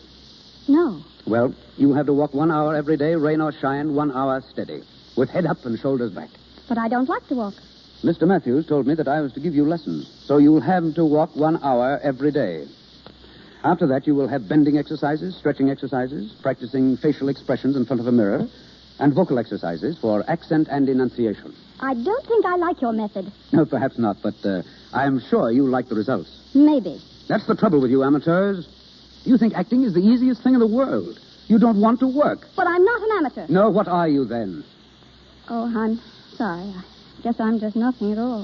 Oh, no, don't go to the other extreme. I only want to see that you start right. There's a lot to learn, Miss Carling. For instance, do you know how many ways there are of saying ah? Ah? Yes, ah. How many? Hundreds. Look, I walk into a room. I'm cold. I see a cheerful fire. I say, ah, a fire. You hear? Ah. Oh, yes. Then somebody says something that I don't believe. Do I say, ah? No. I say, ah. Ah. Exactly. Well, that's fun. Let me try one. All right. You walk into the room. Your fiancé is there, in the arms of another woman. What do you say? Ah. No, that's disgust. We want anger. Ah. That's pleasure. You aren't glad, are you? Oh, wait, let me try one more. I walk in. Aha! Is that better? Well, it'll have to do for now. You know, I think I'm going to like this. Even the exercises and making faces at myself. And the walking? Oh, but you're going to walk with me. To show me how, I mean. Well, the first lesson or two, yes. When you learn to walk properly, then of course, it won't be necessary for me to walk with you. Oh, of course. But then the scenes, we will play scenes together. Yes, certainly. Shall we try one now? Well, if you want to. Do you really know all of Mr. Matthews' plays by heart? Oh, yes. Do you know the play Late Blossoming? I am Mr. Matthews' understudy. Oh, of course. But, well, you know the scene in the orchard when the soldiers are about to leave and Dorina kisses him. Oh, yes, that's a nice scene. That'll do as well as any other. As well as any other? Why, that's the finest scene that Mr. Matthews plays. Well, of course, the way he plays it with scenery and opposites Helena Dale, of course. It's beautiful. But here is a scene to run through without scenery and costumes. Do you see what I mean? Oh, I'm sorry, Mr. Phillips. I didn't mean to be so in earnest about it. Would you rather play some other scene? Oh, no. That'll do very well. We'll just take the end of the act. Are you ready? Oh, yes, I'm ready.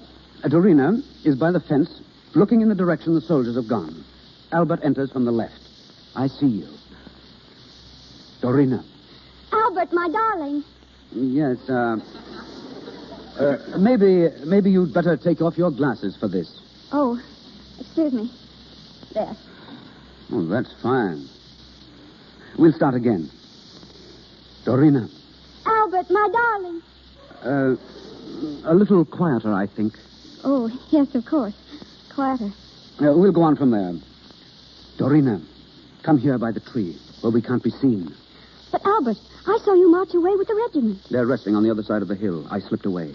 I had to see you just once again, my darling. Albert, you shouldn't have come back. A little while ago you went away. I cried, and then I stopped. But when you leave this time, I shall cry and never stop crying. Miss Carling, don't be so nervous. I can't help it. But it destroys the feeling. You see, this is the scene leading up to the kiss. Yes, I know. Well, let's go on. If there be tears for every kiss you gave, and yet more tears, for every kiss that I'll be bringing you, you'll not have tears enough. Meanwhile, there will be tears. Oh, why did you return in that 1 hour I should lose you twice? Courage, my love. Yes, I know the line. Well, courage, my love. What if you lose me twice? What if we lose each other 20 times? A cloud may hide the sun, erase the moon, but they return in glory like our love. Was that a trumpet call? Don't go. Don't go. I must. One kiss. One kiss. And then farewell. One kiss. I take it now, my love. Oh. What? Here, Miss Carling. Miss Carling. Good Lord, she's fainted.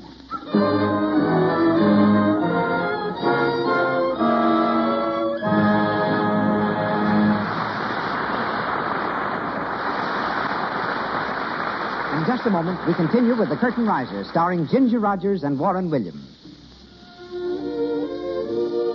Right now, let's go down to the colorful Mexican Quarter between Hollywood and Los Angeles, an after-hours mecca for all who work in moving pictures. Here, two extra girls meet. Where's Bill, Sally? And didn't Jack and Loretta come with you? Oh, Bill's over there, buying me a Mexican lollipop. Jack's around here somewhere, but he's alone. Oh, that's funny. You know, it seems to me Jack hasn't been giving Loretta much time lately. No, he hasn't. Loretta's in the dumps about it, too. And you know, it's really her own fault. Somebody ought to give her a tip about her complexion, that's what. Anybody that ever worked in pictures would tell her what to do. Just a simple thing like the right complexion care can mean the difference between popularity and loneliness. Any girl who has a really lovely complexion is attractive. But unfortunately today, there are all too many girls who have cosmetic skin, enlarging pores, dullness, tiny blemishes, simply because they don't remove stale cosmetics, dust, and dirt thoroughly. Lux Toilet Soap guards against this danger. You can use powder and rouge as much as you like if you depend on the active lather of this fine soap to remove them thoroughly. Why don't you try Lux Toilet Soap, the beauty care of 9 out of 10 lovely screen stars? And once again, Mr. DeMille. We continue The Curtain Rises with Ginger Rogers, Warren Williams, and an all-star cast.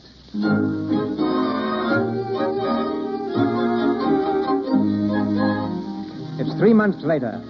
The dramatic lessons have proceeded regularly. And under the instruction of Ronald Phillips, Elsa has become a new person. Gone is the old timidity and awkwardness.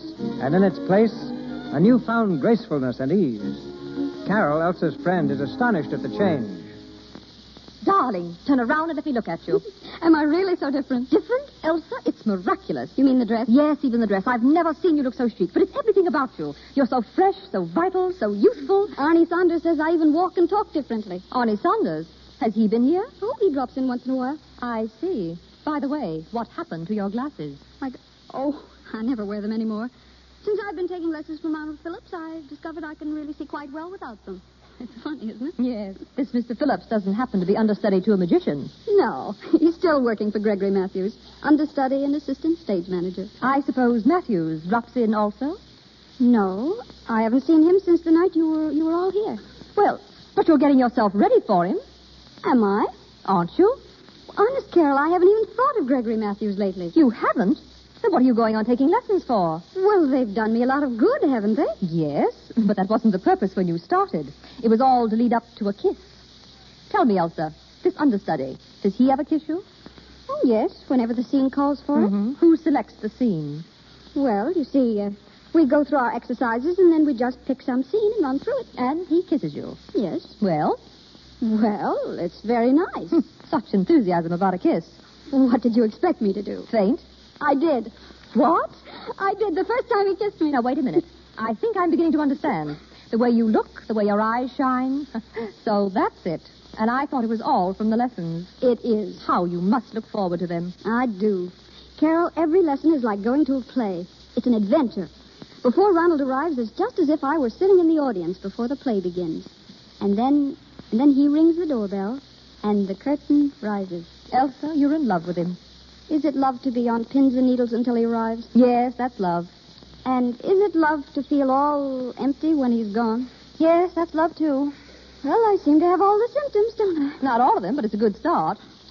Funny, I had the idea all along that it was Gregory Matthews. But I've told you I haven't seen Gregory Matthews. That's just it.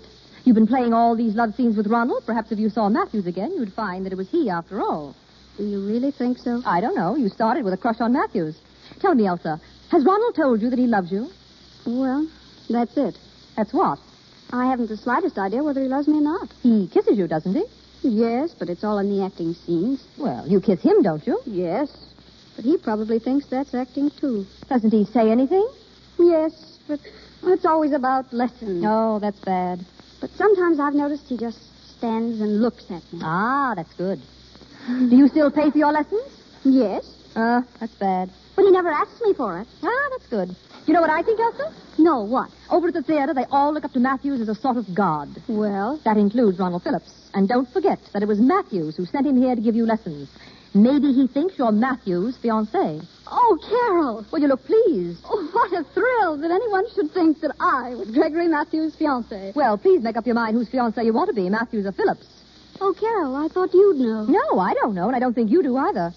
Now, look here, Elsa. If your Ronald thinks you're engaged to Matthews, naturally he wouldn't dream of making love to you. How loyal he is. Loyalty fiddlesticks. We've got to get that idea out of his head. But how? That's up to you. Is he coming here this afternoon? Oh, yes, he comes every afternoon. Uh-huh. Well, get him talking about Matthews. Try to find out what's in his mind. And then? And then show him what's in your mind. If you know what's in your mind. Yes. Only what? I was just thinking, isn't it a shame that I never got to play a scene with Gregory Matthews?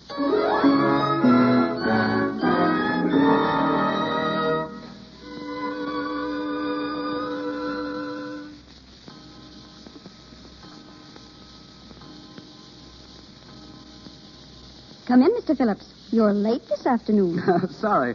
We've been having the final dress rehearsal of Romeo and Juliet. I won't be able to stay very long. Then there won't be any lesson today? Well, a short one. Oh. You know, I've worked out a new way of saying ah. Really? Mm-hmm. Would you like to hear how it goes? Very much. Well, a girl has just had a quarrel with her lover. You're the lover, see, and you've just gone out of that door saying that you'll never be back. The girl is heartbroken, and she goes over there and sits down and cries. Now, the lover has changed his mind and comes back through the open door, and he stands as you are standing, looking at the girl. She jumps to her feet, rushes over, and throws herself into his arms and kisses him, like this. Well, how was that? Very good. But what about the ah? Oh, the girl would probably forget all about that. Yes, of course she would. But didn't I do it well? The pantomime, yes. But it lacked a little sincerity. The feeling is improving, but... Oh, you're always saying that. No, but it's true. It's the same when we play Romeo and Juliet. In that other play we did yesterday, the scene where the princess meets her lover. Oh, you mean, when you are gone, I cannot move my lips except to breathe your name. And, oh, my love, when you are here, they are in dreamless sleep until you waken them upon your own. Yes, that's exactly what I mean. Can't you see? You're just saying words. There's no lover standing before you. Well, I tried it last night when I was alone, and it seemed to go all right. Look, forget all about me. Close your eyes. Now picture your lover before you. Picture the man you love more than anyone else in the world. Now, again. When you are gone, I cannot move my lips except to breathe your name. And, oh, my love, when you are here, they are in dreamless sleep till you waken them upon your own. Yes. Yes. Did you like it? Glorious. It's incredible what you've learned in 3 months. You're really pleased with me? Pleased with you? Of course I am. Soon there won't be anything left for me to teach you. Oh, no. You mustn't say that. I beg your pardon? Well, I mean, I'm sure there will always be something for me to learn. I'll never know as much about the theater as you do. No, about the theater, perhaps not, but voice, technique. You could step on the stage tomorrow. Oh, marvelous. Have you told that to Mr. Matthews? No, I haven't. Why not? Well, I've never discussed you with Mr. Matthews. That's strange. I think he'd be interested in how I was getting along. Haven't you been keeping him informed? Why do you say that? Oh, I'm sorry. I merely thought that... What? What were you thinking? I was thinking we aren't getting on with our lesson. You'll never learn to act this way. Maybe I'm learning something else. Shall we do the exercises now? If you want. Why don't you like to talk about Gregory Matthews? What? Who said I didn't? But you never do. Gregory Matthews is a splendid actor and my employer. I have a great respect for him. We'll try the R-E-A exercise first. All right. R-E-A. R-E-A. R-E-A. Does Mr. Matthews do this every day, too? Of course. Speaking is like singing. The throat must be kept open and free. Now, the may, me, my, mo, moo. May, may, may, may. Do I do that as good as Gregory Matthews? You can't do anything as good as Gregory Matthews. My. You needn't be quite so loyal to him. That isn't loyalty, that's a fact. Mo. Mo.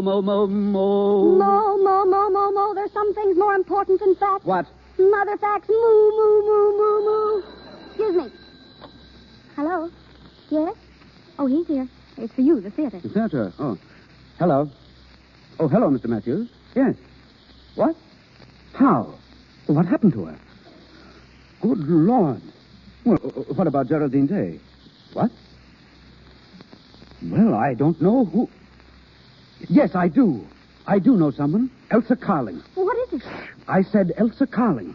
Of course she can. Listen to me. She can do it. She knows it backwards. I know she can. What can I do? Be quiet. Hello. I'll bring her right over to the theater. Right away. Goodbye. Get your hat. What? Your hat. Our leading lady has been taken sick, and her understudy can't be found. Well, what has that got to do with me? It's got everything to do with you. Don't you understand? They can't find a leading lady who knows the part. You know it. You're going to play it. Play what? Romeo and Juliet with Gregory Matthews.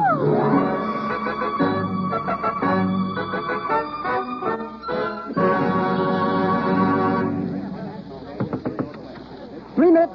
Curtain going up in 3 minutes. Carol, this is awful. I can't play Juliet. I can't. Stand still. Elsa, listen to me. You've got the chance of a lifetime. I won't do it. You've got to. You can't let Gregory Matthews down. Oh, yes, I can. All right, but what about yourself? What do you mean? Don't forget the purpose of your lessons. Matthews will hold you in his arms and tell you that he loves you. He'll kiss you. He won't. I won't let him. What? Not in front of all those people. But it's in the play. I don't care. Miss Carling, are you ready? No. Mr. Matthews, she said she won't go on. Well, go on, but she must. Curtain going up. Hold it. Miss Carling, you've got to help us. Come out in the wing. I won't. Well, I can't start to play Romeo unless I know whether I have a Juliet. Well, why don't you get someone else? Miss Carling, listen, I'm pleading with you. Gregory Matthews. Oh, if I only had a chance to think. There's no time to think. You've got to act. Come on, will you come, or do I have to carry you? Mr. Matthews. Come on. No. Put me down. I can't do it. I'll die. I know I'll die. Well, of course you will. Juliet always dies, but not until the last act.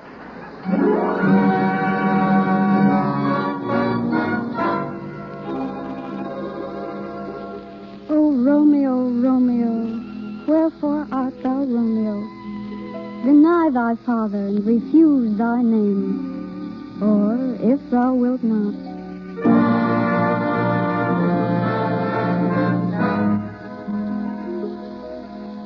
How if, when I am laid into the tomb, I wake before the time that Romeo comes to redeem me? There's a fearful point.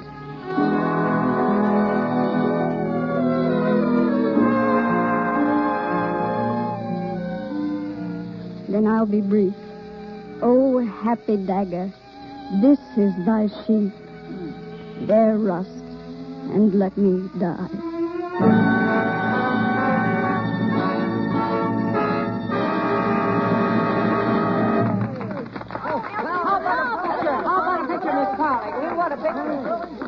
Thank you. Outside, everyone. Miss Carling must rest. Outside. I want the story, Elsa. Yes, Sonny. Not now, Arnie. Leave her alone. Miss Carling. Oh, Mr. Phillips. May I congratulate you? You were wonderful. Oh, thank you. One of the finest Juliets I have ever seen. 11 curtain calls. 11. Elsa, you were magnificent. From you, Mr. Matthews, that's a great compliment. Yes, but in our love scenes, you turned away.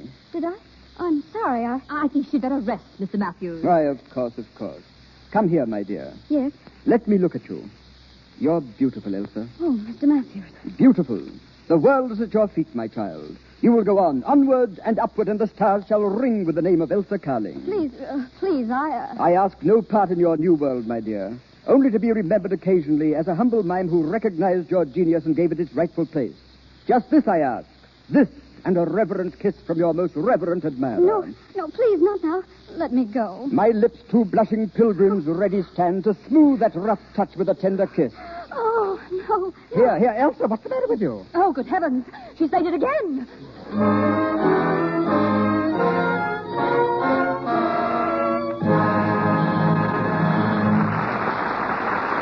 We pause for station identification.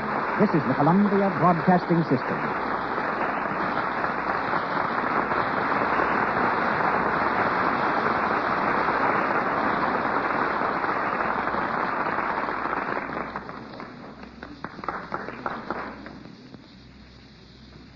Ginger Rogers as Elsa Carling, Warren William as Ronald Phillips, and our all-star cast return to the microphone shortly in the concluding scenes of The Curtain Rises. The mother of tonight's star, Mrs. Leela Rogers, today directs at RKO Studios the only little theater of its kind. While this theater produces plays for the public, it is maintained as a dramatic training school which every new player under contract to RKO must attend for a year. Our talk tonight contains an important announcement to all theaters and theatergoers. Ladies and gentlemen, a writer, director, and mother, Mrs. Leela Rogers. Thank you, Mr. DeMille.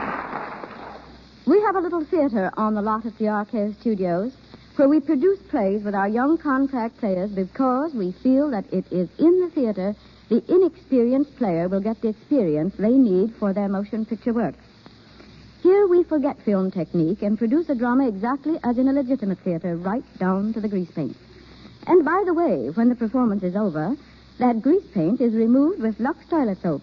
Oh, yes, Lux is the official toilet soap of our little theater, just as it is in the Stars dressing room on the lot. And now for the announcement Mr. DeMille referred to. Mr. S.J. Briskin, production chief of RKO Studios, has selected the Lux Radio Theater over which to announce to the little theaters, stock companies, and legitimate theaters throughout the United States that he will lend to them, for their productions, any of our young contract players, when available, as guest stars to appear for 1 or 2 week engagements without charge. Mr. Briskin makes this offer because it is from the theaters that motion pictures have secured so much material and talent in the past. The motion picture industry has even been accused of destroying the legitimate theater, robbing it of its talent. This need no longer be a problem. In your theater, our player will get the training he needs, and the legitimate theaters will receive an impetus of new life by being able to announce an engagement of a Hollywood actor or actress. So Mr. Briskin asks you to file your application for one of our players at his office in Hollywood, addressing him Mr. S.J. Briskin, B-R-I-S-K-I-N, Production Chief, RKO Studios, Hollywood, California. Thank you, and good night. Good night, Mrs. Rogers. I congratulate RKO on this splendid effort to aid the stage. The Curtain Rises, starring Ginger Rogers and Warren William, with Alan Mowbray and Virry Teasdale.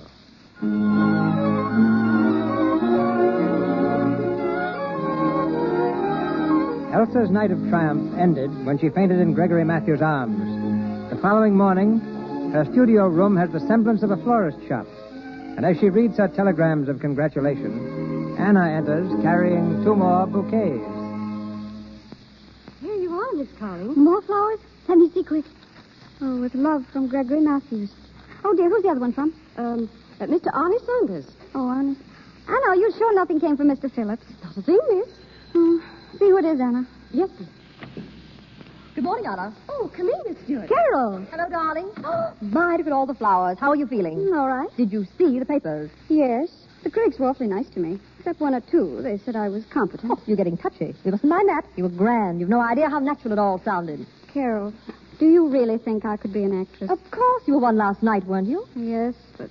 Oh, I don't know. You did it once. You can do it again. I wonder. Oh, it's marvelous to act. To hear the audience applaud as they did last night, it was thrilling. The afterpiece was even more thrilling. What afterpiece? Your little scene with Gregory Matthews in the dressing room. The kissing sequence. Oh, that. What do you mean, oh, that? When he kissed you, you fainted dead away. Oh, I was excited. I should say you were. Oh, not because he kissed me. It was a general excitement. I was nervous and tired and wrought up, that's all. Then his kiss didn't mean anything to you. Not that. So it's Mr. Phillips again. Again? What do you mean? You know Ronald's place in the theater is fixed. He's an understudy. You may go up like a rocket. Do you think you can go on taking lessons from him? Of course. Ronald knows so much more than I do. He may have other ideas about that. I don't understand you. Elsa, if it's a career that you're after, then everything is all right. But if what you want is love, then I'm sorry you made such a success last night. I don't agree with you at all. I'm sure Ronald is very proud of me, and we can go right on with our lessons just like before. For how long? Oh, I don't know. I feel much more confident now. Oh, good morning. Good morning, Wayne. It's Arnie and Stephen. Hello, Elsa. I tried to keep this news hawk out, but he's too persistent. That's all right. It better be. You know the power of the press, my girl. Now, what about that story? Oh, no. I can't concentrate yet. All right, then. What about having dinner with me? I can't. Oh, let her alone, Arnie. Now, don't give me that, my girl. This is the greatest story of the year. Unknown girl makes good. Please don't, Arnie. That was only a freak performance. I'm only taking lessons. You mean to say you're going to go on taking lessons? Of course. Well, I'll say that little professor of yours knows how to teach. Let me print this story, and all the girls in New York will be crazy to take lessons from him. No, Arnie, you mustn't. Why not? Because it would give her a lot of publicity which she doesn't want. But I thought publicity is just what an actress needs. But I'm not an actress. At least not yet. I'm not even sure that I want to be. Well, that makes a good story, too. May I print that? No. Good morning, good morning. Oh, come in, Mr. Matthews. Thank you. I had to drop by and see how you were feeling, Miss Carling. Oh, I'm fine this morning. You know everyone here, don't you? Of course. How are you doing, Miss Yeah. Stewart? Well, my Juliet. Wasn't she perfect, Mr. Saunders? Well. Everyone is talking about her. And what did you think of me? Okay. I thought you were a superb Romeo, Mr. Matthews. Thank you, thank you. It's my favorite role, you know. All romance and fire. Ah, those magnificent lines. That man Shakespeare. How well he understood what we actors need. Don't you think Elsa was marvelous in the balcony scene? Charming, charming, yeah. How was my voice in that scene, Mr. Saunders? Yeah. What'd you say? Yes. Yeah. It's a difficult scene, that. You see, I am talking up. The head is thrown back and the throat muscles are constricted. That is where technique comes in. And you really think I came through all right? Yes, marvelous, marvelous. Really, I couldn't believe it. I told you I was going to work hard. Yes, but it's almost a miracle that you performed in so short a time. Oh, Elsa loves to study. Miss Carling, do you remember what I said the first time you spoke to me about this? What do you mean? Well, I told you I would not give lessons to anyone regardless of what they offered me. Well, I have changed my mind. From now on, I will be your teacher. Oh, that's great. But what about Mr. Phillips? Oh, that's all right. After all, it was I who sent him to you to teach you the first principles. But you are past that now. But he's worked so hard, it doesn't seem fair to suddenly cut off the lessons he's been giving. Well, don't let that worry you. I can get him other pupils, and after I finish teaching you, we will play many plays together. Someday we will play Late Blossoming. Do you remember that exquisite scene of the orchard under the apples at the end of Act One? Oh, yes, but I don't think I'd like to play that scene, Mr. Matthews. Do you know, the very first day I met Miss Carling, I knew she had talent. So when I spoke to Phillips, I said, Phillips, I have a little friend I want you to give lessons to. Who knows, perhaps we may make an actress of her someday. You said that to Ronald Phillips? Why, of course. You know, he has his pride, too. To just ask him to become a teacher to a wealthy girl, well, that might not have gone down so well. And now you see how you've justified all that we've done for you. Oh, come in, Mr. Phillips. Mr. Phillips. Oh, excuse me. I didn't know you were entertaining. Oh, that's all right. Really it is. Why, of course, Phillips. Come in. We're glad to see you. Good morning. How are you? Well, are you proud of your pupil, Mr. Phillips? I said so last night. You gave an astonishing performance. Phillips, I congratulate you as much as I have Miss Carling. You have justified everything that I've said about you. Thank you, Mr. Matthews. That's high praise. Let me add my congratulations, too. And mine. You teach well, Mr. Phillips. Just to think about Elsa becoming a star overnight, thanks entirely to you. Well, that's very kind of you, but I think you're giving me entirely too much credit. And if you'll permit me to say so, to Miss Carling, too. She isn't a great actress yet. Oh, I thought Elsa gave a beautiful performance. So did I. Oh, now, don't take Phillips too seriously. You know, a little, professional jealousy. No, Mr. Matthews, there's no professional jealousy. I'm trying to be completely honest with Miss Carling. You wouldn't have me do otherwise, would you? No, of course not. But Mr. Matthews thinks I did very well. I certainly do. And you know what I've promised her, Phillips? That from now on, I will take her lessons myself. Yes, I expected that. No. If there are to be more lessons, Mr. Phillips will give them. I'm afraid that'll be impossible. You see, I'm leaving this morning for Chicago. What? Chicago? Yes. I'm opening there in a new play.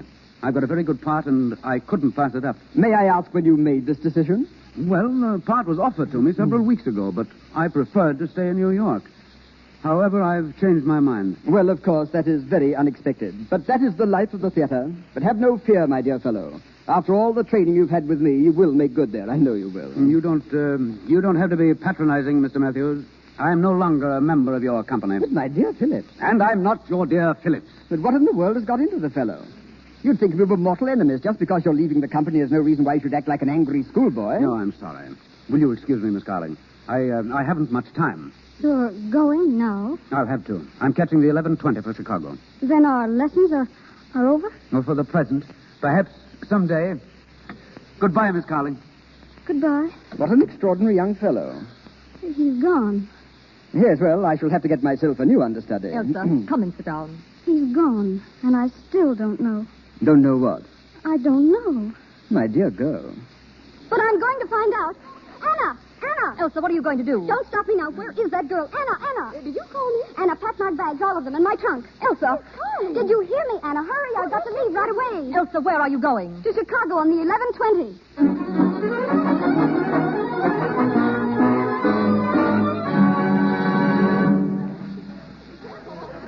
11:20 to Chicago.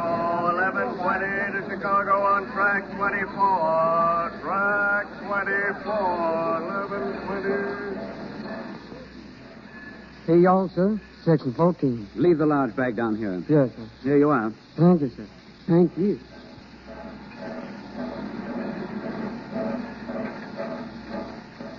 Hello. Why, Miss Carling, what are you doing here?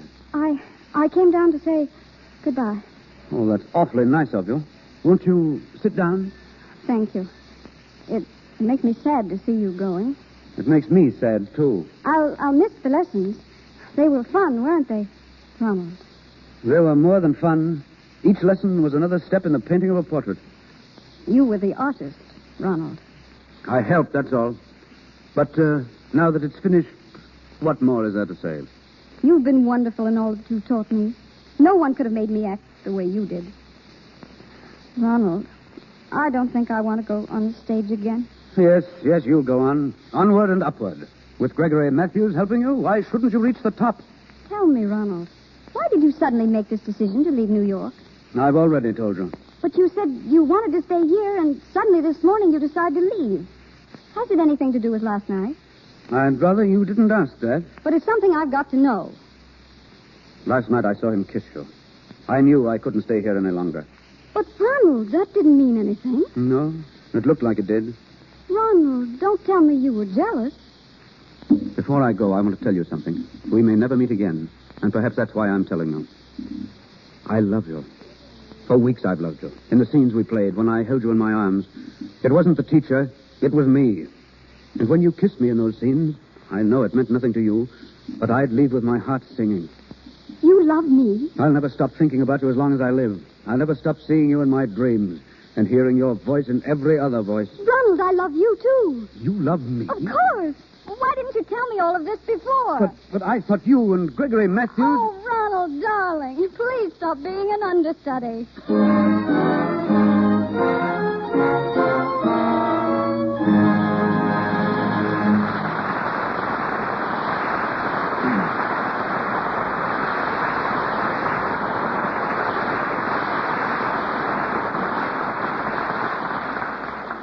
The curtain falls and the curtain rises. But Ginger Rogers will be heard again in just a moment. One of the few who have twin careers, both of them successful, is Doris Kenyon. Her work in motion pictures is only an interlude in a busy career as a singer. Given her first stage role by Victor Herbert, Miss Kenyon in films has played opposite John Barrymore, Rudolph Valentino, and George Arliss. Since the passing of her husband, Milton Sills, she's divided her activities between the screen and the concert stage. You'll see her next in Paramount's new picture, Along Came Love. And now, just 1 hour before her departure on another concert tour, she sings for us. Ladies and gentlemen, Miss Doris Kenyon.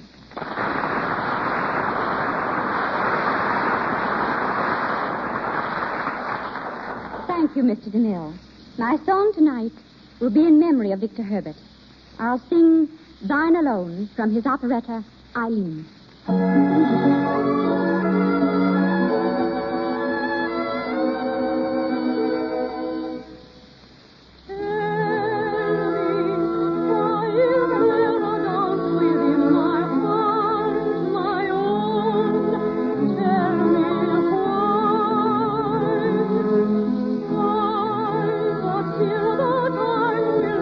When we must part, oh, Lord, I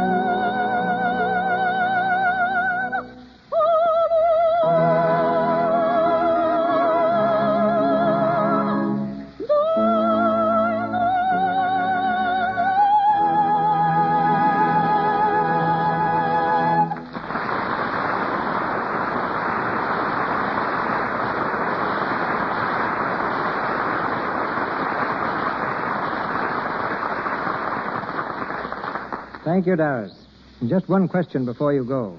Since your return from abroad, have you noticed any change in Hollywood? Yes. I'm delighted to find the motion picture producers more receptive to something I've hoped would come to pass ever since the advent of music on the screen. And that is the introduction of grand opera in films. Perhaps when I return from my trip, the first opera will have been chosen. I'm leaving now, and you can be assured my trunk contains plenty of Lux toilet soap. I've found that a lovely complexion is just as important before a concert audience as it is before a camera.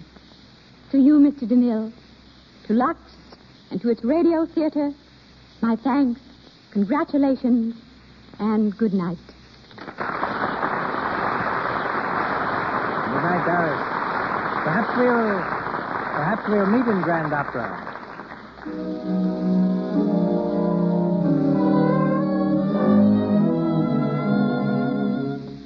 The music you're hearing is from Ginger Rogers' current picture, Swing Time, and gives me an opportunity I'm going to take advantage of right now.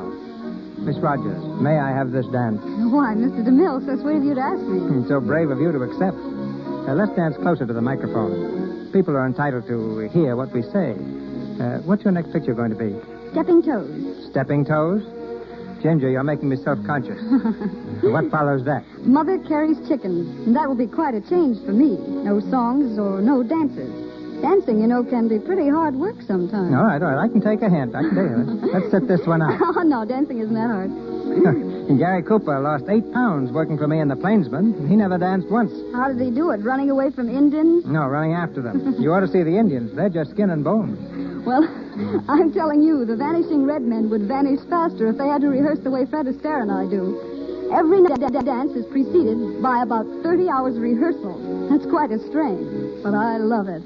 As soon as Mother Carries Chickens is done, I hear rumors that I'm going to do a film in Technicolor. At least I hope so. And now, Mr. DeMille, may I thank you and Lux Soap for a very delightful evening. Thank you for a delightful performance. And the dance.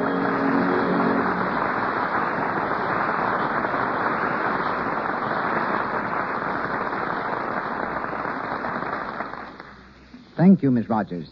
Ladies and gentlemen, this is your announcer, Melville Ruick. In a moment, Mr. DeMille tells us of next week's play and stars. Tonight, our cast included the following players: Alan Mowbray, Deary Teasdale, Frank Nelson as Stephen, John Gibson as Arnie, Leora Thatcher as Anna, and James Eagles as Callboy. Ginger Rogers and Mrs. Leela Rogers appeared through courtesy of RKO Studios. Warren William through courtesy of Emmanuel Cohen. Alan Mowbray, RKO Pathé, Mr. DeMille, Paramount, and Louis Silvers, 20th Century Fox, where he wrote the musical score for the new film Ladies in Love. May I refer you now to Mr. DeMille? In the Casper Milquetoast School of Comedy, Frank Morgan is without peer. Next week in the Lux Radio Theater, you will hear Mr. Morgan playing the role of timid, mild-mannered Ambrose Applejohn. And what happens after Ambrose dreams that he's his pirate ancestor come to life again. The swaggering buccaneer, Captain Applejack.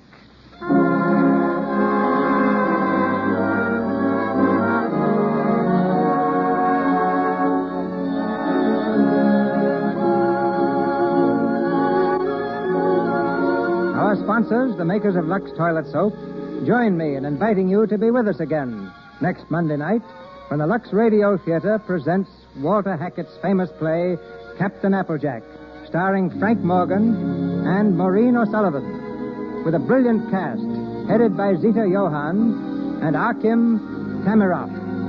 This is Cecil B. DeMille saying good night to you from Hollywood.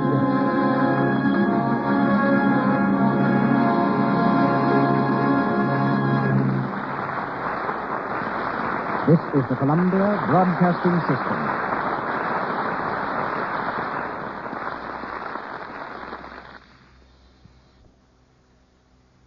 The Warrior of the Woodland, Ranger Bill, is coming up next.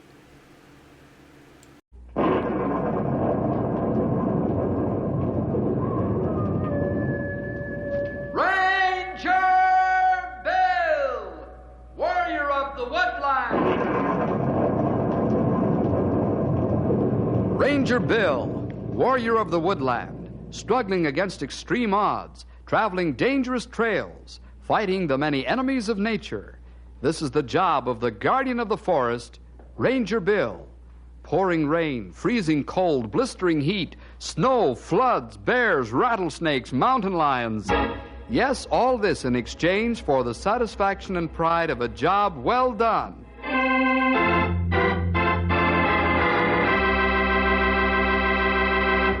Today's story, boys and girls, is about a teacher. Her name is Miss Susan Anderson, and she's the teacher of Knotty Pine Public School, Beaver Creek branch.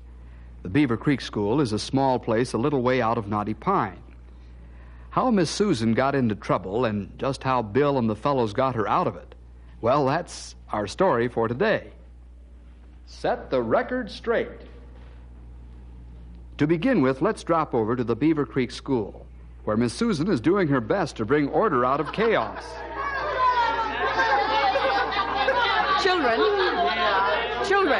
Children. Now, that's enough of this. Now, the 7th grade is going to have an oral examination in grammar. Now, while this is going on, the rest of you will be quiet and listen. Justin Alexander, you will be first. Yes, Miss Susan? Justin, what is a collective noun? Did you say a collective noun, Miss Susan? Yes. Well, it's, Did you read your lesson at home, Justin? No, ma'am. Oh. Weren't you here yesterday when we went over it? Yes, ma'am. And you have no idea what a collective noun is? No, ma'am. Teacher, ask Pete. He knows. Class, quiet. Now, that wasn't all funny, Justin. And Peter Kloss, can you tell me what a collective noun is? Well, this takes the cake. What are you laughing at, Peter? I don't know. I'm sorry, Miss Susan. I was just laughing. Peter, what were you writing just before I called on you? It was just some writing, Miss Susan. Peter Kloss, open your notebook. Huh? Now, open to the place where you were so busily writing. Yes, Just what I thought.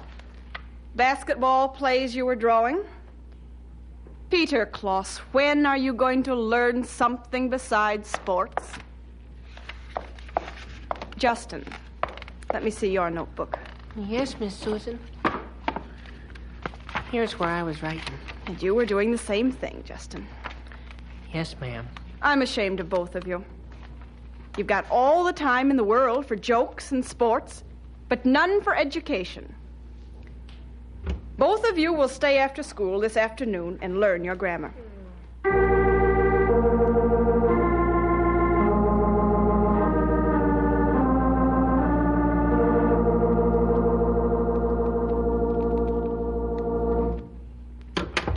Hiya, Pop. Hello, son. Say, where have you been? You were due home an hour and a half ago. Oh, I don't know. You don't know? I mean, Miss Susan kept Justin and me after school. And why were you two young gentlemen the honored guests of Miss Anderson? Well, it was her fault, Pop. Oh? Her fault, huh? Well, how come? Well, if she wasn't so dead set against sports, she wouldn't have cared so much. Wouldn't have cared? About what? Oh, she caught me in just drawing basketball plays. I see. Tell me, son, how many times has Miss Susan kept you and Justin after school for the same thing?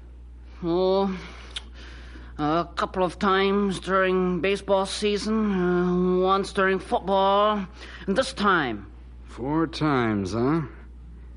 She seems dead set against you fellas having anything to do with sports, doesn't she? Yeah. I wonder why. I don't know.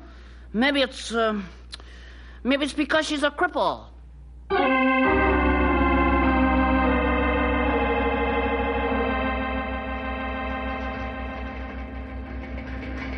Morning, Lou.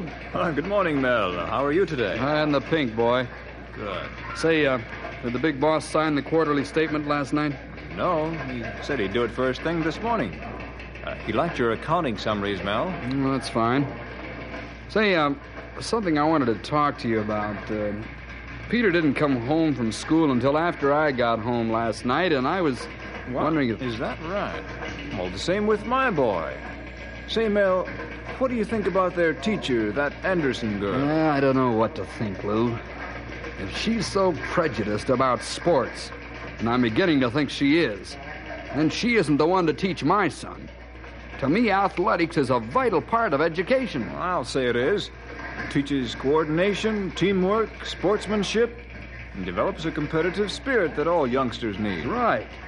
The upshot of it is, if Miss Anderson is going to give the youngsters a bad time whenever she catches them not doing the 3 R's, then I'm going to see that a change is made. Just what I was thinking, Mel.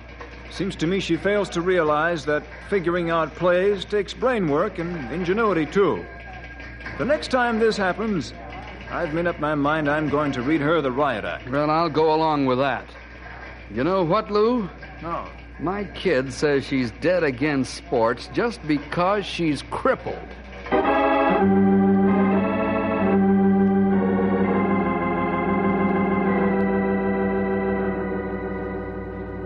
Gather up your books and papers, class. It's time to go home. Oh, Peter and Justin, you will stay after class. The rest of you are dismissed.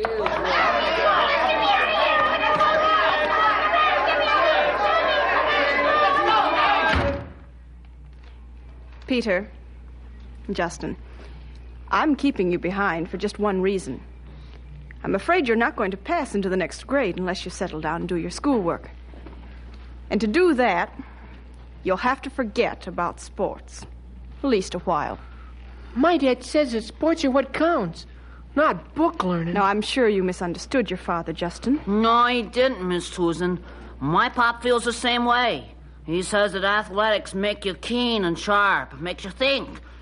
You gotta learn sportsmanship and teamwork from sports. Well, I'd agree with that. And I can appreciate how your father feels, since both of them were great in athletics in their day. You said it, Miss Susan. My dad was the greatest fullback State ever had. And my pop was the best trackman State ever saw. He could run like the wind. But the primary reason that you're in school is not to learn sports, but to receive a basic education. And to get that, you've got to knuckle down to your schoolwork. If you don't, then I'm afraid I can't pass you to the next grade. You're always picking on Just and me. Just because we can't answer some silly old questions about history or something. Peter, believe me, I'm not picking on you two. Now let that be understood. All I'm asking is that you give up sports for a while and pass your examinations. Now, is that asking too much? You don't pick on the other kids like you do us. When I get home, I'm going to tell my dad about this. He'll tell you off. Yeah, so will my pop. You just don't like to see anybody have fun because you're crippled. Tell your father I'll be glad to talk to them at any time. We will. Don't worry about that.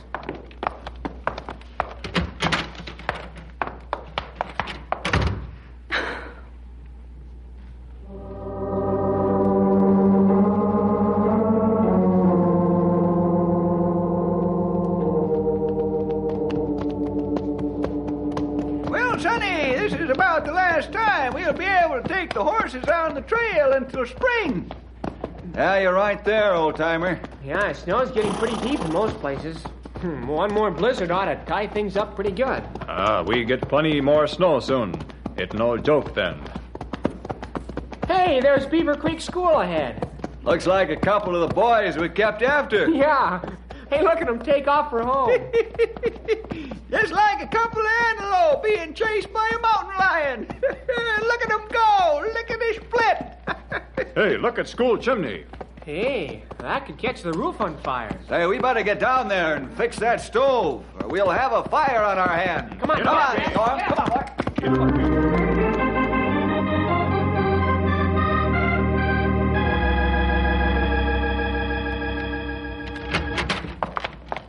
Bill, Stumpy, by Henry and Grey Wolf. Come on in. Hello, Susan. You're late today, aren't you? Yes, I had a lot of papers to mark, so I thought I'd stay and finish them. I have to prepare my Sunday school lesson this evening. Take a look at the stove, will you, fellas? Okay, Bill. Well, there's nothing wrong with the stove, Bill. I just banged it. Well, we saw quite a few sparks flying out of the chimney as we rode up, so we thought it best to look in before the roof catches fire. Sparks? Well, what do you think caused that, Bill? Oh, I don't know yet. How's it look, fellas? Looks okay, Bill. Yeah. Probably needs the chimney cleaned out. That's cheaper than having to buy a new building. Well, I'll phone Mr. Winters this evening and tell him. Well, do you think it'll be safe overnight, Bill? Oh, I think so. We'll bank it heavily for you. That should do it. Well, more company. Yes, but these two fellas don't look too happy, Susan. And I think I know why. Good afternoon, gentlemen. Good afternoon, Miss Anderson. Good afternoon. I'm Louis Alexander, Justin's father. Miss Susan, this is Melvin Kloss, Peter's father. I'm glad to make your acquaintance. Excuse me, Bill. Certainly. And now, won't you gentlemen sit down? No, thank you. We won't be here that long. No, I wonder if I can be of any help to you. Miss Anderson, if we understand correctly, you won't pass our sons to the next grade because they're spending too much time on sports. That's hardly the reason, gentlemen. The true reason is that in fairness to the other children, I can't pass your sons if they don't meet the academic requirements. Which means? That they've got to knuckle down to the 3 R's and learn something. Now, all they seem to know or care to know is baseball and football and basketball and a dozen other sports. You wouldn't say that was wrong, would you? Yes, when it interferes with their basic education. Don't you agree? The question is, when does it interfere? And that's where our opinions differ. Now, you listen to me, young lady. My son has plenty of time to get the education he needs, but just now athletics are vital. And more important than reading, writing, and arithmetic, Mr. Alexander? Well, you can stress that more than it's worth. I'd have you know my son is a fine sportsman. He's fair-minded and knows teamwork. You can't get that out of books, Miss Anderson. That's right. It's become more and more evident, Miss Anderson, that the standards are not what they used to be. Excuse me, gentlemen. Bill, let me handle this. And the reason is that you're simply dead set against any athletic program. Now, that is not true.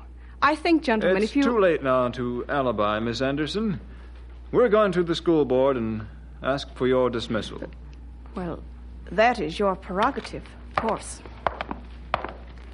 Just how much of a factor your own personal handicap is in this matter, you be the judge. Of all the prejudice and misunderstanding I've ever heard of, that takes the cake. Why, they didn't even give you a chance to get your mouth open, Miss Anderson. Oh, it doesn't matter, Henry. I'm sure that nothing will come of it. Oh, both these fathers are intelligent men. It's simply a misunderstanding, that's all. Well, I hope so. We'll see you Sunday morning, Susan. Oh, yes, Sunday school. Yes, I'll be there. Bye. Bye, Susan. So long, Miss Anderson.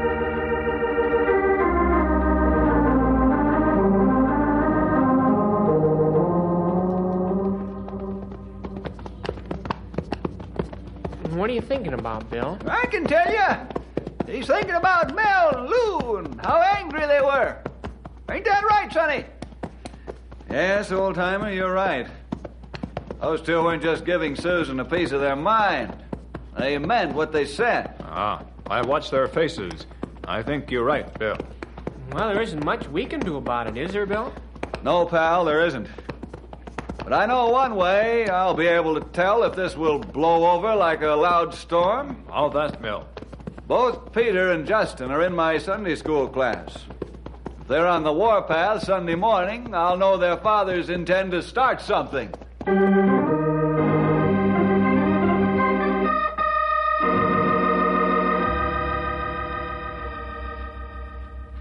Help us to love your son more and to learn to walk closer to him.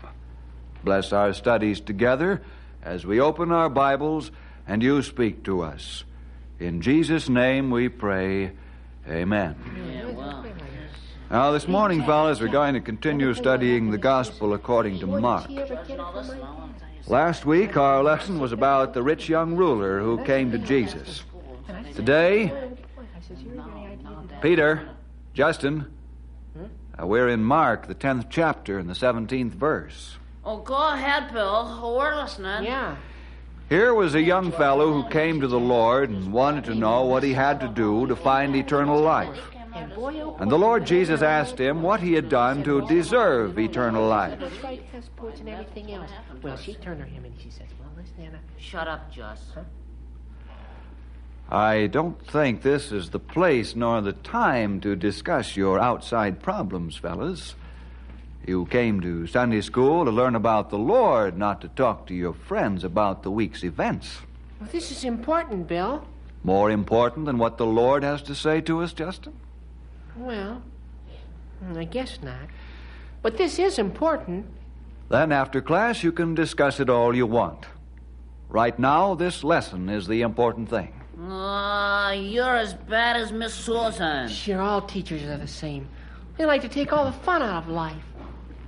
If you two fellas think I'm not doing the right thing, you can leave the class, or the rest of us may study the Gospel of Mark. Well? We don't want to leave, Bill. We'll listen. Yeah. That's fine, Peter. Justin, I'm glad for that. Now let's continue.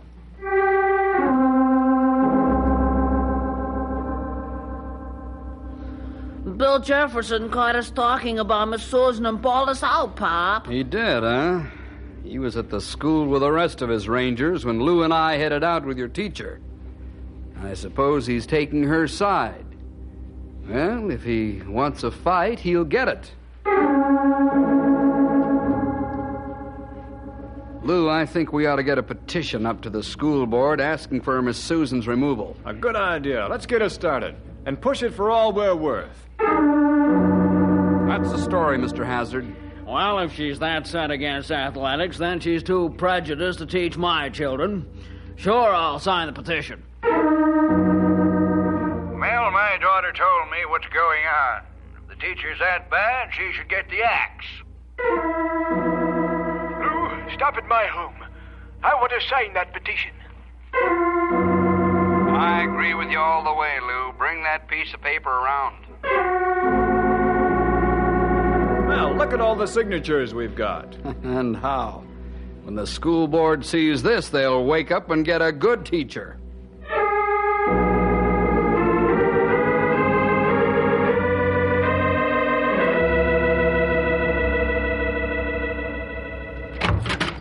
Have you fellas heard the news? We sure have, young feller. We saw what people won't do when they don't use their heads. This plenty bad. Whole countryside in turmoil over this. Yes, and the signatures. Look at them. How could they do it? Boy, what do we do, Bill? The only thing we can do is to try and clear up this misunderstanding and prejudice. Yeah, it's simple, but how you aim to do that, Sonny? That plenty big order, Bill. I wonder when the school board's going to meet to consider this petition. Any of you heard? Not I. No. I'm going to call Lance Fetrick and find out. I want to attend that meeting.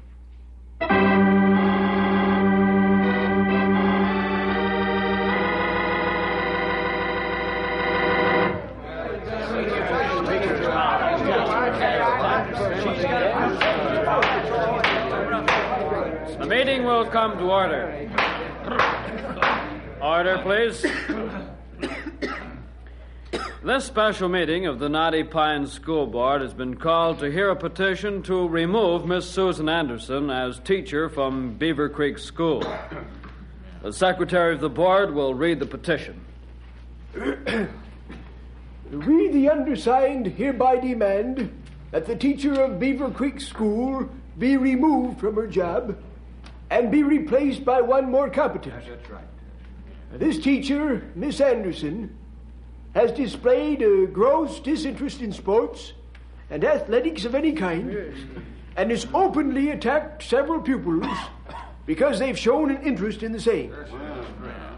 The undersigned hereby state that this is an unhealthy educational atmosphere, and that said, Miss Susan Anderson shows great prejudice on this subject. It is hereby demanded that her resignation be obtained at once. This petition is signed by 40 persons directly involved in the above and recipients of the effects of the stated charges against this teacher.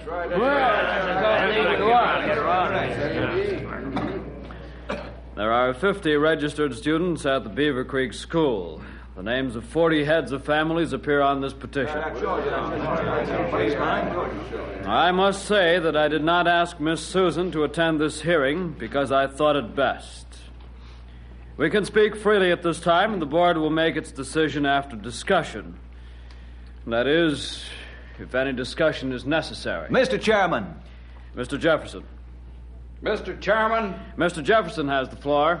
Mr. Chairman, I challenge your acknowledgement of Bill Jefferson since he's not a parent of any of the Beaver Creek school children. In fact, he's not a parent at all.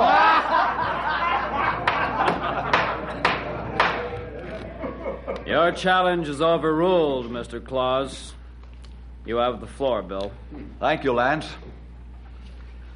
For Mel's information, I am an interested party. Not only because I was privileged to have a part in raising a boy who attended this school for years, but also because I heard Mel read the riot act personally to Miss Anderson before it ever came to the school board. I move that this meeting be adjourned until it can be held with Miss Anderson present. We ought not to condemn anyone without granting that one the privilege of a defense. There's a motion on the floor. Do I hear a second? Mr. Chairman, apparently Mr. Jefferson is in sympathy with prejudiced teachers. I don't condone prejudice in teachers any more than I do in parents, Lou. I want to see a good teacher get a chance to defend herself. If, in the face of that defense, the petition still holds good, that's another matter. Why don't you keep your nose out of this, Jefferson? The charges will stick whether she's here or not. That's right. Call a meeting in her presence if you want to. I'm not afraid to face her with a question. Then will you second the motion that's on the floor? Sure. I'll second the motion, Lance. You've heard the motion and the second. Are you ready for the question? Ask the question. All those in favor, say aye. Aye. Opposed? No. The motion is carried.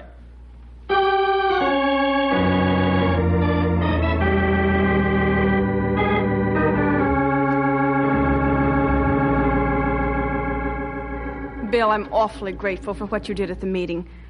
I wanted to be there, but a substitute teacher wasn't available, and of course I had no authority to close school. Well, you don't need to thank me, Susan. I was only doing what's right. Bill, I'm afraid that they've built up a case against me, and nothing I can say will change it. You don't mean you're ready to quit? No, I guess not, Bill. Only I'm getting awfully weary fighting this prejudice. Well, just keep your chin up, Susan. Trust the Lord completely, and He'll see that everything works out the way He wants it to. I will, Bill. I honestly mean that. Fine. By the way, what college did you attend, Susan? Oh, State Normal. Why? Oh, just wondered. I'll see you Saturday morning. I hope everything turns out all right.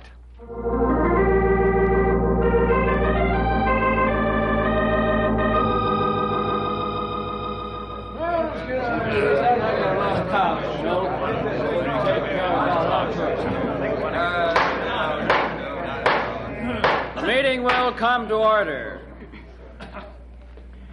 Miss Anderson, I sent you a personal copy of the charges listed in the petition, which no doubt you've read. Can you and are you willing to protest them here before this gathering? I can, and I will. First of all, are these charges true? No, they are not. Mr. Chairman, Mr. Claus. I would like to ask this teacher some questions. Proceed.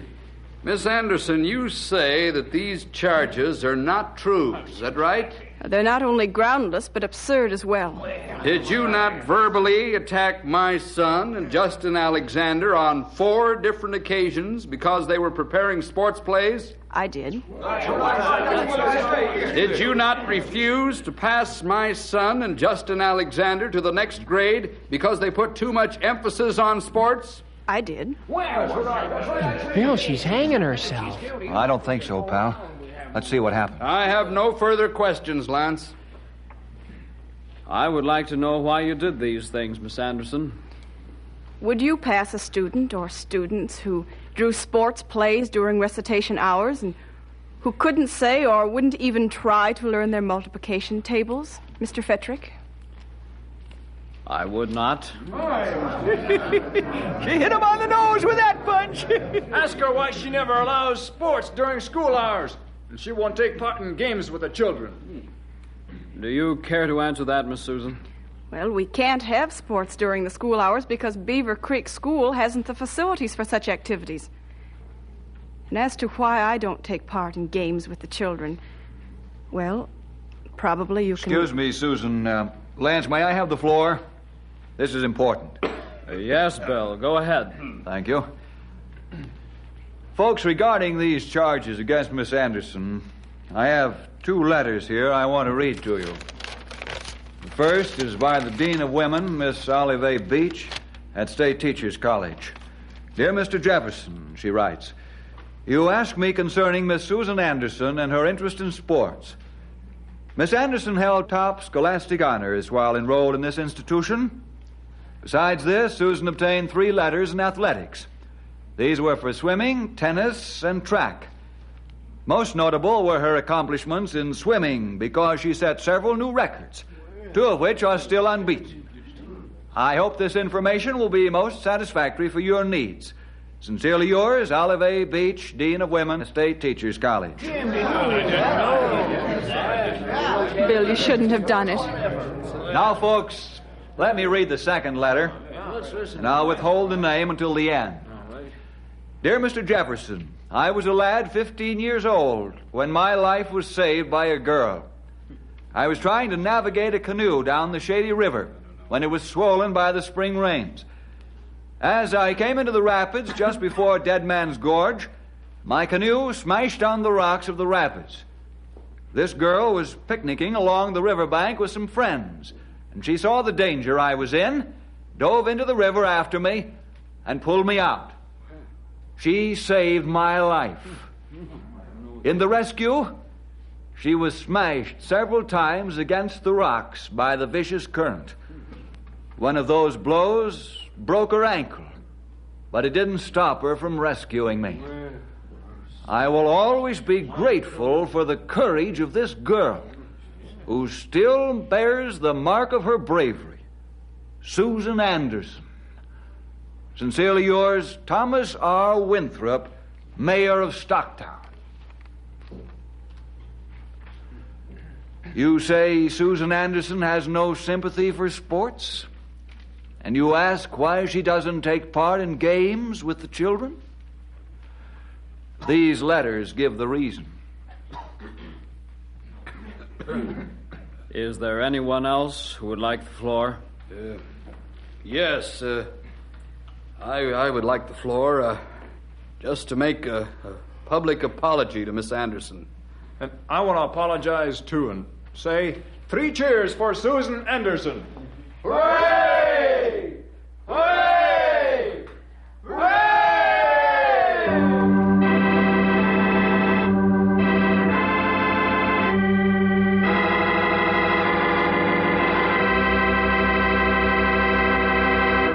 And there, boys and girls, was the story of how the record was set straight. See you next week for more adventure with Ranger Bill!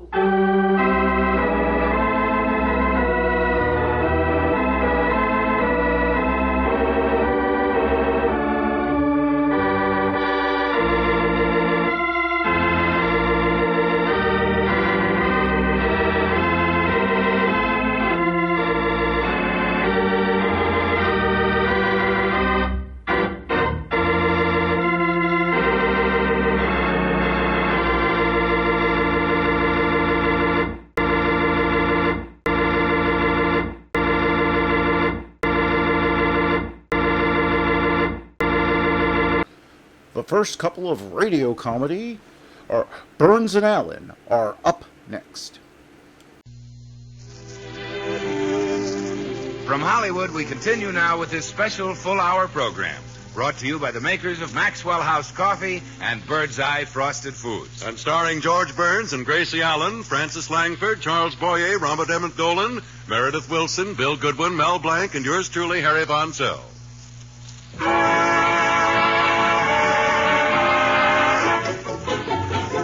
Now here's Meredith Wilson and Sierra Sue.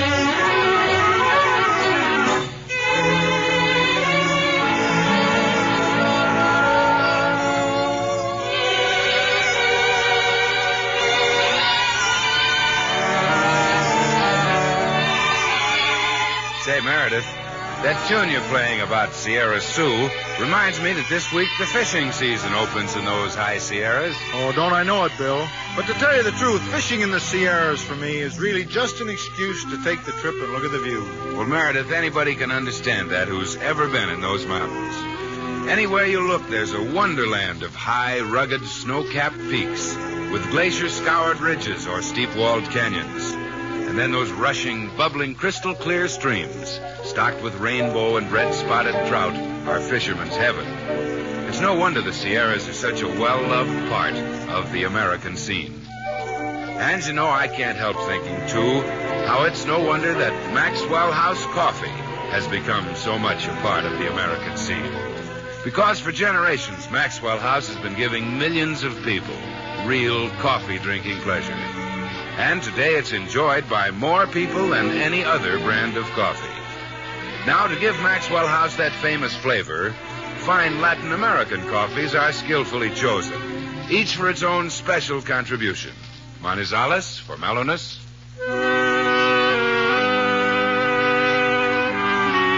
Medellins for richness.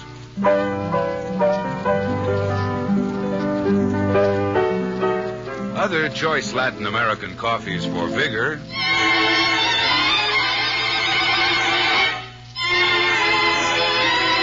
And Bucaramangas for full body.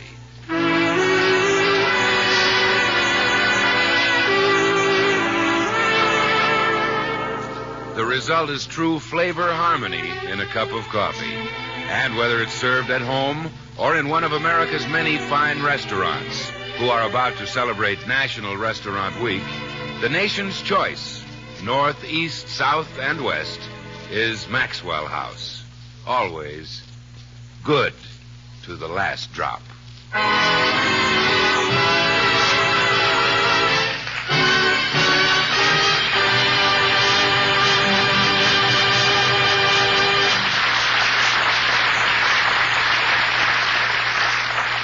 Now, back to Gracie, who was just arriving at Charles Boyer's house to try and persuade him to appear in her play. Oh, dear, someone else is calling on Mr. Boyer, and I wanted to see him alone. Pardon me, are you the laundryman? Yeah, I was at your house about 4 months ago. Oh, yes. Is the laundry you picked up that day ready yet? Nope, but we're plugging away at it.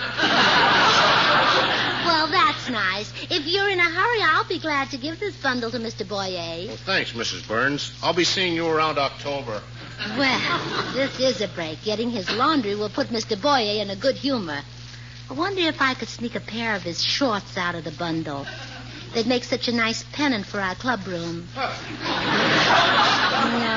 better not. I'll just ring and go on in. Yes? Oh, well, hello, Mr. Boyer. Oh, hello.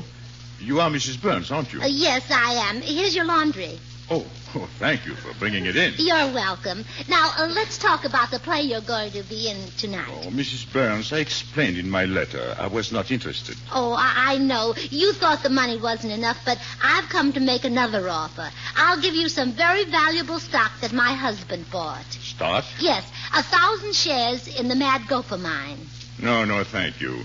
Even if they dug up any, I have no use for mad gophers. Oh, no, it's a gold mine. I still must refuse, really. I cannot appear in your play. But, Mr. Boyer, the money from this play will all go to charity. You see, the Beverly Hills Uplift Society is raising money for unfortunate girls. Oh? What unfortunate girls? The girls of the Beverly Hills Uplift Society. I still must refuse. All right, then I'll appeal to you as a Frenchman. You should appear in the play tonight because a famous Frenchman will be in the audience. Which famous Frenchman? Leon Blum will be there. Leon Blum is at present in Washington. Oh. Well, General de Gaulle will be there. General de Gaulle is in France. Oh. Napoleon's dead, isn't he? Yes, he is. And this attempt of yours is dying. Oh. Well, I'll admit I made that up, but only because I'm so anxious to have you in the play. You're my very favorite movie actor. Oh, I'm delighted, but not persuaded. Oh, I even got a terrible cramp in my face on your account. How did you get this cramp? Sneering at Paul Henreid in a cold balcony. I am deeply touched. Then you'll do the play? No, but I will send you some liniment. Oh, I know you'd adore the play if you just read it. It's called The Folly of Molly O'Malley. And if I agreed to appear, it would be known as the finish of Charles Boyer. Oh, but you'd love the part. You're Raoul, a romantic French jewel thief. Do you think you could play a Frenchman? Well, with coaching, perhaps, but I still must refuse. Oh, well, I did my best. I guess I'll be going along now. Goodbye. Goodbye, Mrs. Burns, and thank you for bringing in my laundry. You're well. The laundry. Yes, the laundry. Yes, thank you very much. Oh, you're welcome. I hope you like the way I washed your things. What? The way you washed them? Yes, I hope I didn't get too much starch in your socks. Oh, but Mrs. Burns. Oh, put too many pleats in your sheet. But I don't understand. You mean you take in washing? Yes, my husband makes me. Oh, but how did you get my clothes? I send them to a laundry. Oh, well, when I don't take in enough money from my regular customers, George sneaks bundles off laundry trucks for me to do. This is incredible. The man must be a beast. Oh, it's not his fault. He can't help himself. You see, he's money mad. How terrible. Yes, and that's why you must do this play with me tonight. And if I'm a success, I can go on the stage and escape the awful drudgery of the wash tub. I see. Honest, Mr. Boyer, I've got a great talent. Don't let it be caught in a ringer. Oh, this really shocks me, Mrs. Burns. And how long has your husband been money mad? Oh, I noticed it the very first night we were married. No, not in your honeymoon. Yes, he only rented one hotel room for the two of us. Well, to me that seems quite reasonable. Oh, well, I didn't mind the one room, but there was a lodge convention at the hotel, and George rented our sofa to a couple of elks. You spent your honeymoon with elks? Yeah, they were nice, but the moose who rented our bathtub was sort of noisy. You poor child. Doesn't your husband realize that money is of no consequence? There is an old saying, who steals my purse, steals trash. Well, I'm married to the biggest trash collector in town. You know, I am stunned, Mrs. Burns. When I met your husband, he seemed such a nice little man. Not very attractive, but nice.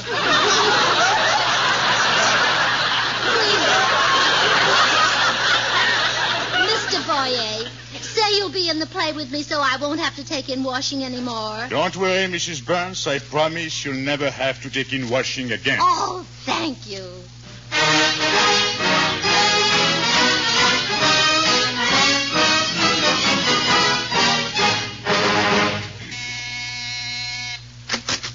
Oh, hello, Mr. Boyer. You little louse. Huh? What do you do with all the money? What money? You know what money. Don't shout at me. Why not? Are you afraid I will wake up the Elks on the sofa? The Elks on the sofa? Or the moose in the bathroom? Moose in the bathroom. Mr. Boyer, you've been drinking too much pink champagne. Sit down. Let me get you a cup of coffee. Never mind that. Where is your wash tub, Burns? My wash tub? Yes. Where is it? It's on the back porch, but... Get out there. Fill it with water. But I can't swim. You will not swim. You will do my laundry. Oh, no, I won't. You will either do my laundry or I will thrash you within an inch of your worthless life. Take your choice. Did you bring any soap?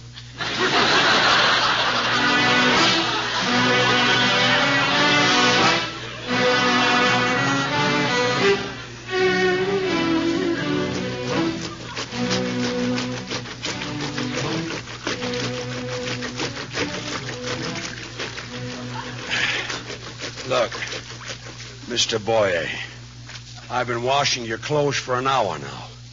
Can't I stop? Keep scrubbing, Burns. But I've got dishpan hands up to my elbows. Keep scrubbing, Burns? Yes, sir. Gee, I've done enough laundry to last you a month. When can I quit? When that shirt you're washing is snow white. But it's a green shirt.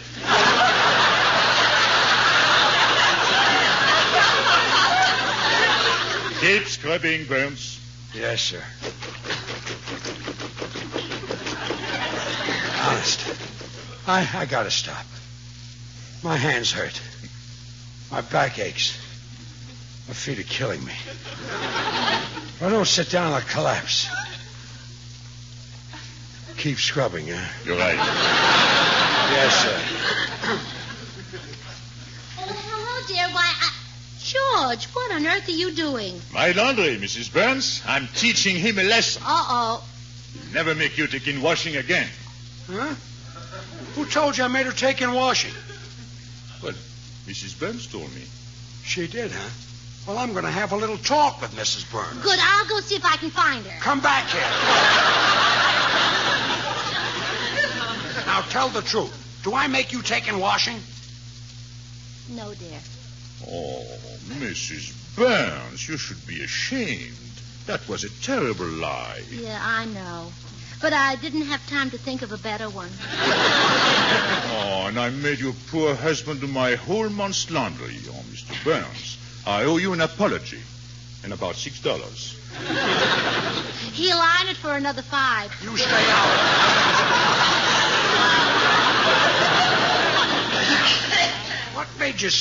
What made you tell Mr. Boyer a thing like that? Well, so he'd feel sorry for me and play the part of Raoul tonight. Well, it didn't work. I still refuse. Oh, but I need you, please. What are you worried about, Gracie? I can play the part of Raoul. You, Mr. Burns? Oui, oui.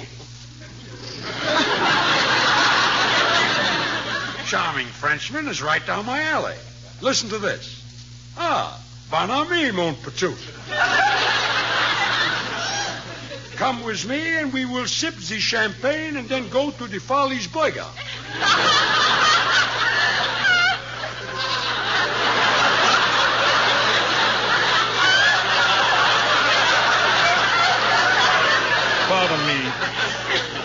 Pardon me. This Follies Burger, is that a sandwich? Oh, that's a French show. I'll throw another line at you, Charlie.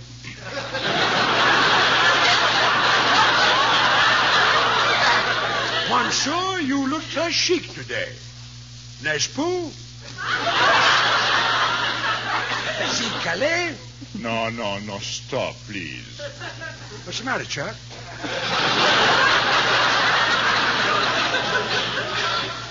Mr. Burns, my country has been through a lot. Don't do this to her. play the part, George will. Well, then, for the sake of France, I hereby accept the part of Raoul. Oh, divine. Or as you French say, divan. Well, George, you're the Irish policeman again. Okay. Gee, Charlie, you didn't like my French accent, huh? Oh, let's not say I didn't like it. Let us just say it revolted me. Oh, don't try to thank him, Judge. We have to hurry right down to the studio. Everyone's waiting for us.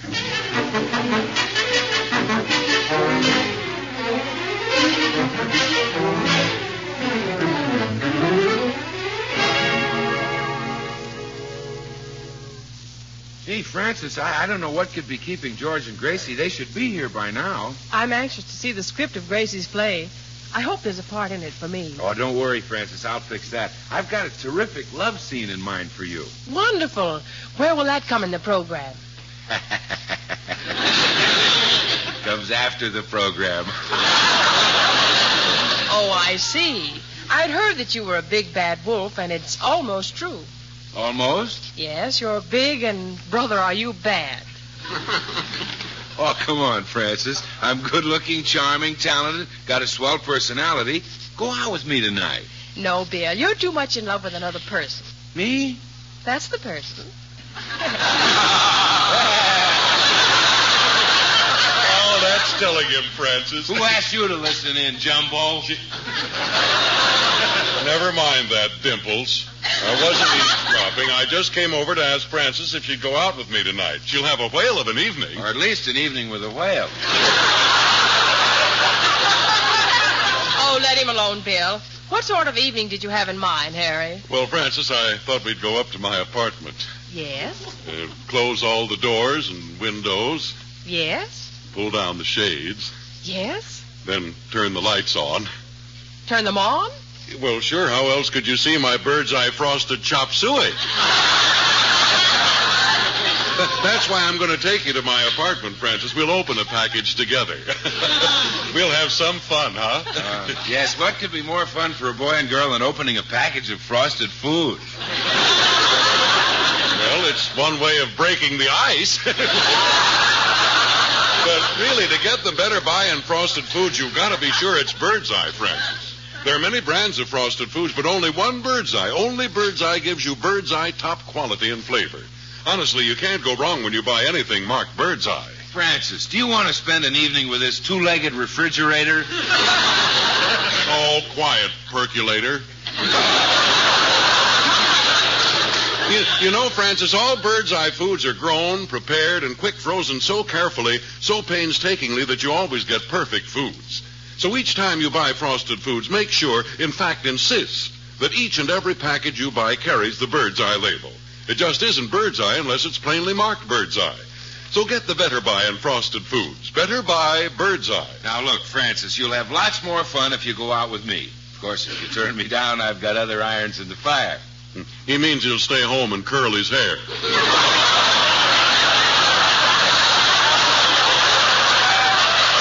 Look, Fatso. Fatso? Don't you call me Fatso, you walking finger wave. Boys, stop that. No fighting, please. No fighting. Now, come, Francis. You know it's a big kick for a girl to have two handsome men fighting over her. Yes, I hope it happens to me sometime. Now, if you two weary wolves will pardon me, I have a song to rehearse. When you're ready, Mr. Dolan.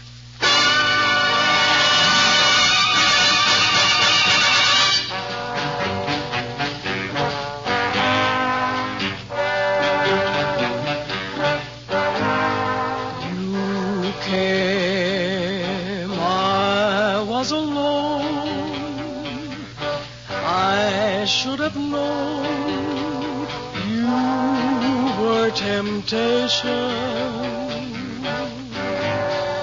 You smile, luring me on.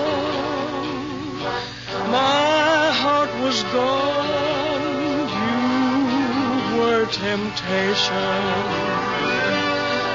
It would be thrilling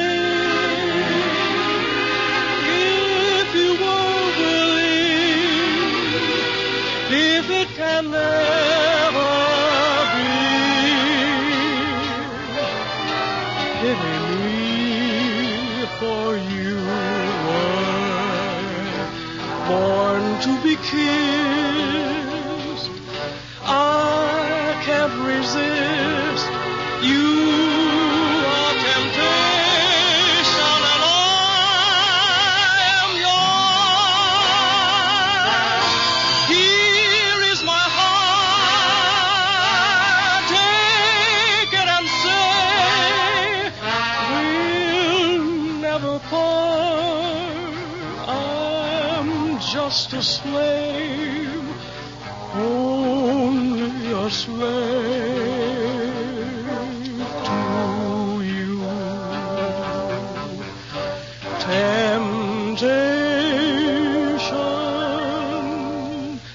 I'm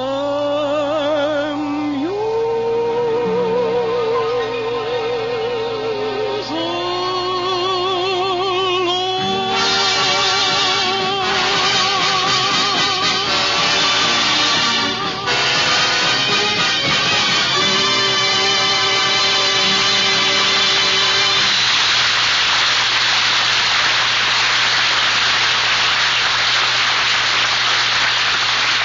Oh, that was lovely, Francis. Now gather around, everybody. We're ready to look over the script of our play. Here's your copy, Mr. Boyer. You're Raoul. Thank you.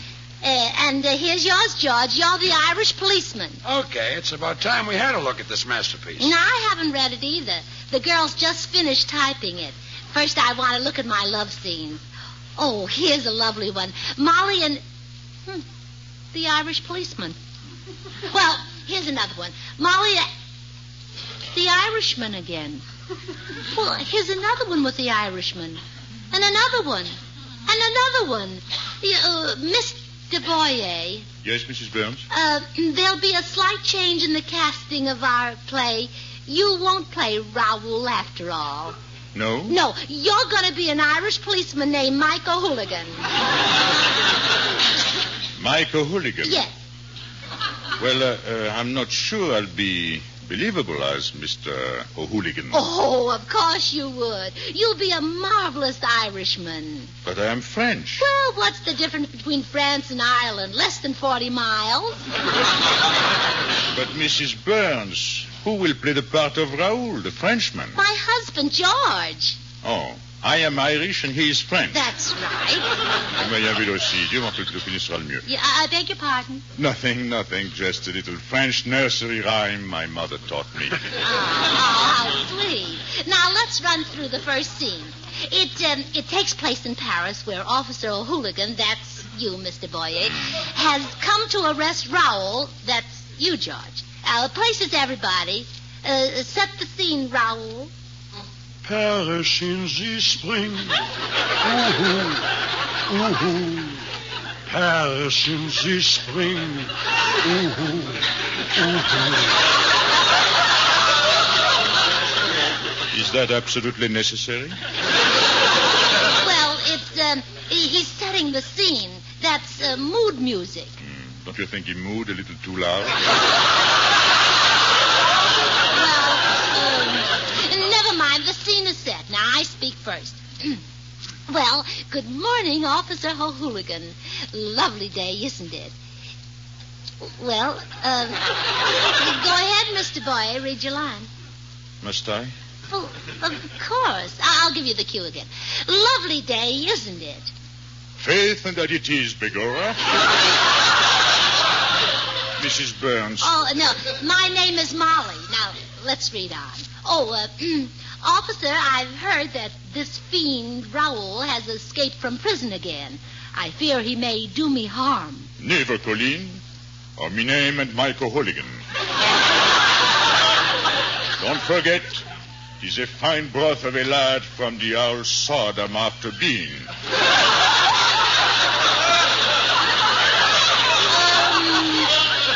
Tell me now, Mike, me darling. What would you do if Raoul were to make advances to me? Sure, it's easier. I'd set a ringing with a clot from the old shillelagh.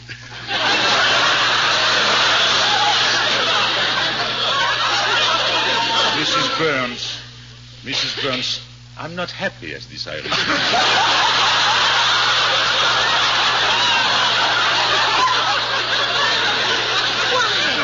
Mr. Boyer, you're simply wonderful. You're the French Barry Fitzgerald.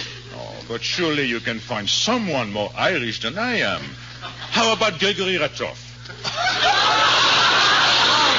No, he wouldn't do it all.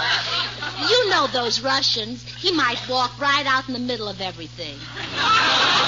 Just what I had in mind. Now, come on back to the play. This is the exciting part. Oh, Mike, quick, look behind you. Who is that approaching?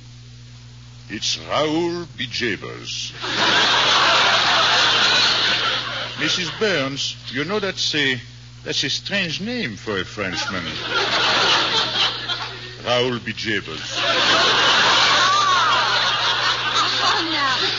Bijabers isn't his name. That's sort of an Irish swear word. Oh. Well, Bijabers, I quit. Oh, no, you can't quit now. This is your big scene with Raoul. Go ahead, George. Sacre bleu.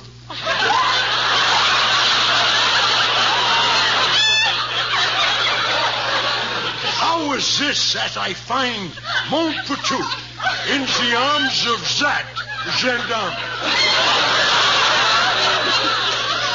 Well, Mr. Boyer, the Frenchman spoke to you. In what language, may I ask? Mr. Boyer, read your line. The back of me and to yours, Raoul. I'll have no more of your shenanigans. Oh, this for you and that for you and that for your papa. No, that's not the next line. I know, but this next line I refuse to read. Oh, Mr. Boyer, please. Give him the cue again, George. This for you and that for you and this for your papa. Raoul, I will murder yes entirely, as sure as me mither came from County Cork. Well, that's it. Goodbye. Oh, no, wait. We're coming to the finish. We've busted. Remember the tradition of the theater. The show must go on. Not this one. Look, I agree with Mr. Boyer, Gracie. The show should definitely not go on. Why, Dinah. Dinah Shaw.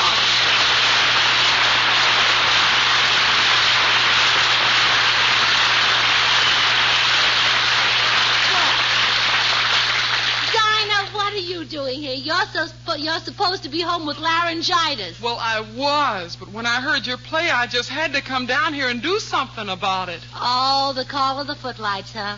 The smell of the grease paint got you. It wasn't the grease paint I smelled. You didn't like the play? Well, I think casting Charles Boyer as an Irish policeman is absolutely ridiculous. He's about as Irish as I am. Thank you, Miss Shaw.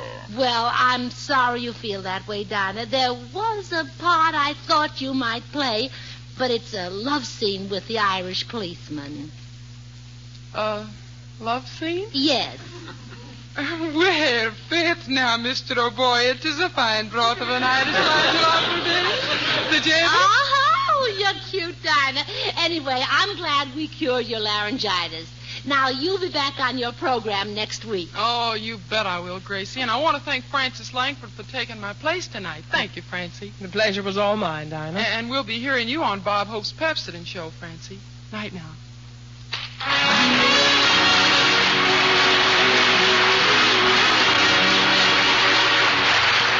Charles Boyer will soon be seen in Ernst Lubitsch's Clooney Brown, a 20th Century Fox production.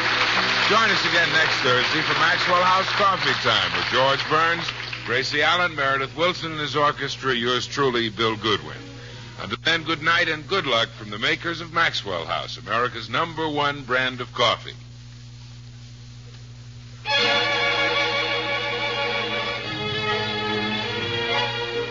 Bird's Eye Open House will be back again next Thursday at its usual time, too, starring Dinah Shore. As good as new, huh, Dinah? Absolutely, Harry. Oh, swell. And our special guest will be Peter Lorre, along with Robert Emmett Dolan, his orchestra, Ken Lane and his singers, and me, too. Good night, everybody.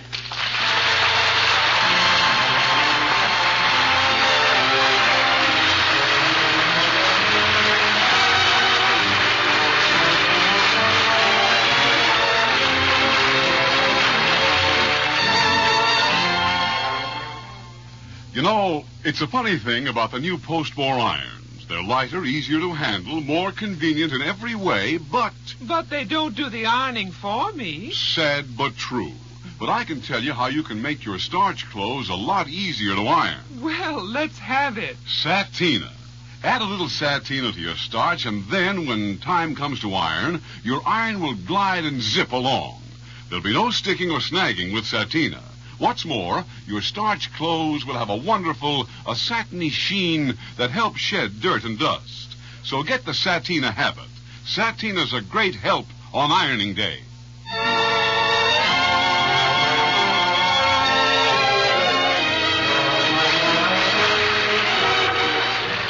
This is NBC, the National Broadcasting Company.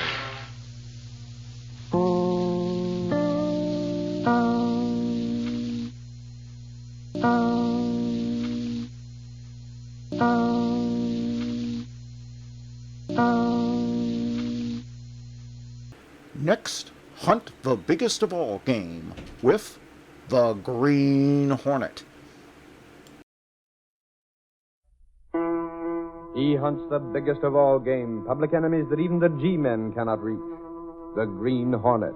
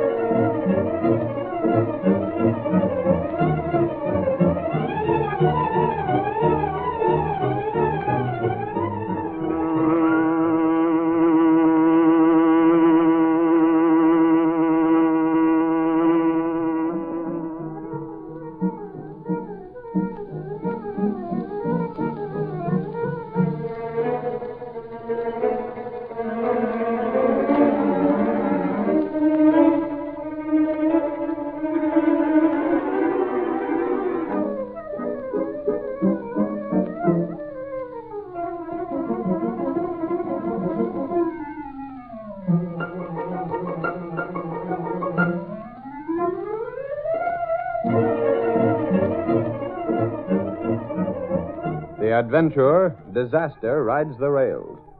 The events and characters depicted in this drama are fictitious.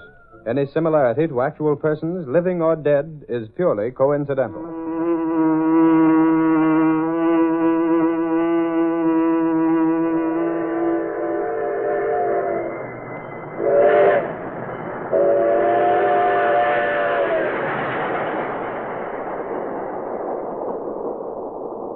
You're sure pouring it on. Must be hitting 90 or better. Time for me to see Cunningham and Williams. Here it is, drawing room A. Hello, Cunningham. Oh, it's you, Henning. What's the idea of coming in my drawing room without knocking?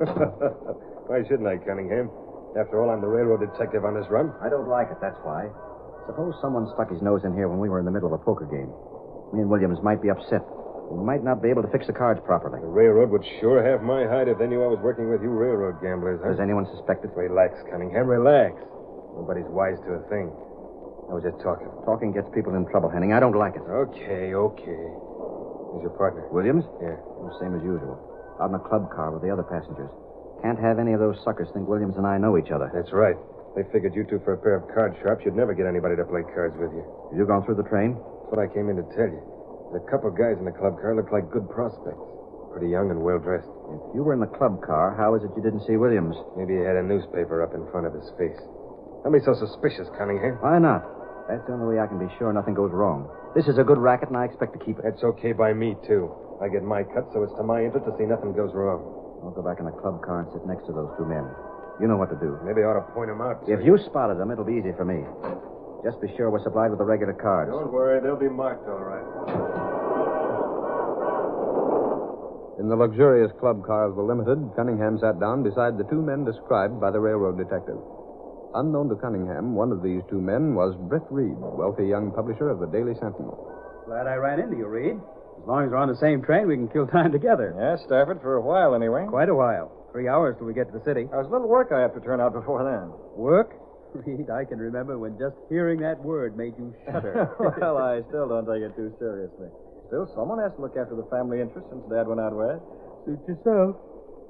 Oh, I wish there was some excitement on this train. How do you happen to be taking it anyhow? I thought you never left the bright lights. I was upstate at the racetrack. Did pretty well, too. A man with your money can afford to lose plenty. I guess that's why I usually win. Whatever it is, horses, bridge, poker. Excuse me. Huh? I couldn't help overhearing your conversation. If you're thinking of playing cards, don't do it on a train. Why not? Because you never know with whom you're playing. Take me, for instance. I make it a rule never to play cards with strangers. You're absolutely right about that. Oh, I don't know, Reed. I imagine I could be able to tell an honest man from a crook anytime. Perhaps you could. Oh, by the way, let me introduce myself. My name's Cunningham. Glad to know you. I'm Stafford, and this is Britt Reed. Oh, a pleasure. Say, caution or no caution, I wouldn't mind a friendly game of cards right now. Your friend is hard to convince, Mr. Reed. Excuse me for butting in. You gentlemen would like a fourth for bridge. How about me? Say, then we're all set. For just a moment. Do you or Reed know this man? Oh, a difference. I never saw him before, Cunningham. Oh, well, here's my card. I'm a stockbroker. My name's Williams. Glad to know you, Williams. How about that game, you two? Sorry, I have some favors to go over. Count me out. It's just as well. I'm not so keen on bridge. Oh, no offense, Williams, of course, but... Say, how about some poker, then? The three of us. Why, yes. Oh, I haven't much cash with me. Suppose I lose. Would you take my check? Absolutely not. No checks. Oh, take it easy, Cunningham. We play for small stakes. If necessary, I don't mind cashing Williams' check. Very well. You can play in my drawing room. Right. See you later, Reed. This way. You look all right, and Stafford has plenty of money still. Oh, pardon me. May I speak to you for a moment? Me? You're the railroad detective on this train, aren't you? How'd you know? I guess. You look like a detective. I know lots of passengers play cards even though it's against the rules. Say, you're not worried about your friend. Why, one of those men is Mr. Cunningham. He's traveled his line for years. I was just curious. But I look in once in a while, just to be on the safe side. Really seems possible, but I wonder...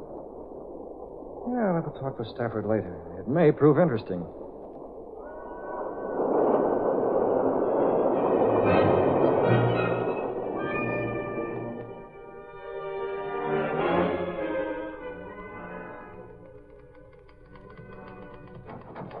Hello, Miss Case. How have things been going during my absence? I understand Lowry's looking for me. Yes, he's very mysterious about it. That's not like Lowry. When he has something, he wants to tell the world about it in newspaper headlines. With a byline, too. Have him come in. Anything else? That friend of yours, Mr. Stafford, is waiting. I told him to go into your private office. Stafford, huh? I missed him at the station. I wonder if my hunch was right. What hunch, Mr. Reed? Well, never mind, Miss Case. Send for Lowry. Ah, Britt.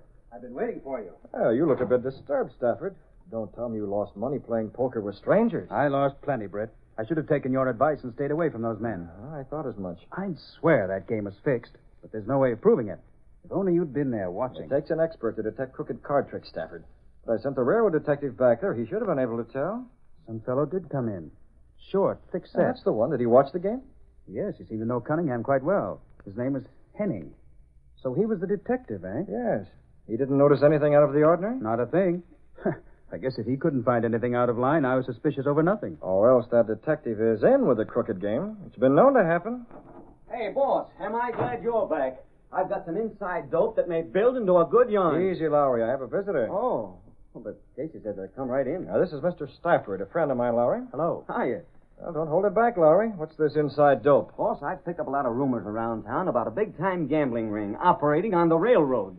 On the railroads? Sure. Those trains are full of suckers waiting to be picked. Poor saps with more money than brains. Whoa, Lowry, hold on. What's so funny about that? Well, it so happens, Lowry, that I'm one of those poor suckers. Huh? That's right. Stafford got into a poker game on the train and lost plenty. Well, that's great. What? Oh, that is, I don't mean about you getting hooked, Mr. Stafford, but if you've got proof about train gamblers... Yeah, that's just the trouble. We have no proof, only suspicion. Oh. It takes more than that to get jail terms or a newspaper story. There must be plenty like Stafford here who ran up against this racket. Some of them must have proof. I doubt it, Lowry. Besides, most of them are too ashamed to admit they've been victimized. That's true, Reed. Only reason I'm telling you is because you're my friend. I can't have it get around. I'd be laughed to death. Looks like a story that didn't turn out. Perhaps we can find a story yet.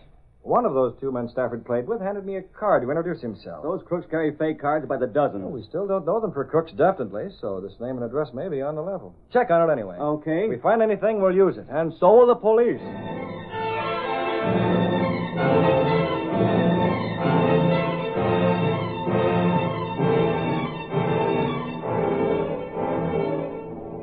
Several days later, in Britt Reed's apartment. Mr. Reed's residence. This is Lowry, Cato. Let me talk to the boss. One moment, please. Who is it, Cato? Mr. Lowry. Oh, yes. I told him to call me when he got through checking up on that name and address I gave him. What did you find, Lowry? Not a thing, boss. That's the guy's real name, and he has got a brokerage business. Did you talk to him? No, he's always out on trips, but it's on the level. It's quite possible that this brokerage office is merely a front to cover his real activities. If it is, I'd like to know how we're going to find out. Miss Case told me you also phoned Henning, the railroad detective, but couldn't get anything from him. No, that's right. We drove blank every place. But I'll keep plugging. Yeah, do that, Lowry. Did Mr. Lowry find anything, Mr. Britt? I didn't hear. Apparently everything is innocent on the surface, Cato. This man Williams does run a brokerage business. Lowry found that out. Then he's not a crook? Well, he could still run the business as a blind to cover his gambling. According to Lowry, Williams is away most of the time. If my idea is right, he may be spending that time on the trains looking for victims like Stafford. Yes, sir. And if this railroad detective Henning knows Cunningham, the other man in that poker game, as well as he says he does, he may be in on it, too. How'd you find out, Mr. Britt? I'm checking on that right now, Cato. Hello, Central Depot. I'd like to speak with one of your railroad detectives, a man named Henning. Oh, he is, huh? What train?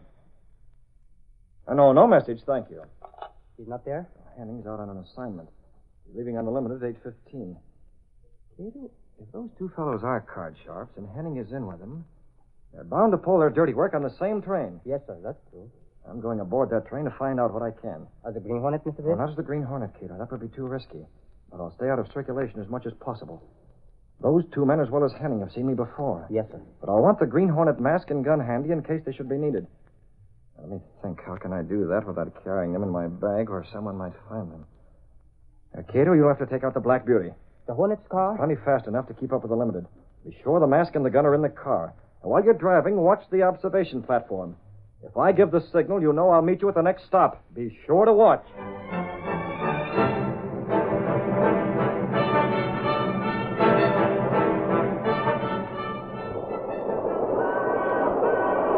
That night, as the limited sped through the darkness, Britt Reed stood in the rear of the observation platform. I've been through the whole train several times. No sign of Cunningham and Williams. Well, they must be in a drawing room. If they're bored at all. I'll take another turn in a few minutes. If I draw a blank then, I'll signal Cato. But before Britt Reed could carry on his search, drama occurred aboard the limited. In a drawing room toward the front of the train, Cunningham and Williams called Henning. What's up, Cunningham? Who's this guy lying on the floor? That's allowed, Henning. Williams and I were playing poker with him. He saw Williams slip a card out of his sleeve. He started to squawk, and I hit him. He looks as if he might... Hit the corner of the table. We must get him out of here, off this train. I've already emptied his pockets. I put the ticket for this drawing room in his coat. You can't open that window, Cunningham. And these air-conditioned cars, the windows are sealed. You can break glass. Lift him up. The train's going 80 miles an hour. We can't leave him here. When he comes to, we talk. This racket's too good to spoil. No one knows we took this drawing room, Henning. Only you. You know better than to say anything. We'll sneak off the train at the next station, no one the wiser. Now, get his feet. Heavy. Step it up. We're passing close to the state highway. Lights up the side of the tracks like a Roman candle. There he goes. And no one the wiser. Now all we got to do is to... What the... Brakes. Somebody pull the air brakes. That means they spotted the man we tossed out. Come on. Grab those bags. We're getting off this train before anyone starts a real checkup. Car door's open. Beat it, Cunningham. Come on, William. Back onto the coupling. Over the other side. Henning, what happened? Who pulled the emergency cord? Search me. Has there been an accident? You almost knocked me out of my berth. That engineer ought to be fired, stopping like that. I pulled that emergency cord. You? Don't you realize that's a criminal offense? I do, conductor, but it was necessary. I was standing on the emergency platform and I saw a body fall off the train. Huh? Why, man, you must be crazy. That young man's telling the truth. I saw it, too. Oh, it was horrible. Calm yourself, lady. How can I calm myself after that? And that's not all I saw. Now, look, madam. What else did you see? I was looking out the window. We were passing right close to the state road. And just before that body fell, I saw a long black car beside the train. And the man driving it wore a mask. I could see him clearly. He was so close. A black car and a man in a mask. Why, that's That must be the Green Hornet. The Green Hornet? Are you sure you're not dreaming, madam? Of course I'm sure. The Green Hornet. You mean he might have had something to do with that body that fell from the train? Oh, why talk about that? Let's find the passenger who fell first. I'm sure he'll be dead when we find him. I'm sure of it. And the Green Hornet is the one who did it.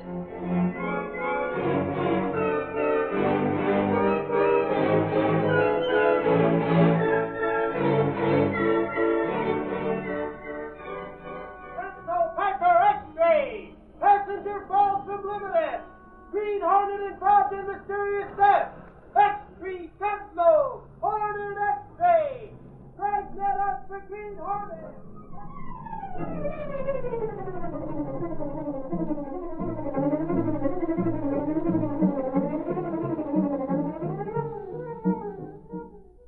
The curtain falls on the first act of our Green Hornet adventure. Before the next exciting scenes, please permit us to pause for just a few moments.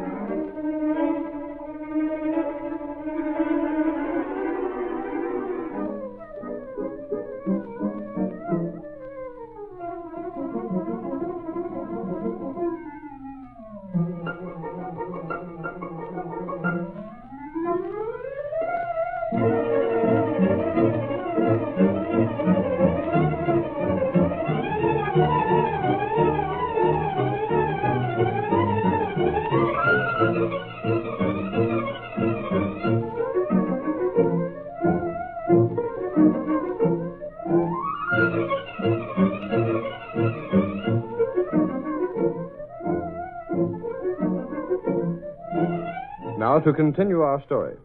A friend of Britt Reed lost a lot of money to railroad card shops, but nothing could be proved since the gamblers were very clever in their operations. Going aboard the Limited himself in an attempt to corner the card shops through a chain of circumstances, the Green Hornet is accused of murder. Yes? Oh, any news? Oh, the police expect to identify the man who fell off the train. Well, they've been expecting to identify him ever since it happened last night. Well, keep after them. We want to know. Wasn't that some story last night, Casey?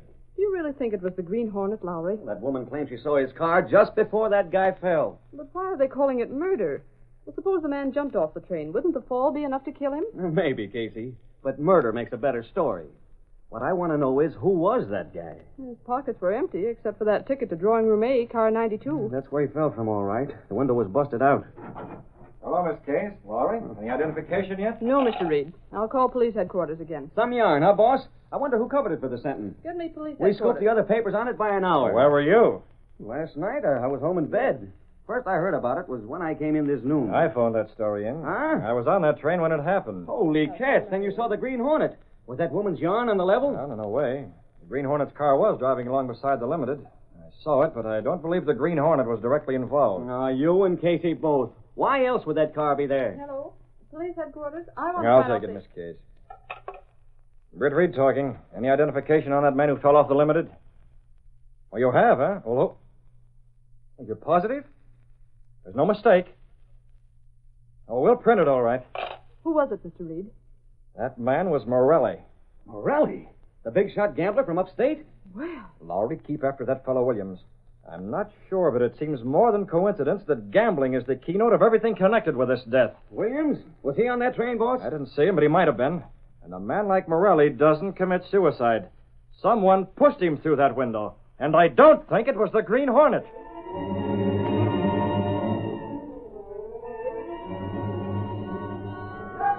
Railroad victim identified as Morelli.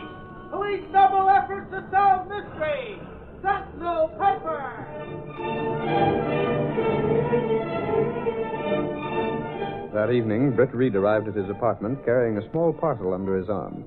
There he spoke to Cato, his valet, and the only living man to know him as the Green Hornet.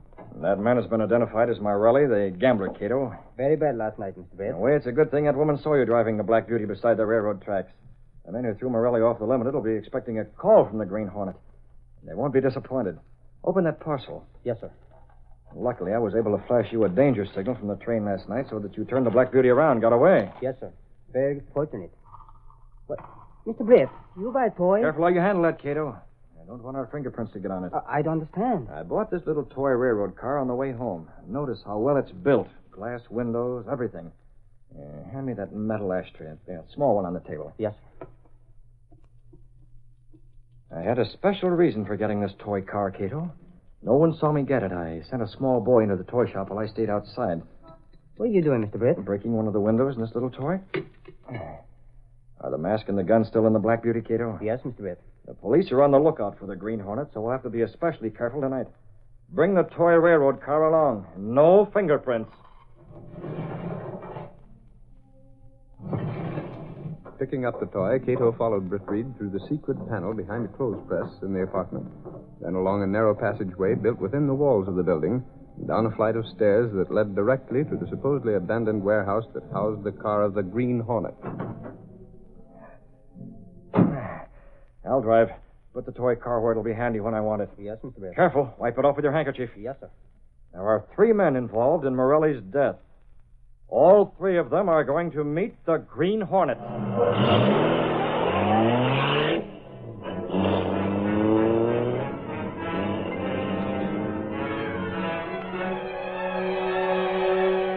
Fleet squad of police, aided by railroad detectives, are working to solve the death of gambler Morelli, who fell or was thrown off the Limited last night.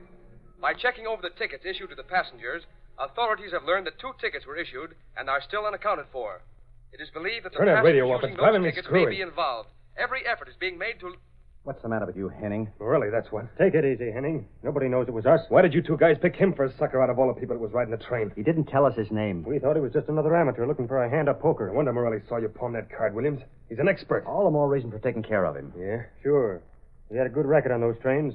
Morelli must have been trying to cut in on us. That don't mean you had to handle him that way. What'd you expect us to do? Use kid gloves? There wasn't time to figure things out. We worked fast because we had to. I'm supposed to be out right now looking for the guys who pulled this job. And all the time I'm wise to the whole setup. You're in as deep as we are. I didn't do no killing. You were there when we dumped Morelli overboard. What does that prove? That makes you an accomplice after the fact, Henning. As a detective, we don't have to explain that any further. So just remember, it's to your best interest to make every effort to keep us from being caught. What do you think I'm doing? So far, yes. But don't change. It only hadn't been Morelli. Well, it was Morelli. Stop harping on it. We didn't realize it until we got back here and took a look in his wallet. Where's the stuff now? It's safe. I have it locked up along with our marked cards. We'll get rid of them all at the same time. What's the idea of waiting? You should have ditched that stuff long ago. We had our hands full making sure nobody spotted us when we sneaked away from that train last night. We came straight here. If we tried to get rid of those things on the way, someone might have remembered us. All right, why don't you burn them? Because leather won't burn you, fool. Morelli's initials are on that wallet. Hold on. What? What's the matter? Thought I heard a sound from the next room. I don't hear anything. It's your imagination, Henning. No, I tell you. It was like somebody went in a clock or something. Pipe dreams. Yeah, what was that? He's right, Cunningham. That was a window. We'll soon find out. See, Henning? The room's empty. There's no one here. Yeah, I guess you... What's that on the floor? It's moving. Put on the lights. What the... It's a little toy. A mechanical toy. How did it get here? It's a toy railroad car. Look, one of the windows knocked out. Somebody knows all about last night. Here's a piece of paper rolled into one end of the car. Oh, look at it. If this is a cute little joke one of you is putting this toy car here and... Look! This paper's stamped with a seal. The seal of the Green Hornet. The Green Hornet? I knew there was someone here. I heard him. But how do you know it was us? That car of his. It was alongside the train last night. That's the answer. He must have seen what happened. And he saw because the cops are looking for him instead of us. Hold it. What I want to know is what's he going to do? Shut up, Henning. You have an idea, Cunningham? The Hornet can't tell the police about us. They never believe him. Besides, if he's after money, he can't get any unless he finds Morelli's wallet and uses that against us. Well, the wallet's here. It won't be long. Here's all the evidence. Henning, you're going to take it out and get rid of it. Dump it in the river, any place. If that Green Hornet comes back, I don't want it around.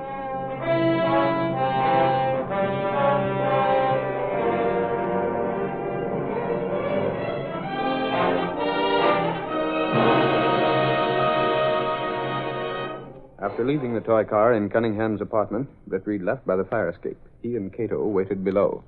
I overheard their conversation before I left, Cato. Morelli's wallet was still there, hidden away. Yes, sir. Anyone dare keep it around not after they got my warning. And whoever comes out to get rid of that evidence... Keep back in the shadows. Someone's coming. Just like Cunningham making me do all the dirty work. Gotta get rid of these things. Don't move, Henning. The Green Hornet. I want what you're carrying. You won't get it. Let me buy it. Take it. Up in the lights. You don't dare follow me. Yes. Grab him. Pull him inside that alley. I understand. I'll call the police now. Get them over here when Henning comes to. You watch him. I'll be back in a minute. Leaving Cato to guard the unconscious railroad detective, Britt Reed put the Green Hornet mask and weapon in his pocket and headed for the nearest phone. He called police headquarters, and when they answered... I want to speak to the officer in charge of the Morelli investigation. He ain't here. He's out with a reporter named Lowry. They got a lead on some guy named Williams. Call him up. Tell him to forget about Williams' place. There's no one there. Who's this caller? Never mind. Take this tip and use it. Tell him to get over to 1724 East 51st. A man named Cunningham. Don't forget, if he wants to solve the Morelli job, 1724 East 51st.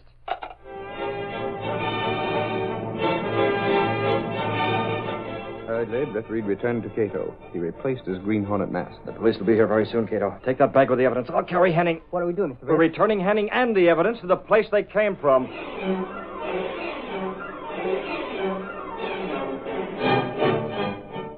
Cunningham, are you sure we can trust Henning? He knows better than to cross us. And why isn't he back here? He's had plenty of time to ditch that stuff. It must be Henning now. Henning! Why, he's been gassed. Somebody propped him against the door. The Green Hornet. Whoever it was, there's no time for talk. Pull him inside.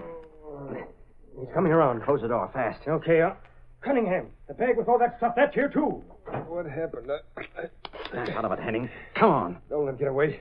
The Green Hornet, he gassed me, took the bag. Took it nothing. It was outside the door. He brought it back. Get it out of here, Williams. Hurry. And see this Green Hornet doesn't get you the way he did Henning. Okay.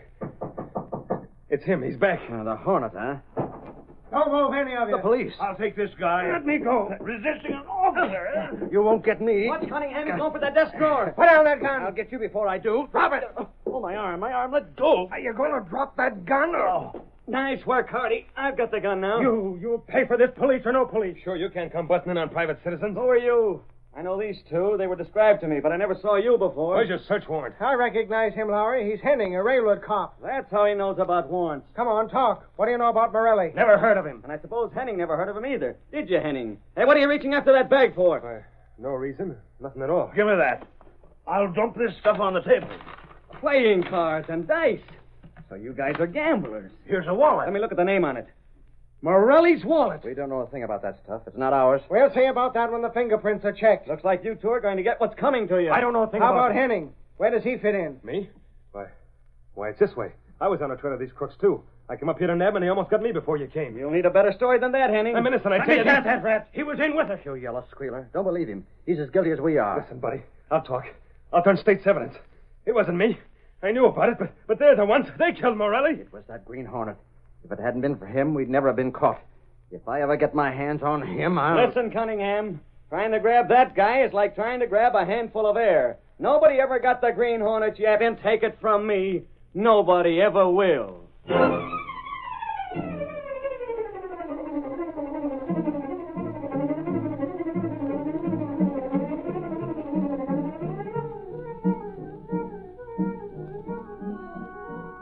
Sentinel X-Street paper! Hornet solves Morelli murder! Railroad gamblers confess killing! Hornet smashes gambling ring! Green Hornet to alert! Sentinel X-Street paper!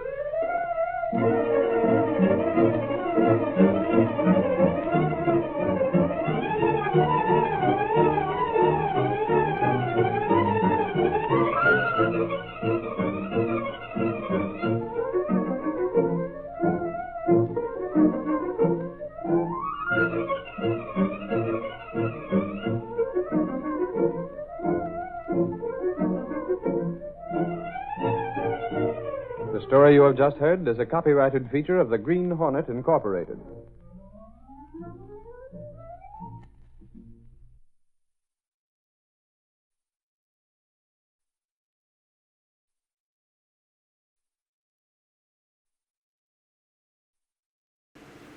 Hi-ho, Silver! Away to those thrilling days of yesteryear with the Lone Ranger.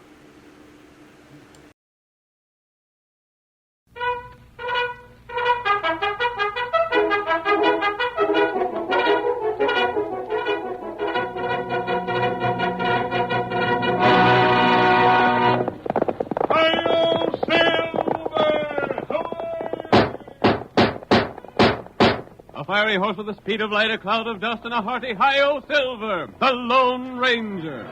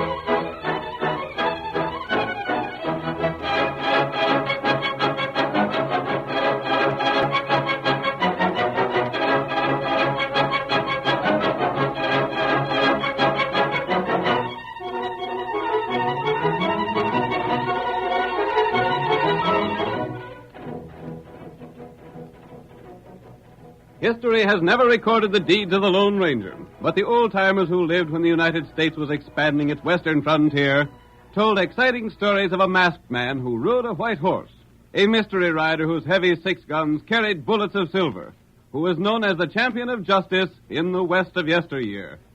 From out of the past come the thundering hoofbeats of the great horse Silver, and once again we hear the inspiring shout, Hi-yo, Silver! The Lone Ranger rides again. Come on, Silver, old boy! Someone's waiting for us in Big Bend. So hurry, old boy! Hi-yo, Silver!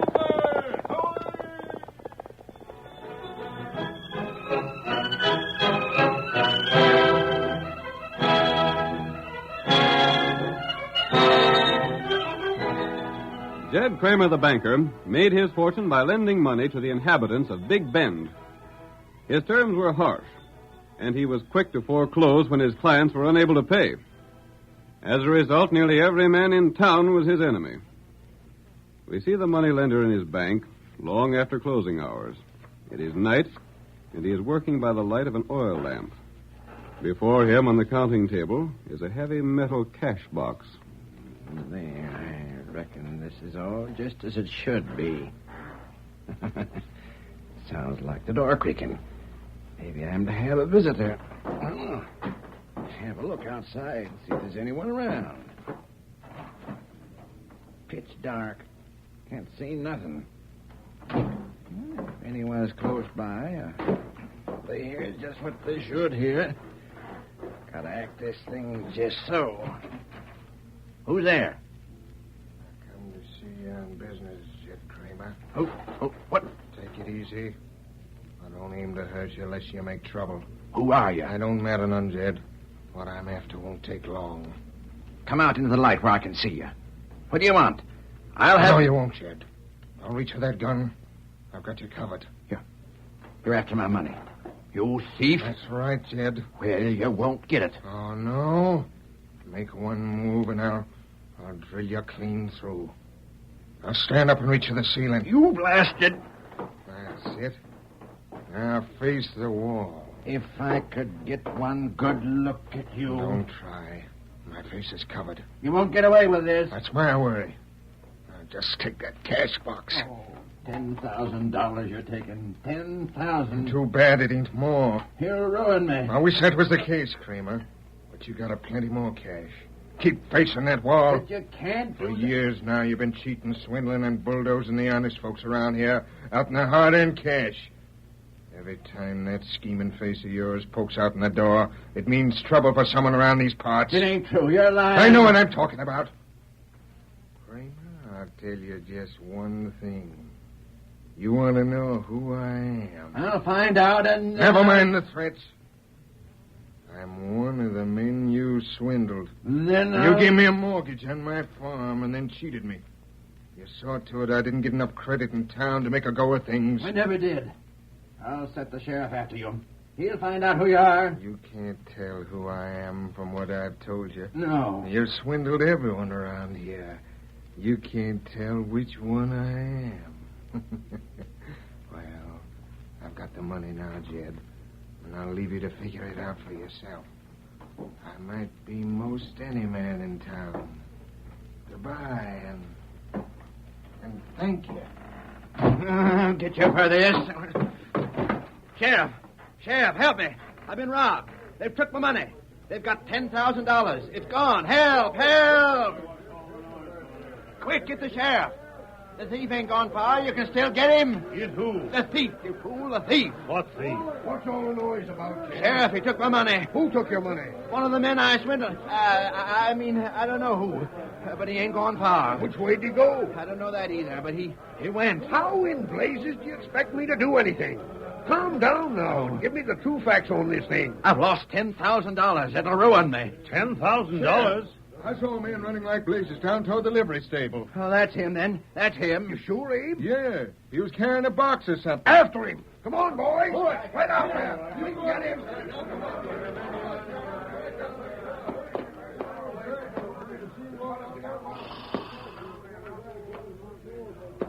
There they go, Tonto. We just came from the stable, and there was no one down there. Either the man called Abe was mistaken, or he lied. Maybe him take money. It's possible. Abe owes Kramer a lot of money. Plenty fellow owe him. Right. Abe might have robbed the banker, left the money somewhere, and then returned to join the others. I wonder... What you do? We're going to go to Abe's house and wait for him. If he's the guilty one, we'll find it out. Come on, Get him Silver. up, white feller.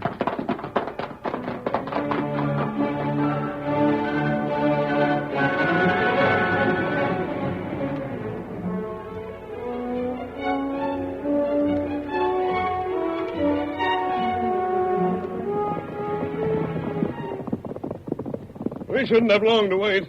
If Abe is guilty, he'll slip away from the others as soon as possible. Then maybe him go home with money. I'm counting on that. There's the house. We leave the horses here. Oh, Silver. Oh, boy.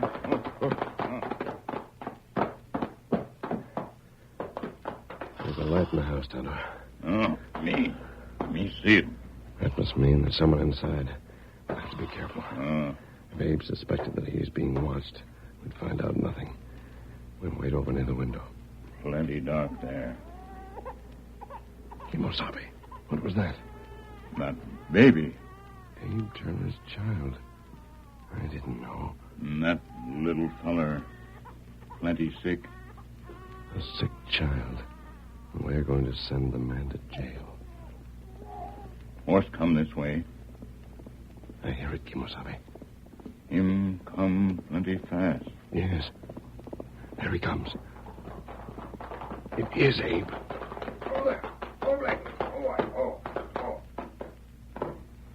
He's going into the house now. Him got box. He has, Tonto. We were right. Abe Turner must be the thief. Let's get nearer to the window. There, woman in room. Mrs. Turner. Tonto, that poor woman looks half-starved. With a baby. Poor youngster. I'm going inside. Perhaps we can prevent Abe from stealing again if we act before he's found by lawmen. What me do? Go back toward town. Watch for anyone coming this way. If you see anyone coming, signal me. And I'll take Abe to our camp and talk there. Me do. Me go. Let me quick. Hey, white fella! Get him up, white fella. Get him up. Abe, it's a masked man. Hello. Mister, we ain't got nothing to steal. Please go away. Don't hurt us. I'm not going to hurt you, Mrs. Turner. I came here to speak to Abe. What do you want? There was a robbery in town tonight, Abe. Jed Kramer was held up in his office, and $10,000 were taken. What of it? You told the sheriff that the thief carried a box. Well, what about it? I want to ask you just one thing. What's in that box on the table? Well, that's... I saw you bring it into the house. You had it with you when you came from town just now. You mean you think Abe done it? Oh, he wouldn't do anything like that, mister. Tell him you wouldn't, Abe. Tell him. I didn't think I was seeing. He's right, Jane. Then you're a thief. Jane, I did it for you. For me. I couldn't stand it around here month after month watching you and little Jimmy starving for food. But, Abe, you stole. You stole money for your wife and child. Did you stop to think what it'll mean to them when you're caught and jailed? A man don't stop to think when the folks he loves are starving. I just took what's mine. I have a right to it, mister. A right. You've no right to the property of others. Jed Kramer swindled everyone around here. The only difference between him and me is that he does his stealing with the law on his side. I know what's best for me and my family, and I won't tolerate no interference. That money's mine. No one's going to take it away from me. The law won't take long to find out who took Jed's money, and when they do, they'll My soon... tracks are covered. Aside from you, they ain't no one... Abe! Listen to me. If I let you replace what you stole and blame me for the crime, give you a chance to stay honest and find another way out of your trouble... I'm satisfied as I am. I'm not. That money's going back where it came from. No one suspects you yet. Keep still and you'll be in the clear. The cash ain't going back. Don't you touch that box, stranger. Abe, that look in your face. Has the devil possessed you? You don't savvy. No one understands. I'd be in the clear if it wasn't for you, mister. Not for very long. Forever. I'm playing this game like it was planned, and you ain't going to stop me. Cash is going back. I know who you are. I've heard about you, and Stand back, Abe. I'm taking the cash box. Don't shoot him, stranger. Don't shoot, Abe. The poor man ain't himself. I never seen him like this. I'm sure of that. All right, stranger. You win. I reckon I can't stop you taking the cash box. Put your gun down. Go ahead and take the cash. I know when I'm licked. That's better, Abe. Just wait another day and see if things don't improve. I'll take the box back. Like fun you will. Abe, what have you done? That fetched him. It won't get me. You hit him. Caught him off guard, huh? Listen, Jane. Everything has changed now. I can't go ahead like what is planned. In the name of heaven, Abe, what'd you do this for? Take care of him, Jane. He's a squire's finest man alive. Don't take his mask off. Bathe his head with water and bring him to and leave him go. I've got to take to hiding now. Oh, Lord, why the Lone Ranger have to find me? Why did you have to turn thief? I can't tell you. Jane, I'm heading away, but you'll have cash. You'll be took care of. That's the main thing. You and baby Jimmy won't go hungry no more. But, Abe... You won't be in no trouble. Jane, just remember that whatever I done for you and the baby. You can't leave like this. I gotta. But this man... He ain't hurt bad. Just tell him I've lit out. Tell him there ain't no use in hunting me. I won't never be found. But, Abe... Abe... Goodbye, Jane. Goodbye. Oh, Lord in heaven. What's happened to the man we love?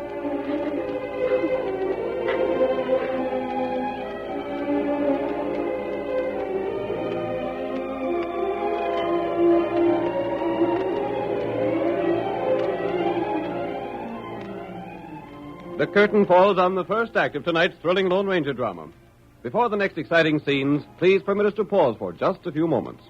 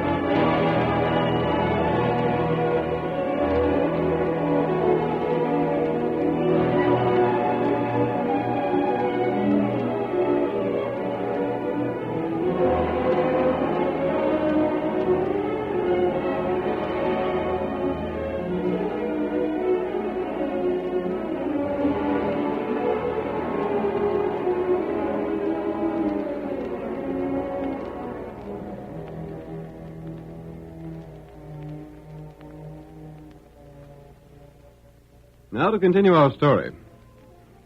You will recall that in the first act of tonight's Lone Ranger drama, Abe Turner robbed Jed Kramer's bank.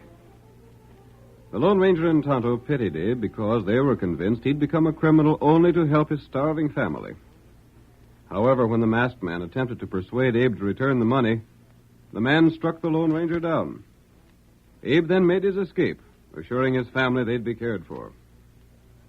Our scene opens later that same night. We see the sheriff's posse riding toward Abe's home. I don't like the way Abe Turner gave us a false lead, then disappeared. He said he'd seen a man heading away from the bank. Yeah. Then went on to tell about the man carrying a box. Dad read a deputy. He must have eyes like an owl. Yeah. And we didn't find hiding a hair or no one where he said to look. Just so. That's why I hanker to ask Abe a few more questions. Won't do no harm. I'm downright sorry if it's Abe that robbed old Jed Kramer. Abe's wife has enough troubles without seeing her man jailed. Say, Sheriff. Yeah? Have you noticed a white horse traveling ahead of us? No. Well, there's one there. I first sighted it when the moon poked out from behind a couple of clouds a minute ago. If you look sharp, you can see it. I see it. Traveling fast, too. Faster than we are. Darn sight. And heading for Turner's place. Maybe to warn Turner. Deputy, signal the boys to come fast. Get along there. Come on, boys. We sighted something ahead. There's the horse at Turner's house. Yeah.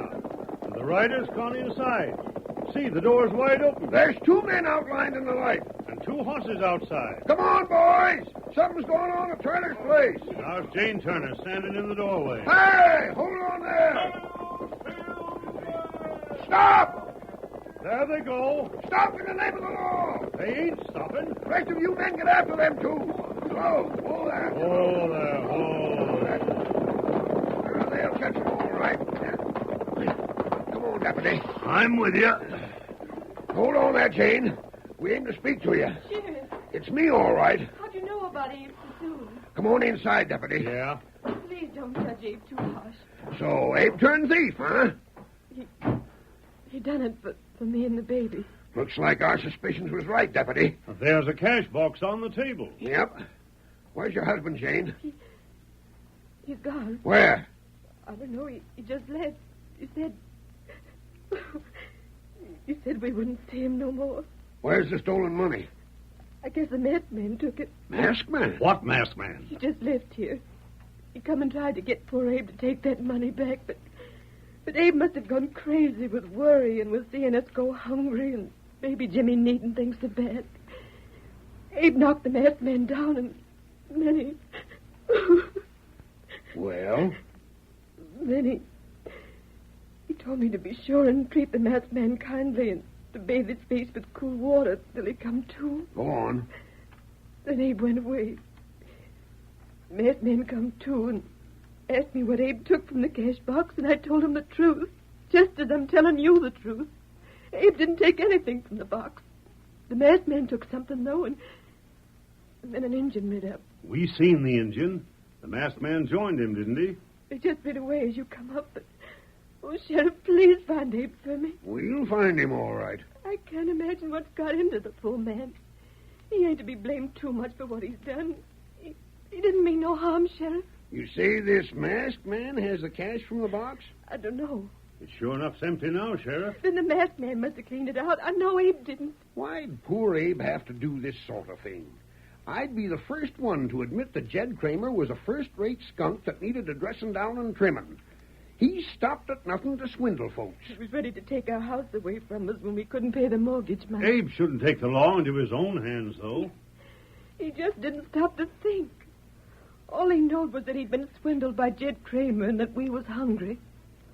Oh, Sheriff, if only you could find him. We'll find him all right enough. We'll find him if I have to swear in every man in the county as a deputy to do it.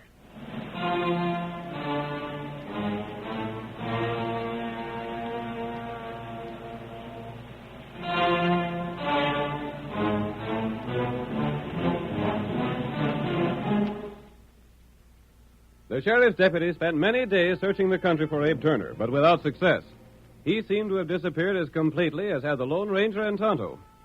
Then one evening, Jed Kramer was on the veranda of his home, talking to the sheriff. Seems to me it's time we hunted up a new sheriff if you can't do no better than what you done so far. Well, we ain't give up yet, Kramer. Might as well. I'd give up hope of ever finding any of my money again. Losing that $10,000 don't seem to have hurt your bank business none. I got insurance to cover the loss. I know. You always got something to cover anything that happens to you. Well, I'll get inside the house now. This night air is getting cool. Good luck to you and hunt your man. All right, Jed. You can bet I'll find him. Get up there. Get up there. Get on. Get up there. If only he knowed how close he was to Abe Turner. But I don't reckon he ever will. Better make sure the door's barred tight. Can't tell when someone is likely to come in without knocking.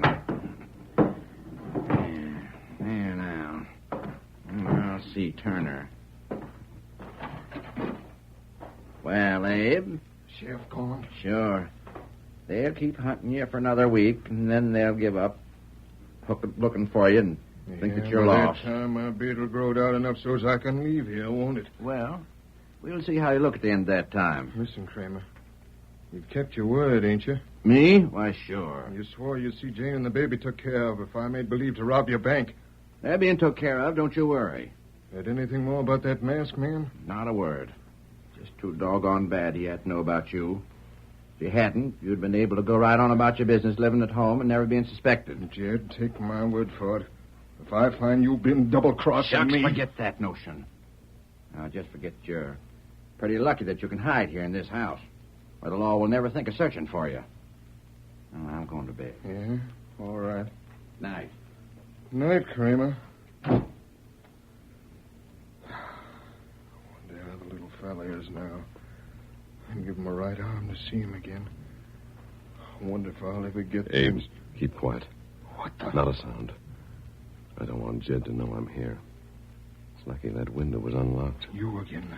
A masked man. You'll not get the chance to knock me down again, Abe. Listen, if only you know the truth... Perhaps I do. Well, When you left your house, you didn't stop to empty out that cash box. I did. Yeah? Take a look at this paper. Is this what's in the box? That doesn't look much like a mortgage, does it? No, it don't. This ain't nothing but a legal form. They ain't even filled in. You haven't seen your wife of late, have you? What do you mean? You'd better come with me, Abe. She isn't in the home where you last saw her. She ain't? No. Neither is your son. Where they at? I'll take you to them if you'll slip out quietly by this window. Is this a trick to turn me over to the law? If that was my purpose, I could bring the law here. Yeah, that's so. Come. It isn't far to go.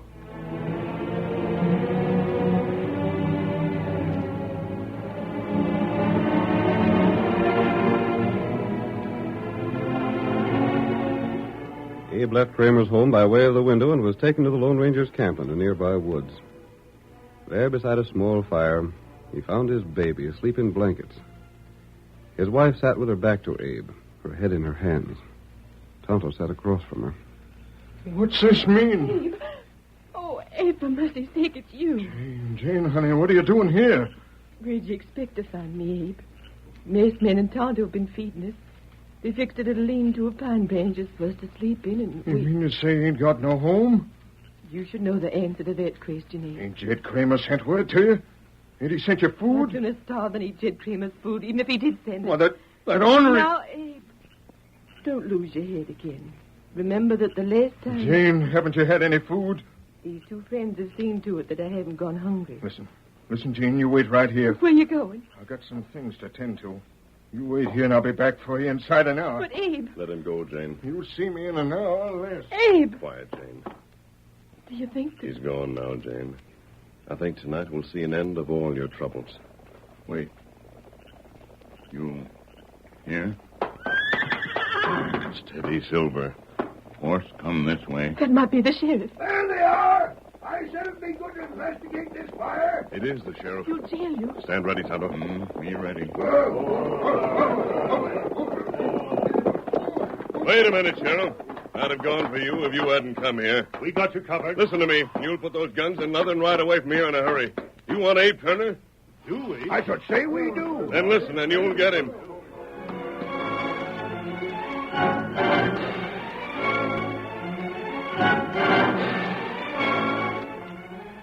The Lone Ranger spoke to the sheriff and his posse, while Abe Turner returned to Jed Kramer's house and re-entered by way of the window. Inside, he hurriedly made his way through the house and burst into the moneylender's room. Dirty double-crossing rat. What's the Sam Yeah, you wonder how I found out, don't you? You thought as long as you kept me hid here, I wouldn't get to know that you'd gone back on your word. I don't know what you're talking about. You will. Have you gone loco? No, I ain't. I was loco before when I believed all the promises you made. You dirty thief. Now stop that noise and tell me what's the matter. You swindled and cheated and done folks out of their homes for years. But even then you weren't satisfied. You even stole cash from your bank. And you had to cover it, so you come to me. We made a deal. Sure. I was to put on an act and make out to rob you of $10,000. They would account for you losing the money. I was to steal your cash box, and you was to have my mortgage in it. I did. Like fun you did, you lying coyote, you. You knew that once I committed the robbery, I couldn't do nothing about it. So you tricked me. I don't know what you're talking about. You've gone loco. Oh, no, I ain't. You promised to let me keep my house, and you'd send food and some cash to Jane. And when I was caught by the masked man, you hid me here and still said you'd send her food and things. But what did you do? Just that. Lying rat. You turned her out. You foreclosed that mortgage. You done just what you said you'd do if I didn't enter into your scheme. You turned Jane out. Right now, she's camping in the open, eating food that an Injun's given her. Mask me. You're coming. Come on, boy. Sheriff. Keep him covered, mister. We'll put ropes on him. Hold on, Sheriff. We heard enough, Kramer, to know that Abe didn't steal a doggone thing, but that you did. Sheriff. Oh, Abe, thank the Lord. Jane. Turned on me, turned on me. All right. Now I will foreclose that mortgage. No, you won't. You haven't got it. You see, Abe, the mortgage was in the box, but I took it out after you'd left your house. But I... Please listen, Abe. The masked man saw there wasn't any money in the box, but he did see the mortgage. He had a hunch as to what happened. He did? We trailed you, Abe.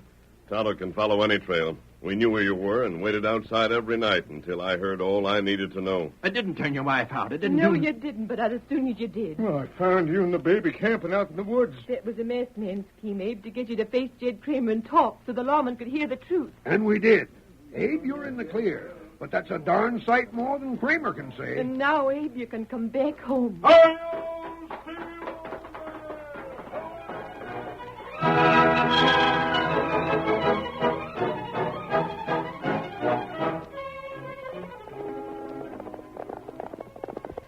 Come on, Silver, old fellow. There's a new stage line running to Dalton, and there might be trouble.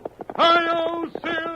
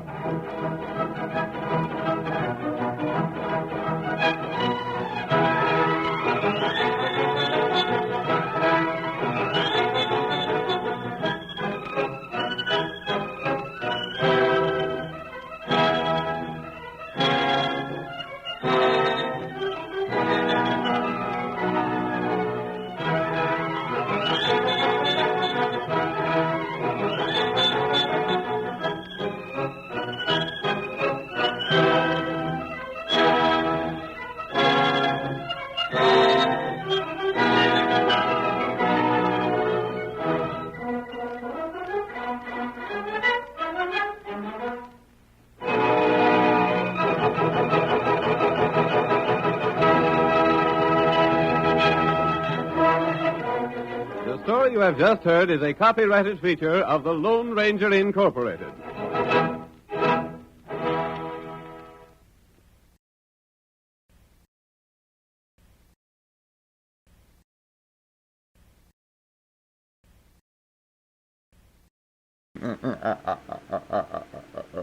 Who knows what is coming up next? The Shadow knows.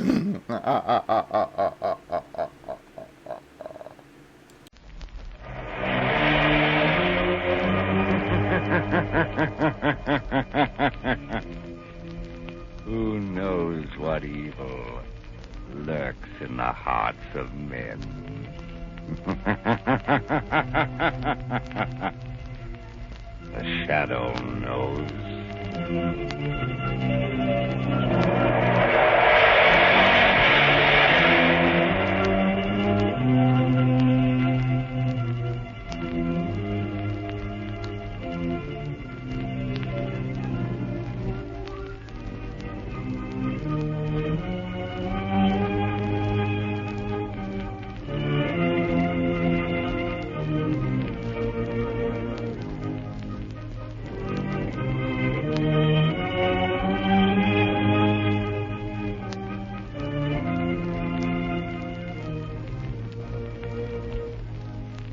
Ladies and gentlemen, in the next adventure of the Shadow as in all his adventures, the news about his exploits are often known to the underworld almost as soon as they happen.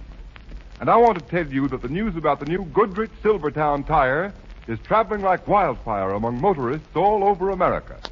It's because this new Silvertown is so sensational in action and appearance, it's really a new kind of tire. You've never seen anything like it. It even looks different, for its tread is wider and flatter, and every inch of the tread is covered with row upon row of never-ending spiral bars. And those spiral bars do the same job on a wet, slippery road as your windshield wiper does to your windshield. They sweep the water right and left. They force the water out through the deep drainage groove. Thanks to that lifesaver tread, your tire actually has a drier, safer road surface for the rubber to grip. Just think, motorists. Here is a tread that's actually a road dryer. No wonder the new Silvertown will stop you quicker and protect you against the dangers of skidding as never before. And here's a sincere and friendly tip. Don't fail to see and drive on the new Goodrich Silvertown the very first chance you get. Get a free demonstration.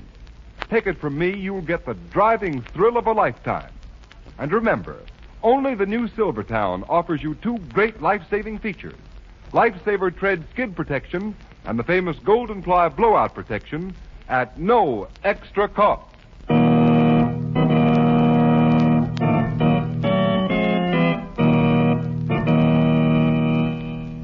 The Shadow, Lamont Cranston, a man of wealth, a student of science, and a master of other people's minds, devotes his life to righting wrongs, protecting the innocent, and punishing the guilty. Using advanced methods that may ultimately become available to all law enforcement agencies, Cranston is known to the underworld as the Shadow. Never seen, only heard. As haunting to superstitious minds as a ghost. As inevitable as a guilty conscience. The Shadow's true identity is known only to his constant friend and aide, Margot Lane. Today's story, The Power of the Mind.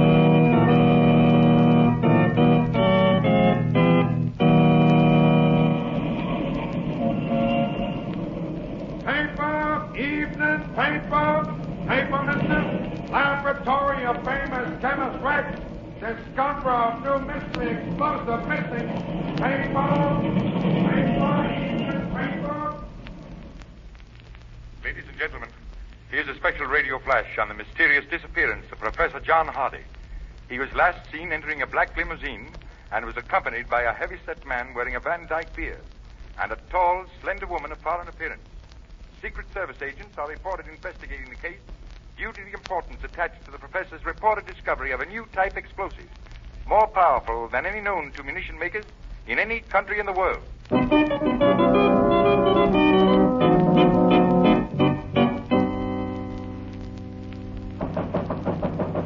Come in. Come into my cabin, dear Countess Sarah. Well, Richter, has your very stubborn and courageous American inventor talked? Given you the formula for that high explosive he so determined shall fall into no other hands save his own government? No, but he will. He can't stand much more of Ivan's treatment with the whip. Be careful. Too much torture can destroy the mind. And if Professor Hardy's mind snaps, you will never get the formula. Because we know for certain he has never written it down. I know. I have warned Ivan to be careful. Ivan's idea of care is to see how close he can come to whipping a man to death without actually doing so. Why do you keep that big brute as a bodyguard? He has the mind of a child. In our business of espionage, Countess Sarah, it is often useful to have servants who cannot think for themselves. Besides, Ivan is rather cunning in an animal sort of way. Listen. I can't stand anymore. I can't. Don't hit me again. Did you hear that? Success at last, my dear Countess. I think Professor Hardy is ready to give us the formula. No. Don't hit me. I'll tell you where I hid the gold. I found it, but I hid it. I found it at the end of the rainbow, and I hid it. I hid it, but I'll tell you. Richter, I warned you. His mind has snapped. Ivan, you fool. I told you to be careful. Give me that whip. I told you. I don't strike him hard. I don't. Oh, stop it. What good will it do you to beat Ivan? He doesn't even feel it. It's your fault. You should have watched him better. So you're telling me what to do, are you, Countess? It's about time someone did. You've certainly bungled this. Now how are you going to get the formula? The man's out of his mind. No amount of physical torture can make him tell us. I'll show you where I hid the gold. Take him back down to the hold of the ship, Ivan. I obey. Come, Professor. Come with me. It's at the end of the rainbow, the gold.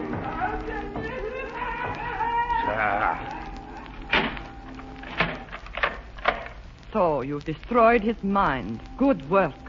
It's like having the formula in a sealed envelope and throwing it in the fire. Now what are you going to report to headquarters? Be quiet, Zara. I'm not finished. There's still a chance. Another way of getting his secret out of him. Even if his mind is gone. It may be an easier, surer way. Oh, why didn't I think of it before? What are you talking about? How can there be any other way with his mind destroyed by days and days of Ivan's fiendish torture with the whip? Sarah, it so happens that a fellow countryman of mine, Dr. Waldeck, one of the world's greatest psychiatrists, is in this country, right here in the city. And I suppose he'll gladly come down to the ship, the Star of Zealand, and get Professor Hardy's secret from him for you. No, not gladly, perhaps, my dear Countess. But he will come. Just wait and see.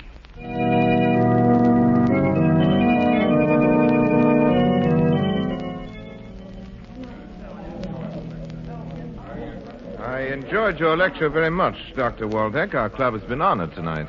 Thank you, Mr. Cranston. You are a scientist interested in psychiatry? Well, in a way, Dr. Waldeck, I'm really only an amateur criminologist. So, then perhaps you could tell me something of this remarkable man I've heard so much about. Even before I made this trip to America, a man called the Shadow. The Shadow? I'm afraid not, Doctor. No one knows very much about him. What have you heard? Oh, a great deal. I understand he is a master of mass hypnosis, of mental suggestion. He has you criminals and police quite baffled by his ability to appear in a room crowded as, let us say, this club of yours, and yet remain unseen. You seem to have no doubt of the Shadow's existence, his powers, Doctor. Oh, none whatever, Mr. Cranston. In fact, I should like to meet this Shadow.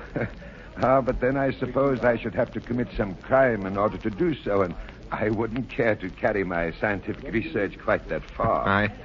I think the Shadow would enjoy meeting you, Doctor. You have much in common.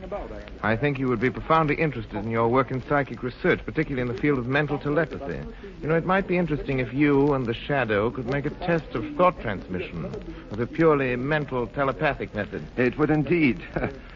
This Shadow, from what I hear, he has little time for theory.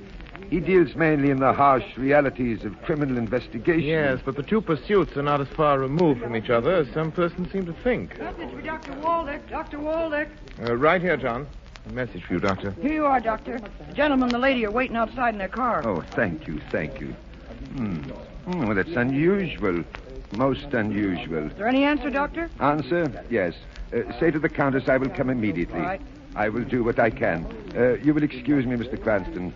A countrywoman of mine is in need of help, and I must go at once. Perhaps we will meet again. Enjoy it. Yes, well, goodbye.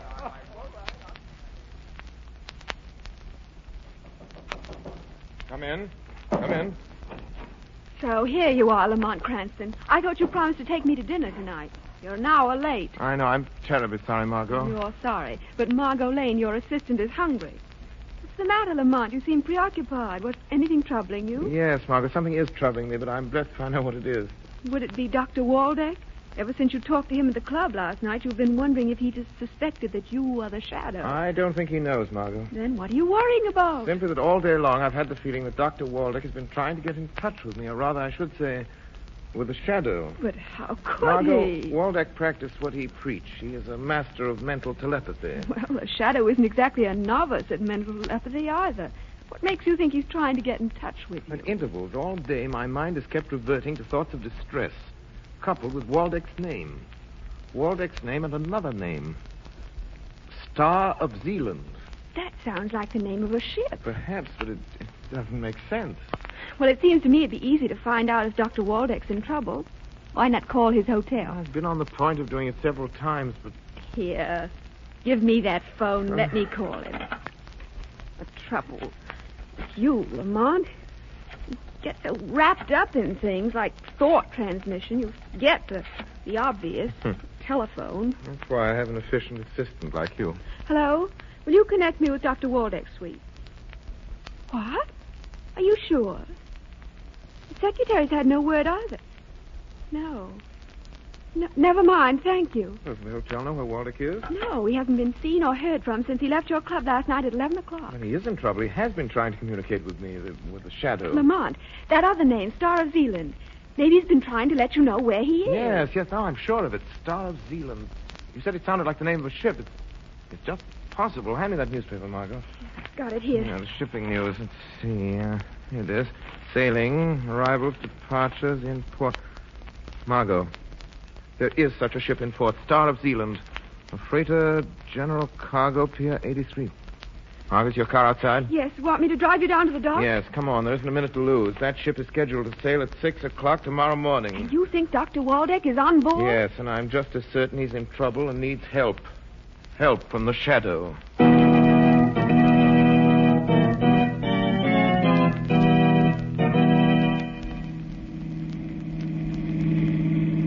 That must be the Star of Zealand over there, Lamont. Just a couple more blocks, Margot. Wouldn't it be better to let the police investigate? You have so little to go on. You can't even be sure there is anything wrong. If I can't convince you, Margot, what chance do you think I'd have of persuading the police to board a tramp steamer and search it for a man not even reported missing? But how on earth will you search a ship without help? It would take hours. It won't be necessary. I'll know if there's anything wrong if Waldeck's there. 5 minutes after I've walked on the gangplank. Because I'm going aboard as the Shadow. We're nearly there. Slow down. Stop by the next pier. Right. I don't think you'd better wait, Margot. This is a tough section, and it's late. All the more reason for my waiting. Don't worry about me, Lamont. I'll lock the car doors. And another thing, if you're not back in 15 No, minutes... Margot, I may need more time, but keep the shortwave radio tuned in on their usual band. If you don't hear from me in half an hour, then go ahead and notify the police. All right, half an hour, but not a minute longer. I wish I knew what you were walking into, Lamont.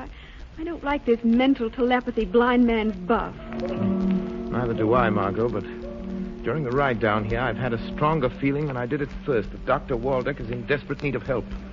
Stay in the car, Margot. Lock the doors and sit tight until I come back. Or you hear from the Shadow.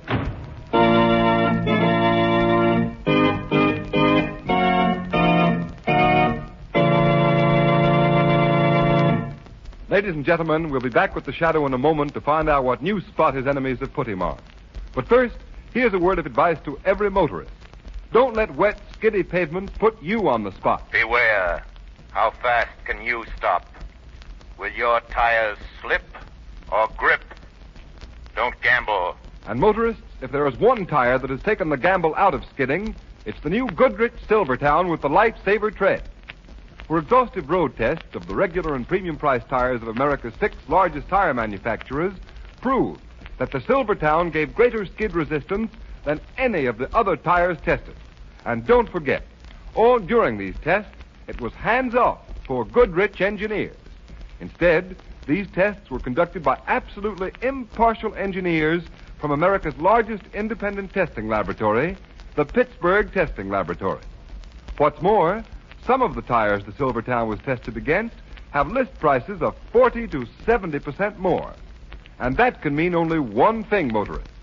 No other tire, regardless of price, can give you the superior skid protection of the Lifesaver tread. With Lifesaver tread Silvertowns on your car, you'll stop quicker, safer on a wet pavement than you've ever stopped before. Just think. The quickest non-skid stops ever with the Lifesaver tread. Real blowout protection, too, with the famous Goodrich Golden Ply. And these two Goodrich safety features are now yours in the new Silvertown at no extra cost. Take a tip from me. For safety's sake, ride on Goodrich Safety Silvertown.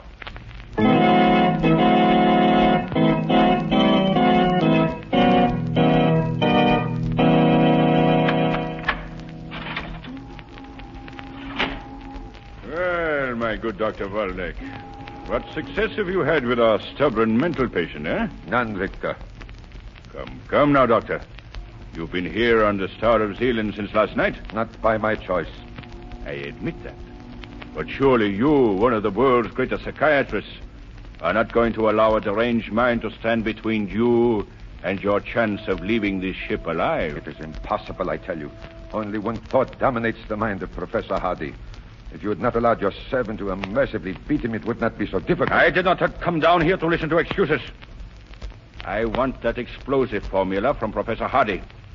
And I mean to get it. Now. Very well. He is there in the bunk, sleeping. Perhaps you could succeed where I have failed. You haven't failed. You haven't tried to penetrate his subconscious mind. But you're going to try. Ivan, come here. Bring your whip. The whip failed you once, Richter. It will fail you again. You brought me here against my will. But neither you nor that brute and his whip can make me reveal the secret knowledge of that man's mind. A secret he sacrificed his reason to keep from you. We shall see if you have the same courage and determination as Professor Hardy. Ivan. I am ready. Very well, Dr. Waldeck. One last chance. Get Hardy out of that bunk. Question him.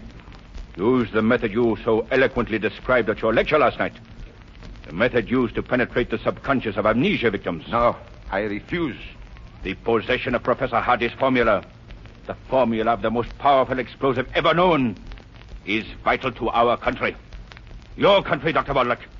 If you refuse, you are an enemy of your people. I am a man of science. My nationality was an accident of birth. You are a traitor. In your eyes, perhaps. Just as in mine, you are a common thief. Hold your tongue. They cheat. Do as you're told. And they coward. Ivan, the whip. We'll see who is a coward. Yes. Mr. Richter, you didn't touch him. What's the matter with you?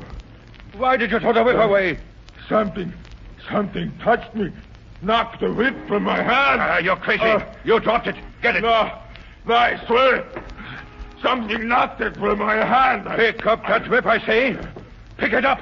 But, Mr. Richter, the whip, it moves. It moves like a living thing. Like a snake. Oh, that is it, Dr. Waldeck? Trying to save yourself by fogging Ivan's mind. Making him see by hypnotic trance. Whips move like snakes, sir. Well, I'll show you. I can use a whip, too.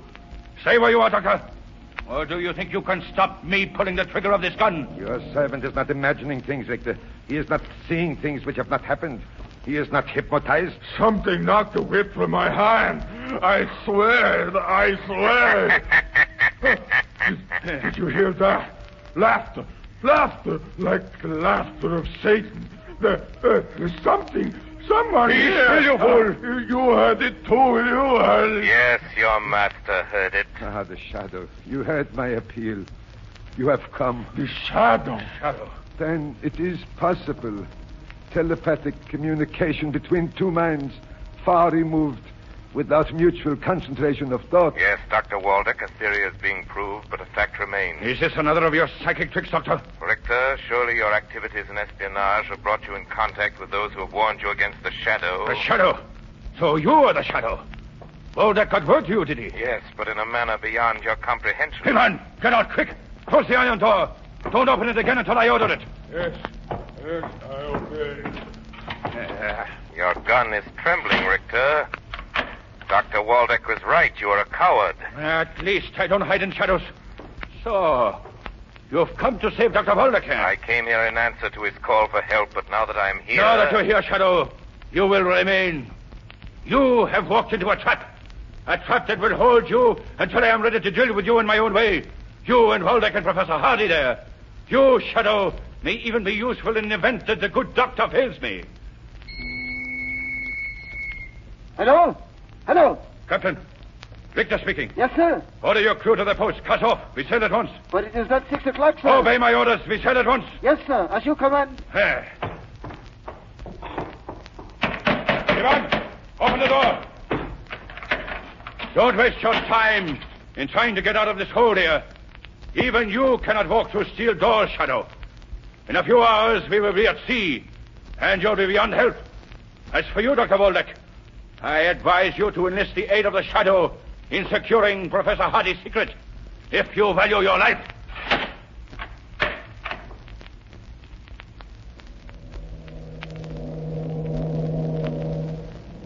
Yes? Come in. You're getting underway, Mr. Richter. Are there any further orders? Yes, Captain. As soon as we are at sea, I want half a dozen of your best men. Arm them with rifles and revolvers. Have them report here to me. Yes, sir. Why are we leaving so early? Oh, good morning, Captain. Countess. Beg your pardon, but have you been in your cabin? I haven't left it until now. Why? Why do you ask? What's wrong?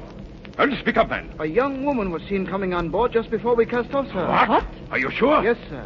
My second mate mentioned it, but thought it was Countess Zara. It couldn't have been. Captain, take every member of your crew you can get. Search the ship. Find that woman and bring her here. Yes, sir. We will find her if she is aboard.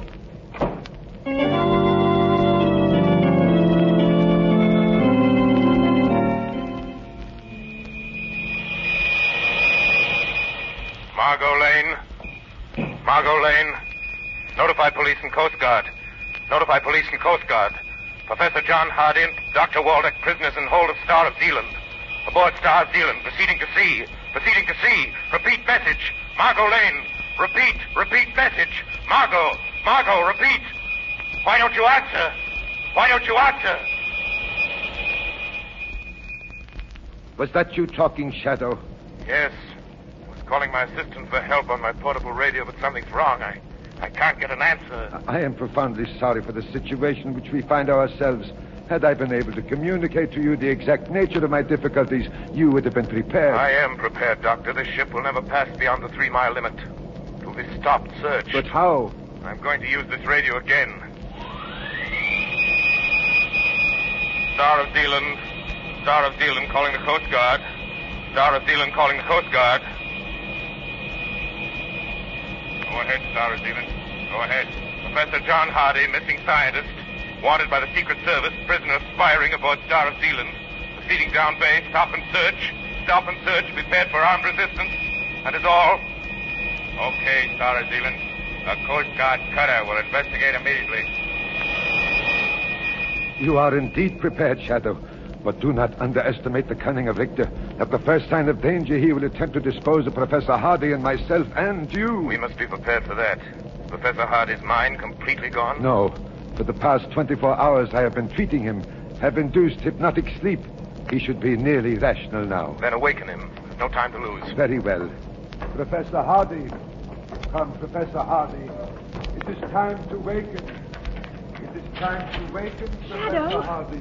Margot, Come, why did you leave the Professor car Hardy. aboard the ship? I called you but received no reply. When the ship sailed ahead of schedule, I was sure something gone wrong. Someone must have seen me coming aboard. They're searching the ship. You're a godsend, Margot, but you mustn't be found on the ship. A Coast Guard cutter's on the way.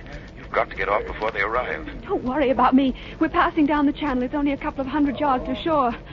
Oh, why, Dr. Waldeck is here. He was aboard. But who's that other man? Professor John Hardy. But quick, Margot, get off the ship. You've done more than enough just opening the steel door. All right, Shadow. Don't worry. I can swim 10 times that distance. There's a cargo door open on the port side. Dive far out, Margot. And Margot, be careful of the suction of the propellers. Good luck. Come, Professor Hardy. Come, Professor Hardy. Thank you. Thank you, Doctor. But, what has happened? Where is this Richter? We are still on the ship, but help is coming. He is very weak, Shadow. Shadow, the door, it is open, but how? Don't stop until you find the door. Waldeck, you must come with me. The door, it is open. They have escaped. Doctor, get back behind the door, out of sight. Hey, that girl, she opened it. But they can't get off the ship. They can't be far from here. Maybe they hide. Maybe. Ivan, you fool! Why did you close that door? Well, I did not touch it.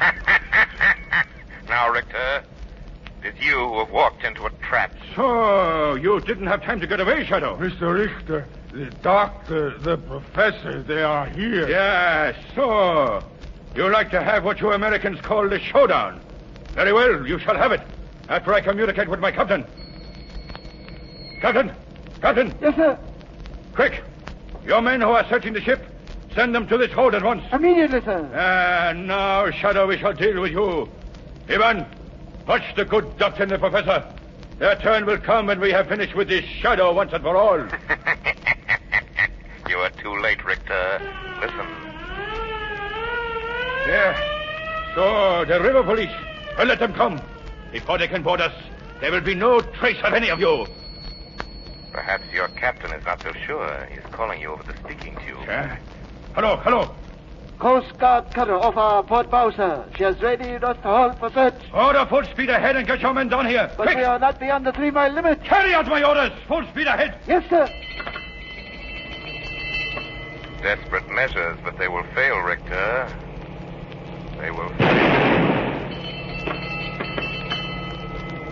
That was a blank, a warning.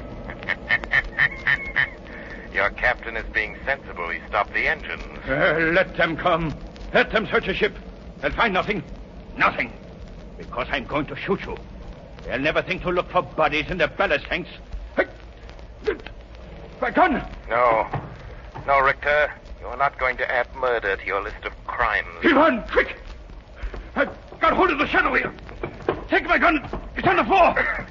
The Shadow's here between me and the wall. Shoot him. No. No. Oh, there is nothing there. I see nothing. Shoot him. You are mad. Shoot him. Mad. I go. Dr. Waldeck, the gun. Pick it up. Yeah. Put up your hands, Richter. No, you don't. You'll never turn me over to the police. Sorry I had to hit Richter so hard, Dr. Waldeck. The Coast Guard won't meet much resistance when they arrest him. You're a witness to what has happened here. Listen, Doctor. I'm fighting the silent dealer. We are coming aboard. The Coast Guard. Yes, they are coming aboard. You are safe now, Dr. Waldeck. Your faith in the power of the mind saved you and Professor Hardy. Helped him keep his secret. Perhaps at some future time, under more favorable circumstances, we shall meet again.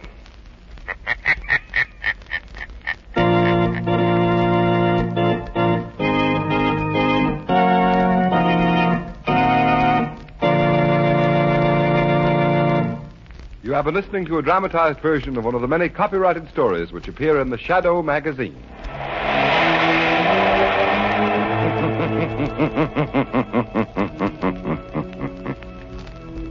The weed of crime bears bitter fruit.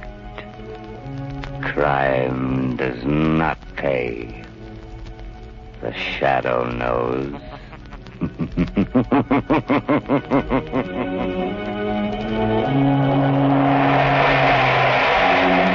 All the characters and all the places named are fictitious. Any similarity to persons living or dead is purely coincidental.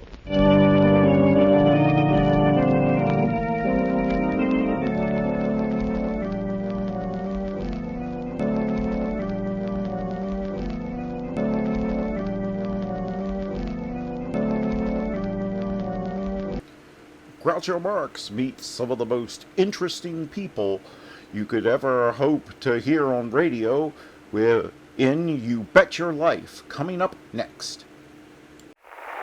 Just about get a steak for $1,500. Because of this competition, which is the difference between our quiz and most, we ask that you do not try to help with answers from the audience. If we hear an answer from the audience, we have to throw that question out and give them another, and often they're about to give an answer, we hear the answer from the audience, and they lose their chance. If you will stay for about 15 seconds after the show, we'll turn the lights around, take your picture, and you will be in the performance. George.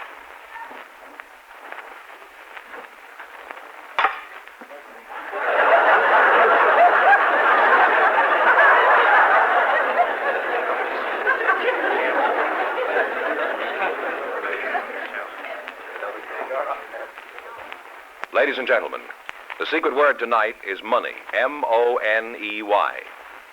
And now, here he is, the one, the only...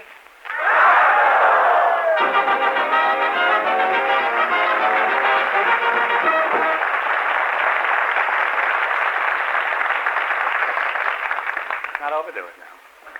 Well, here I'm again with $1,500 for one of our couples. Don't even say the secret word. The duck will fly down and pay him $100. The buck will fly down, pay him 100 ducks. The word tonight is money. Thought they ate you for Thanksgiving. Ate me at a house and home.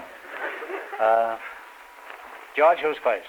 Well, Groucho, Why were you looking at me that way? I was waiting for you to ask me just that question. Oh, I thought perhaps you were admiring me. Oh, well, that too. That was secondary, then. Well, you want to run right over and do another show when you get through here, and you're in a hurry to get rid of me, is that it? No, it isn't really. Believe me, it isn't. Well, I don't believe it. Oh. Well, in any case... I've never believed anything you've said, George. Without a question, you're one of the most hypocritical men I've ever met. On the square, you're the plainest man I ever saw. Carpenter joke. Now, would you like to meet our first couple, Groucho? Frankly, no. Well, I think I'm going to bring them in anyhow. Drag them in, I don't know. They're Miss Irene Vijunas and Mr. Walter Scheibel. They volunteered to be on our show tonight, and here they are. So, folks, would you come in, please, and meet Groucho Marx. Now. What? You see? Did I say no? What a fool I was. Welcome for the DeSoto Plymouth dealer. Say the secret word, and you'll divide 100 smackers. It's a common word, something you see every day. Irene Vesuvius, huh? You're a volcano, huh? Not quite. What is that? Vijunas. Vijunas? Yes, you see, in Lithuanian we have a little mark over the Z, and that makes it a Z. Well, you can't notice it from here, huh? Well, when a fellow takes you home at night, does he say good night, Mrs. Vijunius, or does he say just say good night, Irene? Well, it entirely depends upon the individual case. I see. If he's real lucky, he doesn't say good night at all.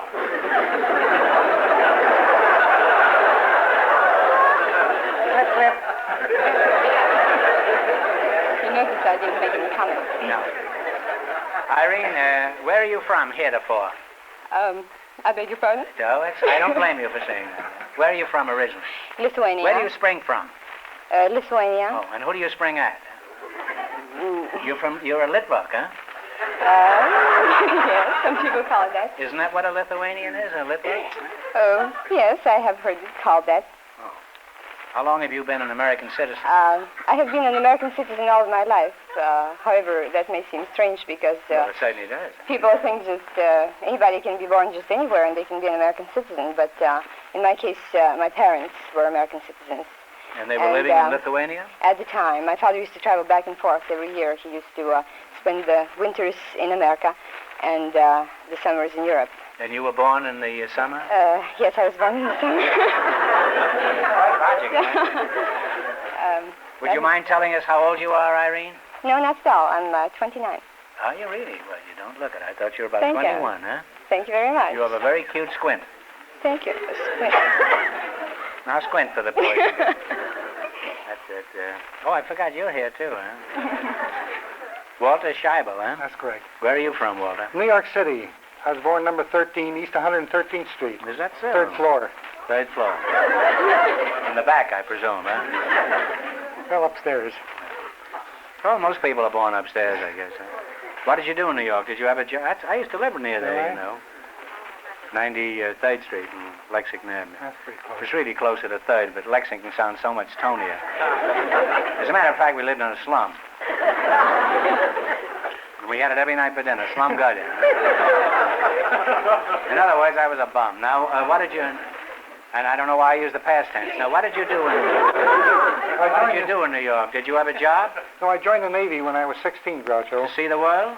No, I saw a motion picture called Behind the Door with Hobart Bosworth in it. He was a New England fisherman, and a German submarine come up manned by Erich von Stroheim.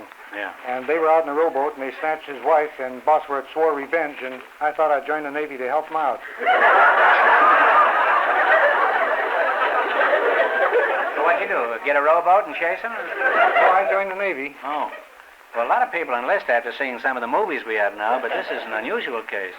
How long did you stay in the Navy? Just long enough to catch that German submarine? No, until they found out my right age. And then they kicked me out, Groucho. They kicked you out of the Navy, huh? That's right. That must have been in boot camp. You just play around with that a while. You'll find out. There's a pretty big joke there. It's not worth laughing at, but it's a big joke nevertheless. It's a real dynamite. But it laid a bomb. Now, after you got... That's you're responsible for that joke. I had nothing to do with it. I'm sorry. After you got kicked out of the Navy, what did you do to help Bosworth get his revenge? I joined the Army, Groucho. Well, that certainly was a great way to catch a submarine. Huh? What happened in the Army? Oh, I was discharged account of my ears. Hasn't heard Gable any. I don't... Oh, I had an operation and received a medical discharge, Groucho. Well, what did you do then, Walter? Did you run for Congress? No, I changed my name and enlisted in the Marine Corps. You certainly went to a lot of trouble to catch this fella. Why didn't you just shoot yourself? What happened in the Marine? I stayed in the service in France until the end of the war. I received a discharge. This was the First World War? First World War. Oh, you don't look that old. I'm 53, Groucho. Fooled me. I thought you were about 21, huh? No, I thought you were about 38. Thank you. You could say something about me, you know. Well, you look pretty young. Have to stand there.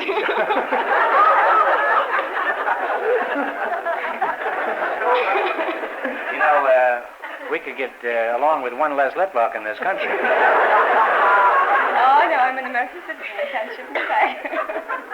Well, now that the war's over and there aren't any more branches of the service for you to join, what did you do next? I got married, Groucho. Married? Well, that's carrying revenge a little too far. You're not a man, Walter. You're just a fighting machine. So you're married, eh? That's right. Where'd you meet your wife? In a foxhole someplace? No, I met her at a friend's house, Groucho. She was it wasn't a friend if you met your wife there. She was a very pretty and attractive girl, and I asked her for a date. She said she didn't think her father and mother would let me take her out. Why? Were they taking her out? Yeah. I asked her why, and she said she was 14 years old. That's the old joke. The fellow says, he says to the father, I'd like to have your daughter's hand. He says, you take the whole thing or nothing, huh? This is Flop Sweat Night at the old...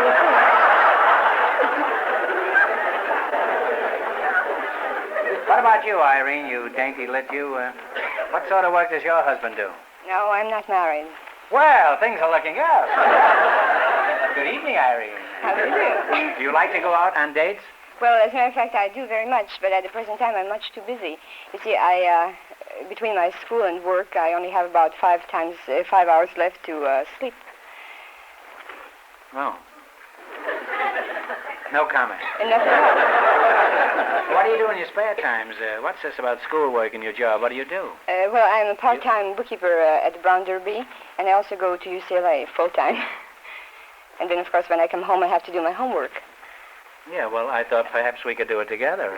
Yes. As a matter of fact, do you like chemistry? Well, sometimes the chemistry operates, and sometimes it doesn't.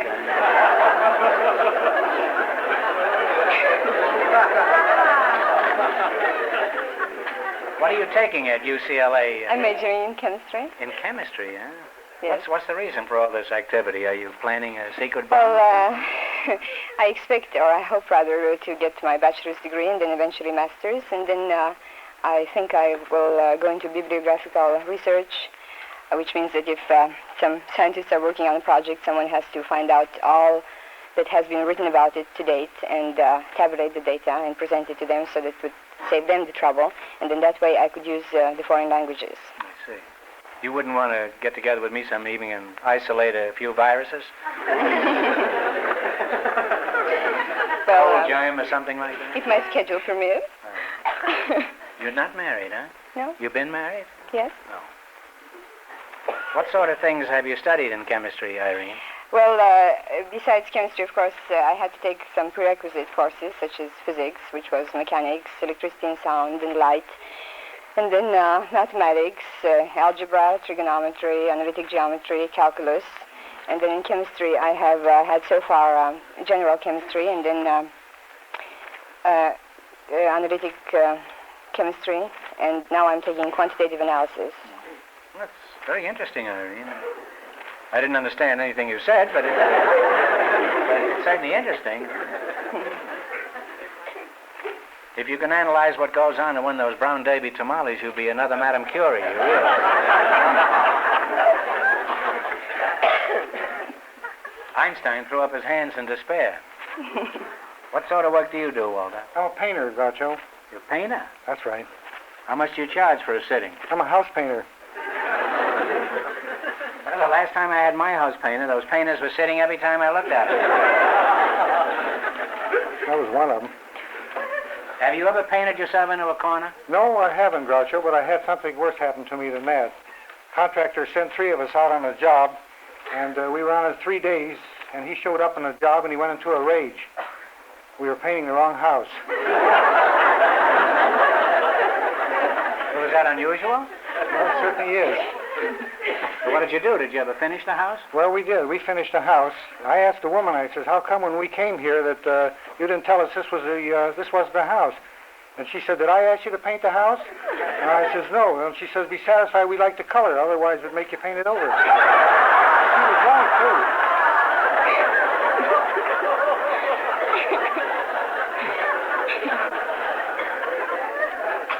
How old was this woman, do you remember? Oh, I don't know, around 40, 45. She attractive? Fairly. Did you ever go in the house? No, I was fired then. I never went back. What about the house you were supposed to paint? Well, the address was 351 where we were supposed to go to, but there was a curlicue on the 1, so we took it for a 7 and we painted the house 2 doors away. You should take Irene with you. She's good at all these kind of higher mathematics. Have you ever done anything besides painting? Yes, I have a hobby, photography and barking, Groucho. Photography and barking? That's right. Well, that's a natural combination. What was that last one? Barking. Barking, huh? That's right. Oh, you sly dog, you, huh? How did you ever get started barking? Did the postman bite you? No. Groucho, we had a clogged drain in our bathtub at home, and I tried to imitate the gurgle, and it turned into a bark, and from that I started imitating different dogs.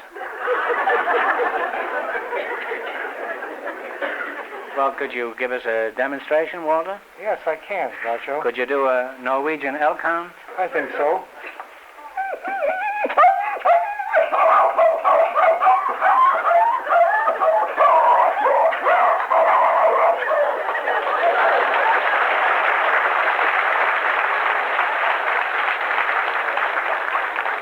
That sounds more like the Claude Drain to me.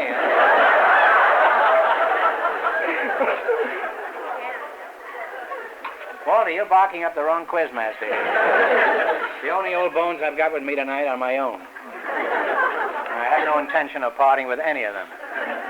How did you become a professional barker? Just where do you do this barking? Well, Groucho, Is there a field for this thing? No, there's not, but I generally go, when I do shopping, I go in the banks or in the grocery stores, and so many people have gloomy faces these days that I bark a little bit when I see them, and they perk up and start smiling. Real happy. Well, are you housebroke? I think so.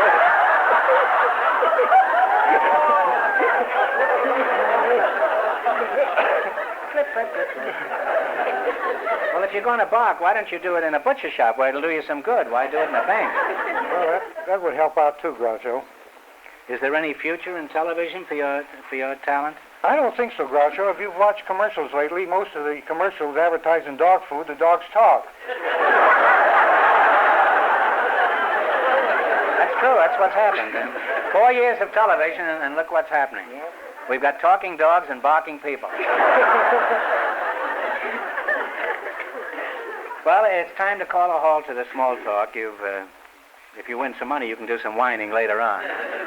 Now you're going to play You Bet Your Life, and you win more money than our other couples, and you'll get a chance at the big question. You should have a very good chance here tonight with Irene, because Irene is mixed up with so many studies at school that I don't understand, that she must be a real hepcat when it comes to intelligence. Something. I never thought I'd work myself out of that. This is a culinary quiz. You understand what that is? Right. Culinary? It's sometimes pronounced culinary, which is incorrect. All right. Now, you have 10 questions here, and each one gets harder as you go along. You can pick any ones you want. You have 4 of these. And it's up to you. And you attract a partner there. 15? When shall we start? 15? Okay. Fine. I'm game. Remember, one answer between you. Fine. On the $50 one, what are oolong and souchong? Chinese dish. What are they? A Chinese dish. Well, no. There are many Chinese dishes. These are varieties of tea. All right. Well, you've still got many chances to win a lot of swag here. Which question do you want this time? Let's try the 60. 60. If France is the home of Roquefort cheese, what country is the home of Edam cheese? E-D-A-M.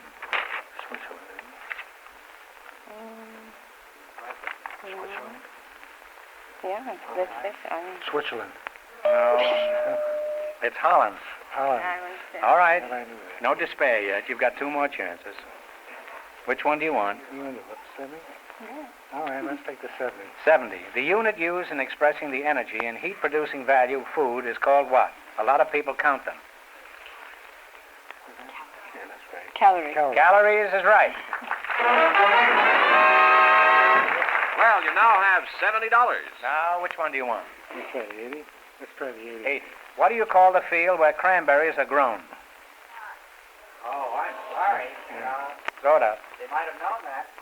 Thank you. I'll give you an alternative question. Yeah. What do you call the metal or wooden pins used to keep meat or poultry in shape while cooking?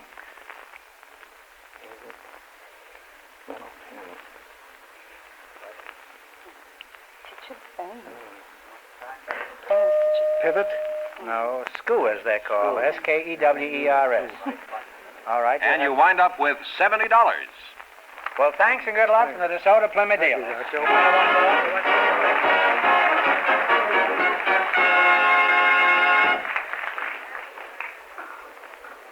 All right, George, who's next? Well, Groucho, just before we went on the air, our studio audience chose Dolores Doss to be on the show, and her partner has an interesting profession. He's Mr. Bill Lasky. So, folks, would you come in, please, and meet Groucho Marx.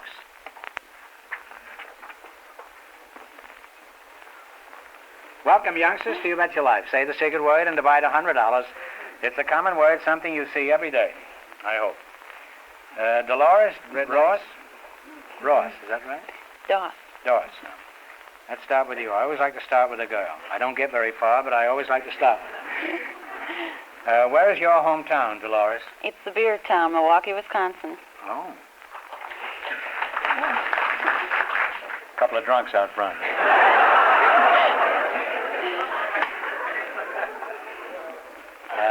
How old would you say you were if you were just taking a guess, Dolores? 23. 23. Well, that's a ripe old age, huh? If you weren't taking a guess, how old would you be? 23. Same thing, huh? Right. No time off for good behavior at all. You're Bill Lasky, huh? That's Where are right, you Groucho. from, Willie?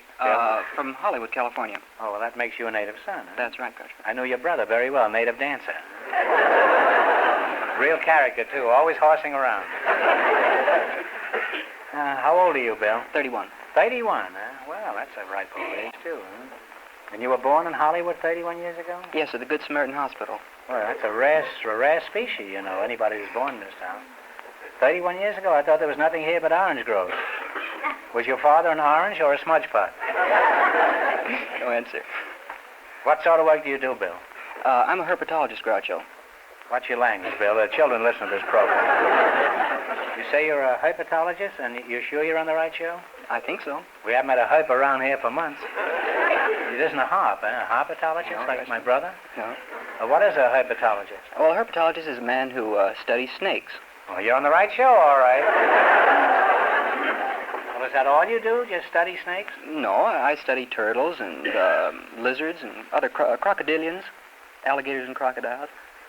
I noticed you were studying Dolores a moment ago. I guess that makes me a herpetologist, too. I was studying the same thing, huh? Crocodilian, huh? Are you a crocodilian, No, I'm afraid I'm not. Well, don't be afraid. You may be before the show's over. So, why do you study reptiles when there are so many other things to study? Oh, I don't know. Some people study law, other people are actors, and I just like cold-blooded animals. You don't mean income tax collectors, huh? I have an idea that little jape is going to cost me plenty on March 15th. Where do you do your studying? The tall grass? No, up at the Griffith Park Zoo. I'm curator of reptiles up there. Oh, well, there's a lot of studying goes on in Griffith Park, but I didn't know. What do you do there? What did you do there? Well, what you did there? I mean. It was my job to build up a collection of reptiles, trade with foreign countries for rare types and species. Once they came to this country, to adapt them to their cages, start them feeding, and keep them alive and healthy for the public to enjoy and see and learn from. You stick to cold-blooded animals, and I'll stick to warm-blooded ones, Bill. The warmer, the better. Dolores, that brings me back to you. Do you have a job? Yes, I do. What sort of work do you do? I'm with the roller derby. Really? I've been rolled in the derby many a time. That's true, and if it weren't for the mousetrap I carry in my pocket, they'd have gotten plenty, too. What is the roller derby?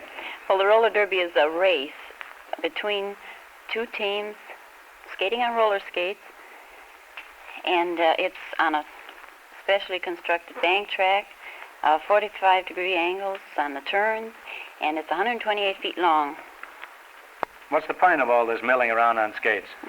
Well, the object is to gain points over the opposite team. There's two teams competing against each other, and this competition goes on in a league series through the year. Do you have a nickname that your fans know you by? Yes, I do, but like I'm the embarrassed. Sultan of SWAT, huh? No, it's embarrassing. I guess it's because I'm so tall or bigger than the other girls. They call me Moose. Can you make the sound of the moose? No, I'm afraid I don't know that. Can you, Bill? You've been around. Oh, I think I could. How do they go? I would never do it on a microphone. That's strictly for the zoo. Something like that.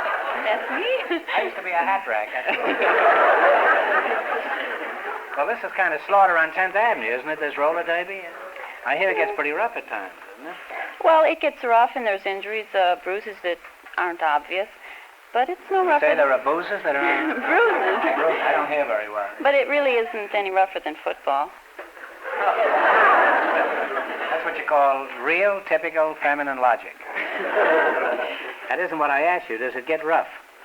Yes, it does get rough. We have injuries, quite a few of them. You have extra girls in the hospital all the time?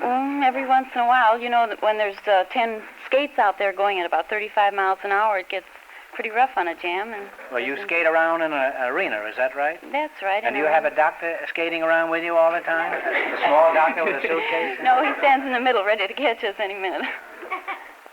How many are usually hors de combat, I think it's called? How many of us? There's 10 on the track at a time, 5 from each. Perhaps my pronunciation wasn't accurate. I mean, you have, how many girls total do you have? Well, we have 6 teams, and there's 7 girls on each team. You have 42 girls? That's right. And how many of them are in the injury ward at one time? They take turns. Well, how do you keep them getting smashed up? Do you wear football uniforms? No, we don't wear a football uniform. We wear tights, cotton jerseys, satin shorts, and leather padding on the right places. Well, do you ever fall down in the wrong places? Yes. Now, do men ever skate against girls in the roller derby? Not very often, only in emergency. I thought I'd get it better that time. Did I scare you, Moose? Sure did. Scared me. I'm afraid to go home tonight.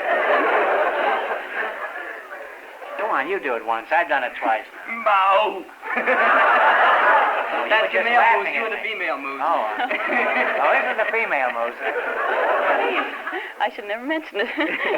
You know, Dolores, a few months ago, I read something in the paper about some American skaters in Paris who almost caused a war over there. Did you read about that? Yes, I read about it. In fact, I was there. You were? Well, what happened? It was a riot of some kind.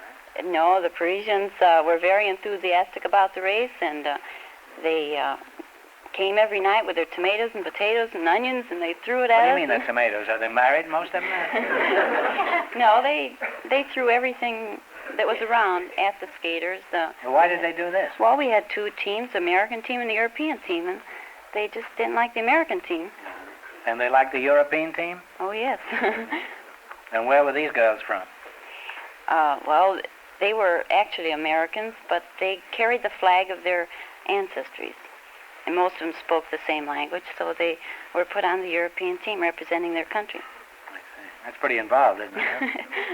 How did you get interested in reptiles? Was this an ambition you had as a boy, Bill? Yes, as a youngster, my hero was Raymond L. Ditmars of the Bronx Zoo. And as you know, he was a herpetologist. Yes, he was. He used to play it every morning. Uh-huh. And I used to have snakes and frogs and lizards and toads as a youngster as pets. And in studying them, I became more interested in learning more about them. Well, how did your family feel about this? It was a kind of a curious interest, wasn't it? I think they were rather cold-blooded on the subject. Indifferent? Something like that. What was your first experience with these snakes and stuff? Do you remember? Yes, there was a story. When I was about 5 years old, I Am I getting any better? It's improving all the time. Used to come in. I've lost it again. I'll let you. Well, I was about 5 years old, and I'm told I was dressed in a Lord Fauntleroy suit, though God knows why. But anyway, I had a little frog in my hand. I came into a cocktail party my mother and father were giving. And what do you mean, a little frog? A small French boy you had with you? No, this was a real frog. A real frog.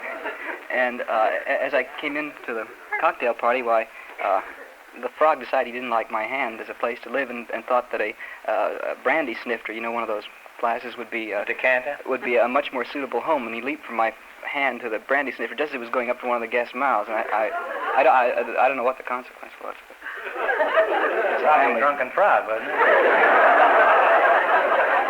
It's an old family legend. Oh, and a man was about to drink this at the time? So I'm told. He's probably president of Alcoholics Anonymous, right?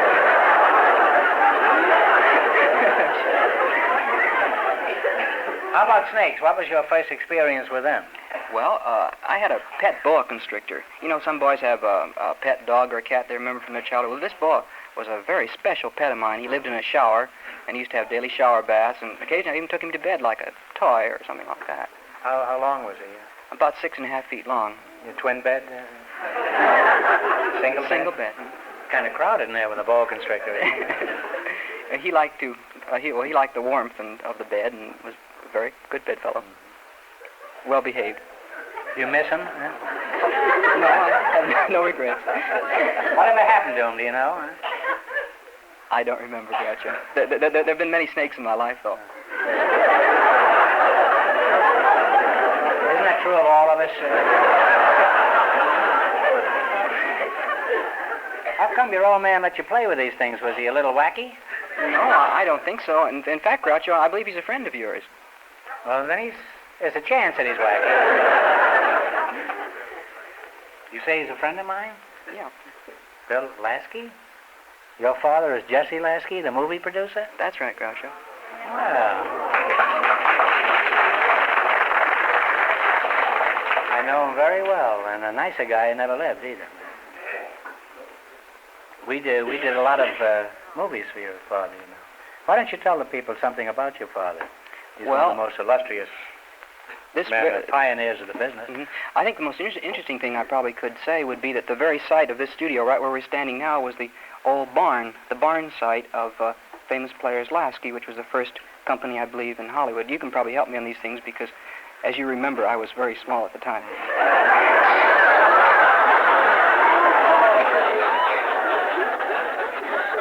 You were big enough to handle a 6-foot snake. You know?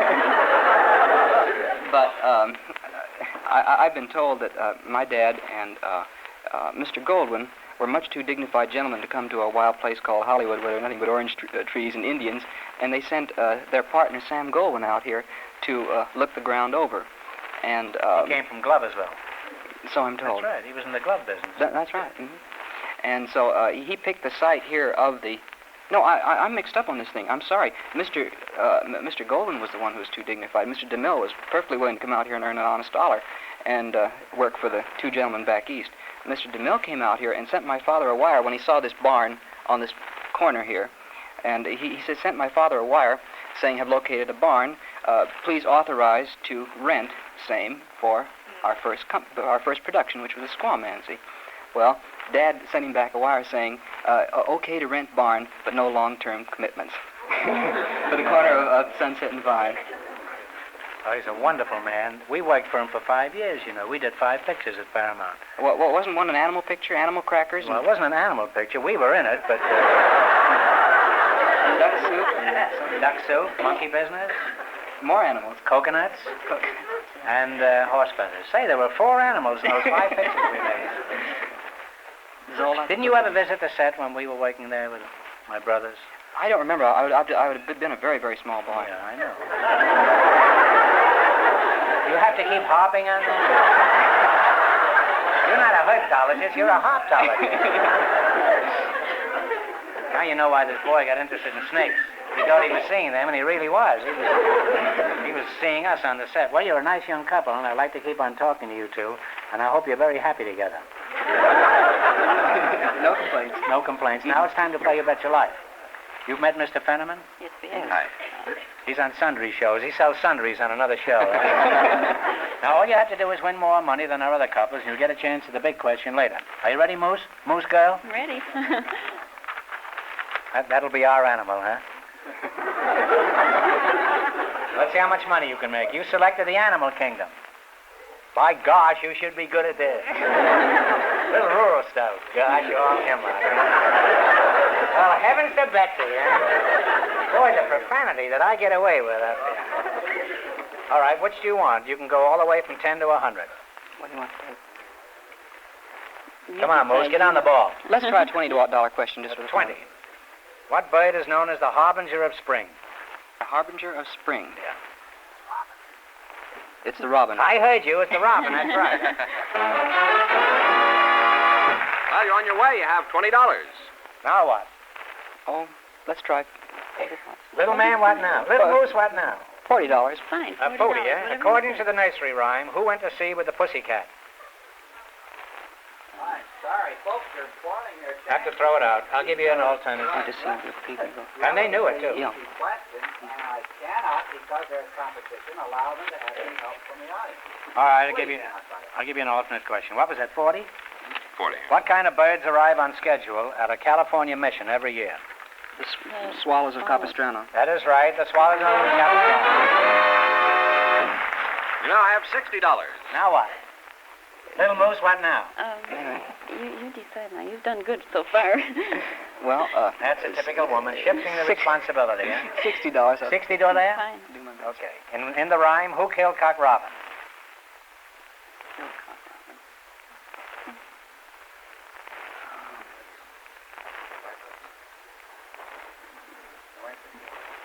Take a guess. A cat? I said the sparrow. Oh, my little bow and arrow. Yeah. You still have $60, All right. however. Now what one do you want? Oh, let's take the $100 and see what we can do. 100? Go ahead. Fine. We'll try. What mythological bird rose from the ashes to be reborn again? The phoenix bird. Phoenix, Arizona is right. And you wind up with $160. Thanks and good luck from the DeSoto Plymouth Dealer.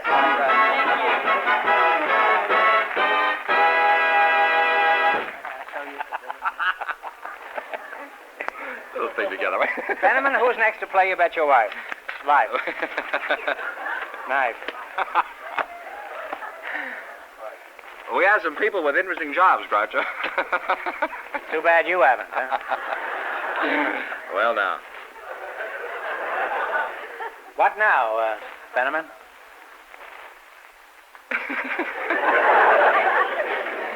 Maybe we could do it off screen sometime.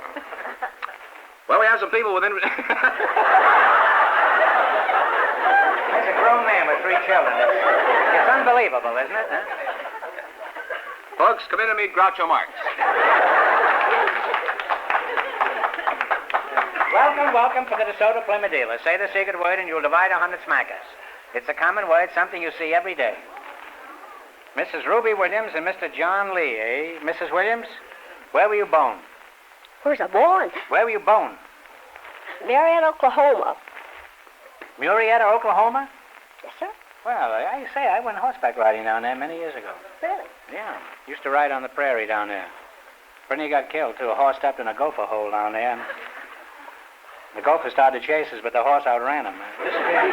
Not that last part, but the first part. How long ago were you in Murrieta, Mrs. Williams? I mean, Well- when you were born. Well, longer than I care to remember. Really? Do you suffer from amnesia? No, just old age. Not true. You're as young as you were 20 years ago, Oh, thank you. Ruby. You don't care if I get familiar and call you Ruby, eh? No. Are you married? Yes, I am. How did you meet your husband? I presume Well- you met him. Well, I was manager of Western Union in Wagner, Oklahoma. And I was living Funny, at... I was saddle riding in Wagner, Oklahoma once. Horse fell in the gopher hole. The horse stayed there, and I rode the gopher the rest of the way. So help me, you can ask Hal Tenney if that ain't true. You got the horse. How did you meet your husband, Ruby? Well, I met him where I was living at his sister's house. And that's where I met him. You were living at his sister's Yeah, house? I lived at his sister's house. You had a real stakeout, didn't you, huh? The victim didn't have a chance, huh? How come you were living there? Did you know that he was going to come over there? So that was one of those things. You weren't setting a trap or anything, huh? Gopher trap? No. You're from Oklahoma. Can you imitate a moose? A moose? Oh, no. I'm afraid Can not. you? No, I'm afraid I can't. You've never heard a moose? No, no. You either? I thought moose in Montana. What kind of moose? A hat rack kind. Oh! Go on, try it. See how it comes out. Oh, there. I've eaten moose, but I don't know how Well, to... you may still have it in there. Try it. Wild moose or tame moose? Now, give us a wild one, huh? Oh, I couldn't. I just... Well, give couldn't. us a tame moose. A tame one? Yeah. Oh. Johnny. I'm sorry. Well, I'm I sorry, hate too. to let you down, but I just Well, couldn't. you said you did. Last time I'll ask you anything like that. You say you were in Wagner, Oklahoma? What were you doing there, Ruby? I was manager of the Western Union. Oh, and did you get married in Oklahoma? That's right. Well, then it wasn't a Western Union, it was a Midwestern Union. One of those things. You like that, huh? Very good. It was rather cozy, wasn't it, huh? Very pretty. You're Mr. John Lee, eh? That's right. Are you one of the Lees of Virginia? No, I'm from England. Oh, you're one of the Lend-Lees, eh?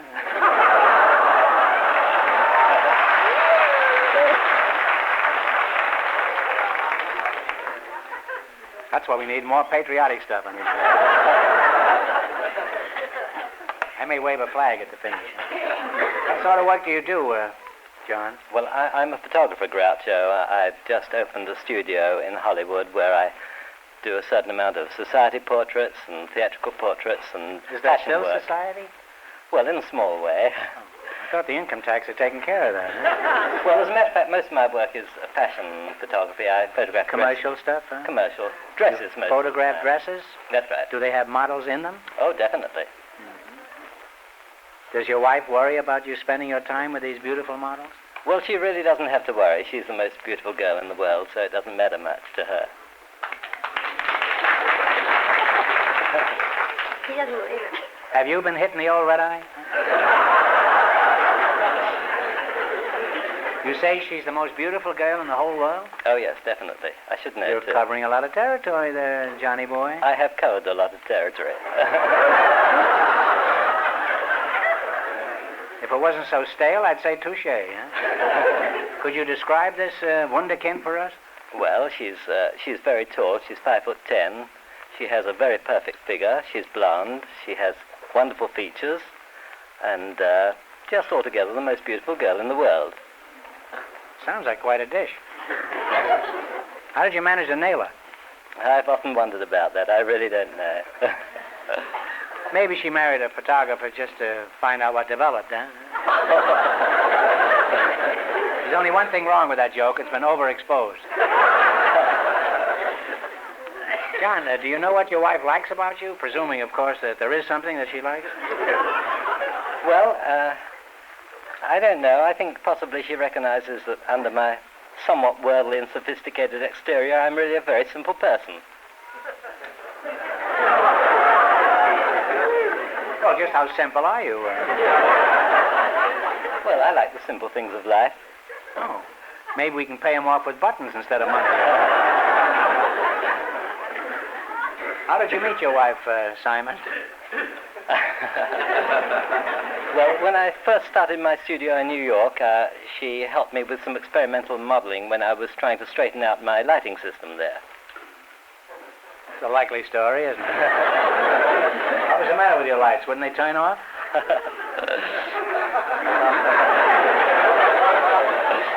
I must confess I'm in the dark about the whole thing. And I have a feeling you two were also, huh? How did this romance blossom? Well, I met her a few times, I photographed her a few times, and every time I photographed her, everything went perfectly, and every time we were near each other, there seemed to be something electric in the air. Couldn't have been a streetcar, huh?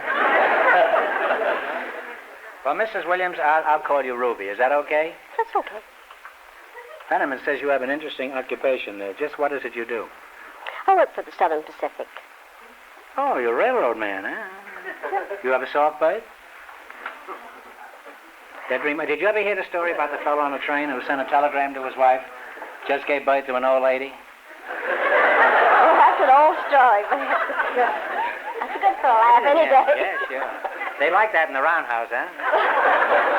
And while you railroaders are yacking it up with old jokes, the northbound and the southbound are trying to pass each other on the same track.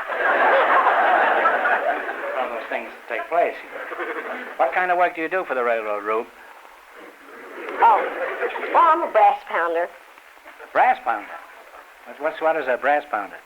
That's telegrapher. Oh, I see. To pound the brass, to telegraph keys. Samuel Morse? Is that his name? That's right. Where do you hold this job? Mopar, California, in Simi Valley. Simi Valley? Mm-hmm. What kind of a place is that? Do the simians come from there? Oh, that's a most beautiful valley. Yeah?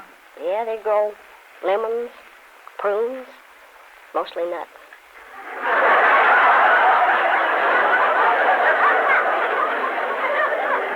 I think there's more nuts right around Sunset and Vine. Huh? How long have you been pounding a telegraph key? Oh, about 11 years.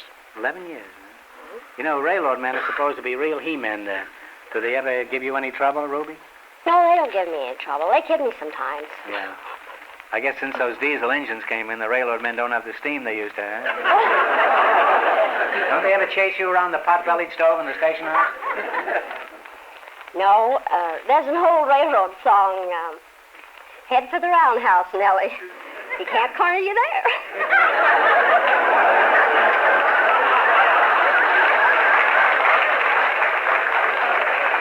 My gosh, I've been railroaded. Gosh, gee whiz. Are there any duties on your job that are difficult for a woman? At times they're dangerous. I don't mean on the roundhouse. I mean outside. I would say yes. It's unusual for a woman Yes. to call through a train or over a train to get onto another track, to reach another train. I would call that dangerous, and to climb poles and hand up train orders. Well, Sometimes it's dangerous. what's the most important part of your job, Ruby? The movement of trains. Especially if you're under it, I suppose. Well, how do you get the trains to move? Do you have to have a lot of push in your job, or? No, but you got to have a lot of go. You do, huh? You got to give them the go sign, the signals. You're sort of You got to keep them moving. You ever hang around the caboose any? I don't have a chance.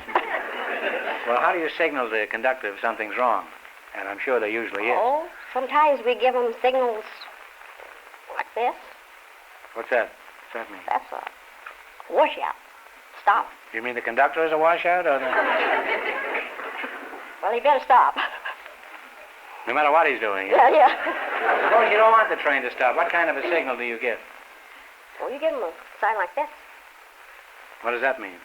Well, that's a highball. Probably, but what does that mean? Huh? Who is this highball for? You or the conductor, Ruby? Could be the hoghead. Could be the hoghead. The highball, is that how you get the train loaded? You know, I've often wondered how switchmen control trains. Now, suppose two trains are racing towards each other 60 miles an hour, and they're only half a mile apart, and they're coming closer together, closer and closer. Now, what are you going to do? Well, are they on the same track? Yeah, they're both on the same track. Now, what are you going to do? And you better hurry up. Well, I'd try to give him a stop signal or get him on the side track. I'd try to stop him. None of these things will work in this case, Ruby. There are no sidings, no signals, and it's too late for a hand signal. Now, what will you do? Come on, they're getting closer together. Well, what can I do? Well, you can cover your ears, because in just 30 seconds, you're going to hear the most spectacular thunderous crash you ever heard in your life. Courtesy of John Goodell. Well, let's see how you two make out in the quiz. You're going to play You Bet Your Life for a chance at a lot of money. Now, let's see how much money you can make. You selected dictionary quiz. Is that right? That's right. That's right. Now, where's your wife? Is she out front? Yes, she is. You think we could get her to stand up? I'd like to see her. Would you stand up? Stand. I see 11 women standing up out there. You're going to show it to me later, aren't you? I hope so. I hope so, too. All right.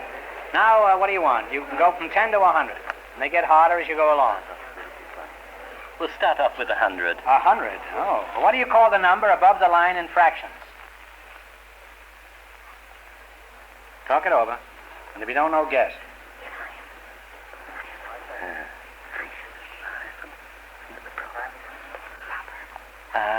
The hyphen? It's the numerator. All right, well, there goes the $100 one. Try the 90. 90. All right, if you had acrophobia, what would you be afraid of? Heights. Great heights is right. That's a tough question. It sure is, and you have $90. I certainly didn't. No. You don't know much of anything, do you? Certainly not tonight. Now, what do you want? Try the 80. All right. What do you call a person who prepares and creates dances and dance routines? The choreographer. Choreographer is correct. You now have $170. Oh, this fellow's real cool. Now, what do you want? 70. 70. Do you know the Indian word for corn? And it's not television.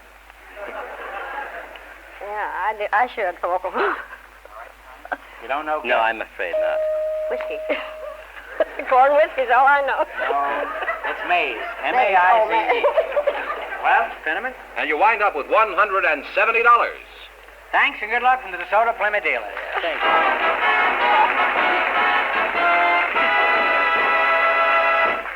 That means that the railroad lady and her partner with $170 in just one moment will get the chance at the DeSoto Plymouth $1,500 question.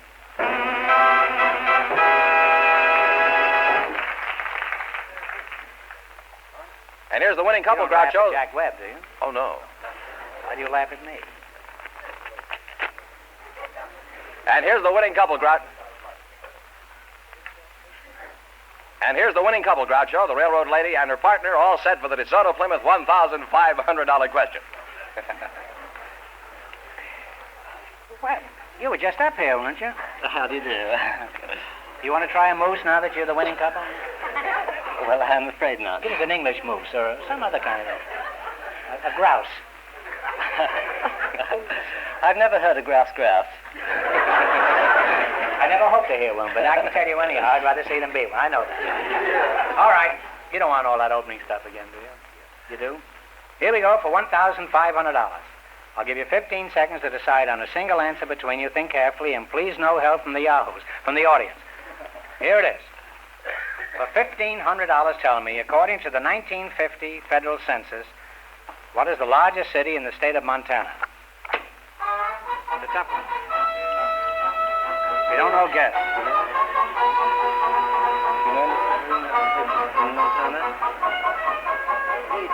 Yes.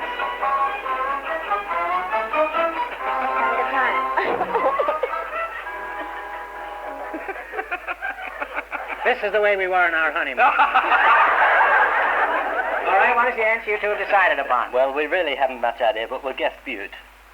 No, I'm sorry. It's a tough one. It's Beaver Falls. No, it isn't Beaver Falls. It's Wichita Falls. No, it's Great Falls, huh?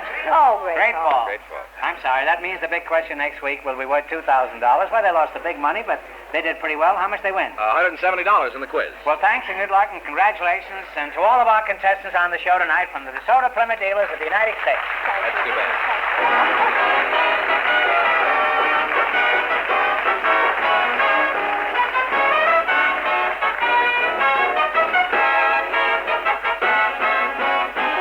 Be sure to tune in again next Wednesday night at this same time for the Groucho Marx Show, when the big question will be worth $2,000. And don't miss Groucho's television show, also brought to you by the DeSoto Plymouth Dealers of America.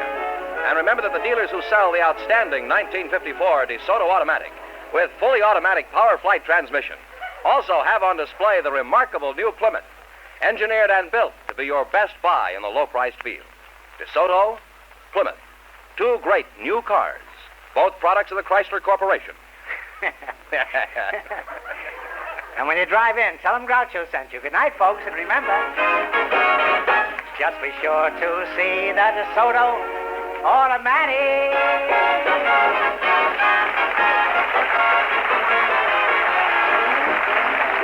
Folks, here's a reminder from the National Safety Council. A minute for safety beats a month for repairs. You bet your life.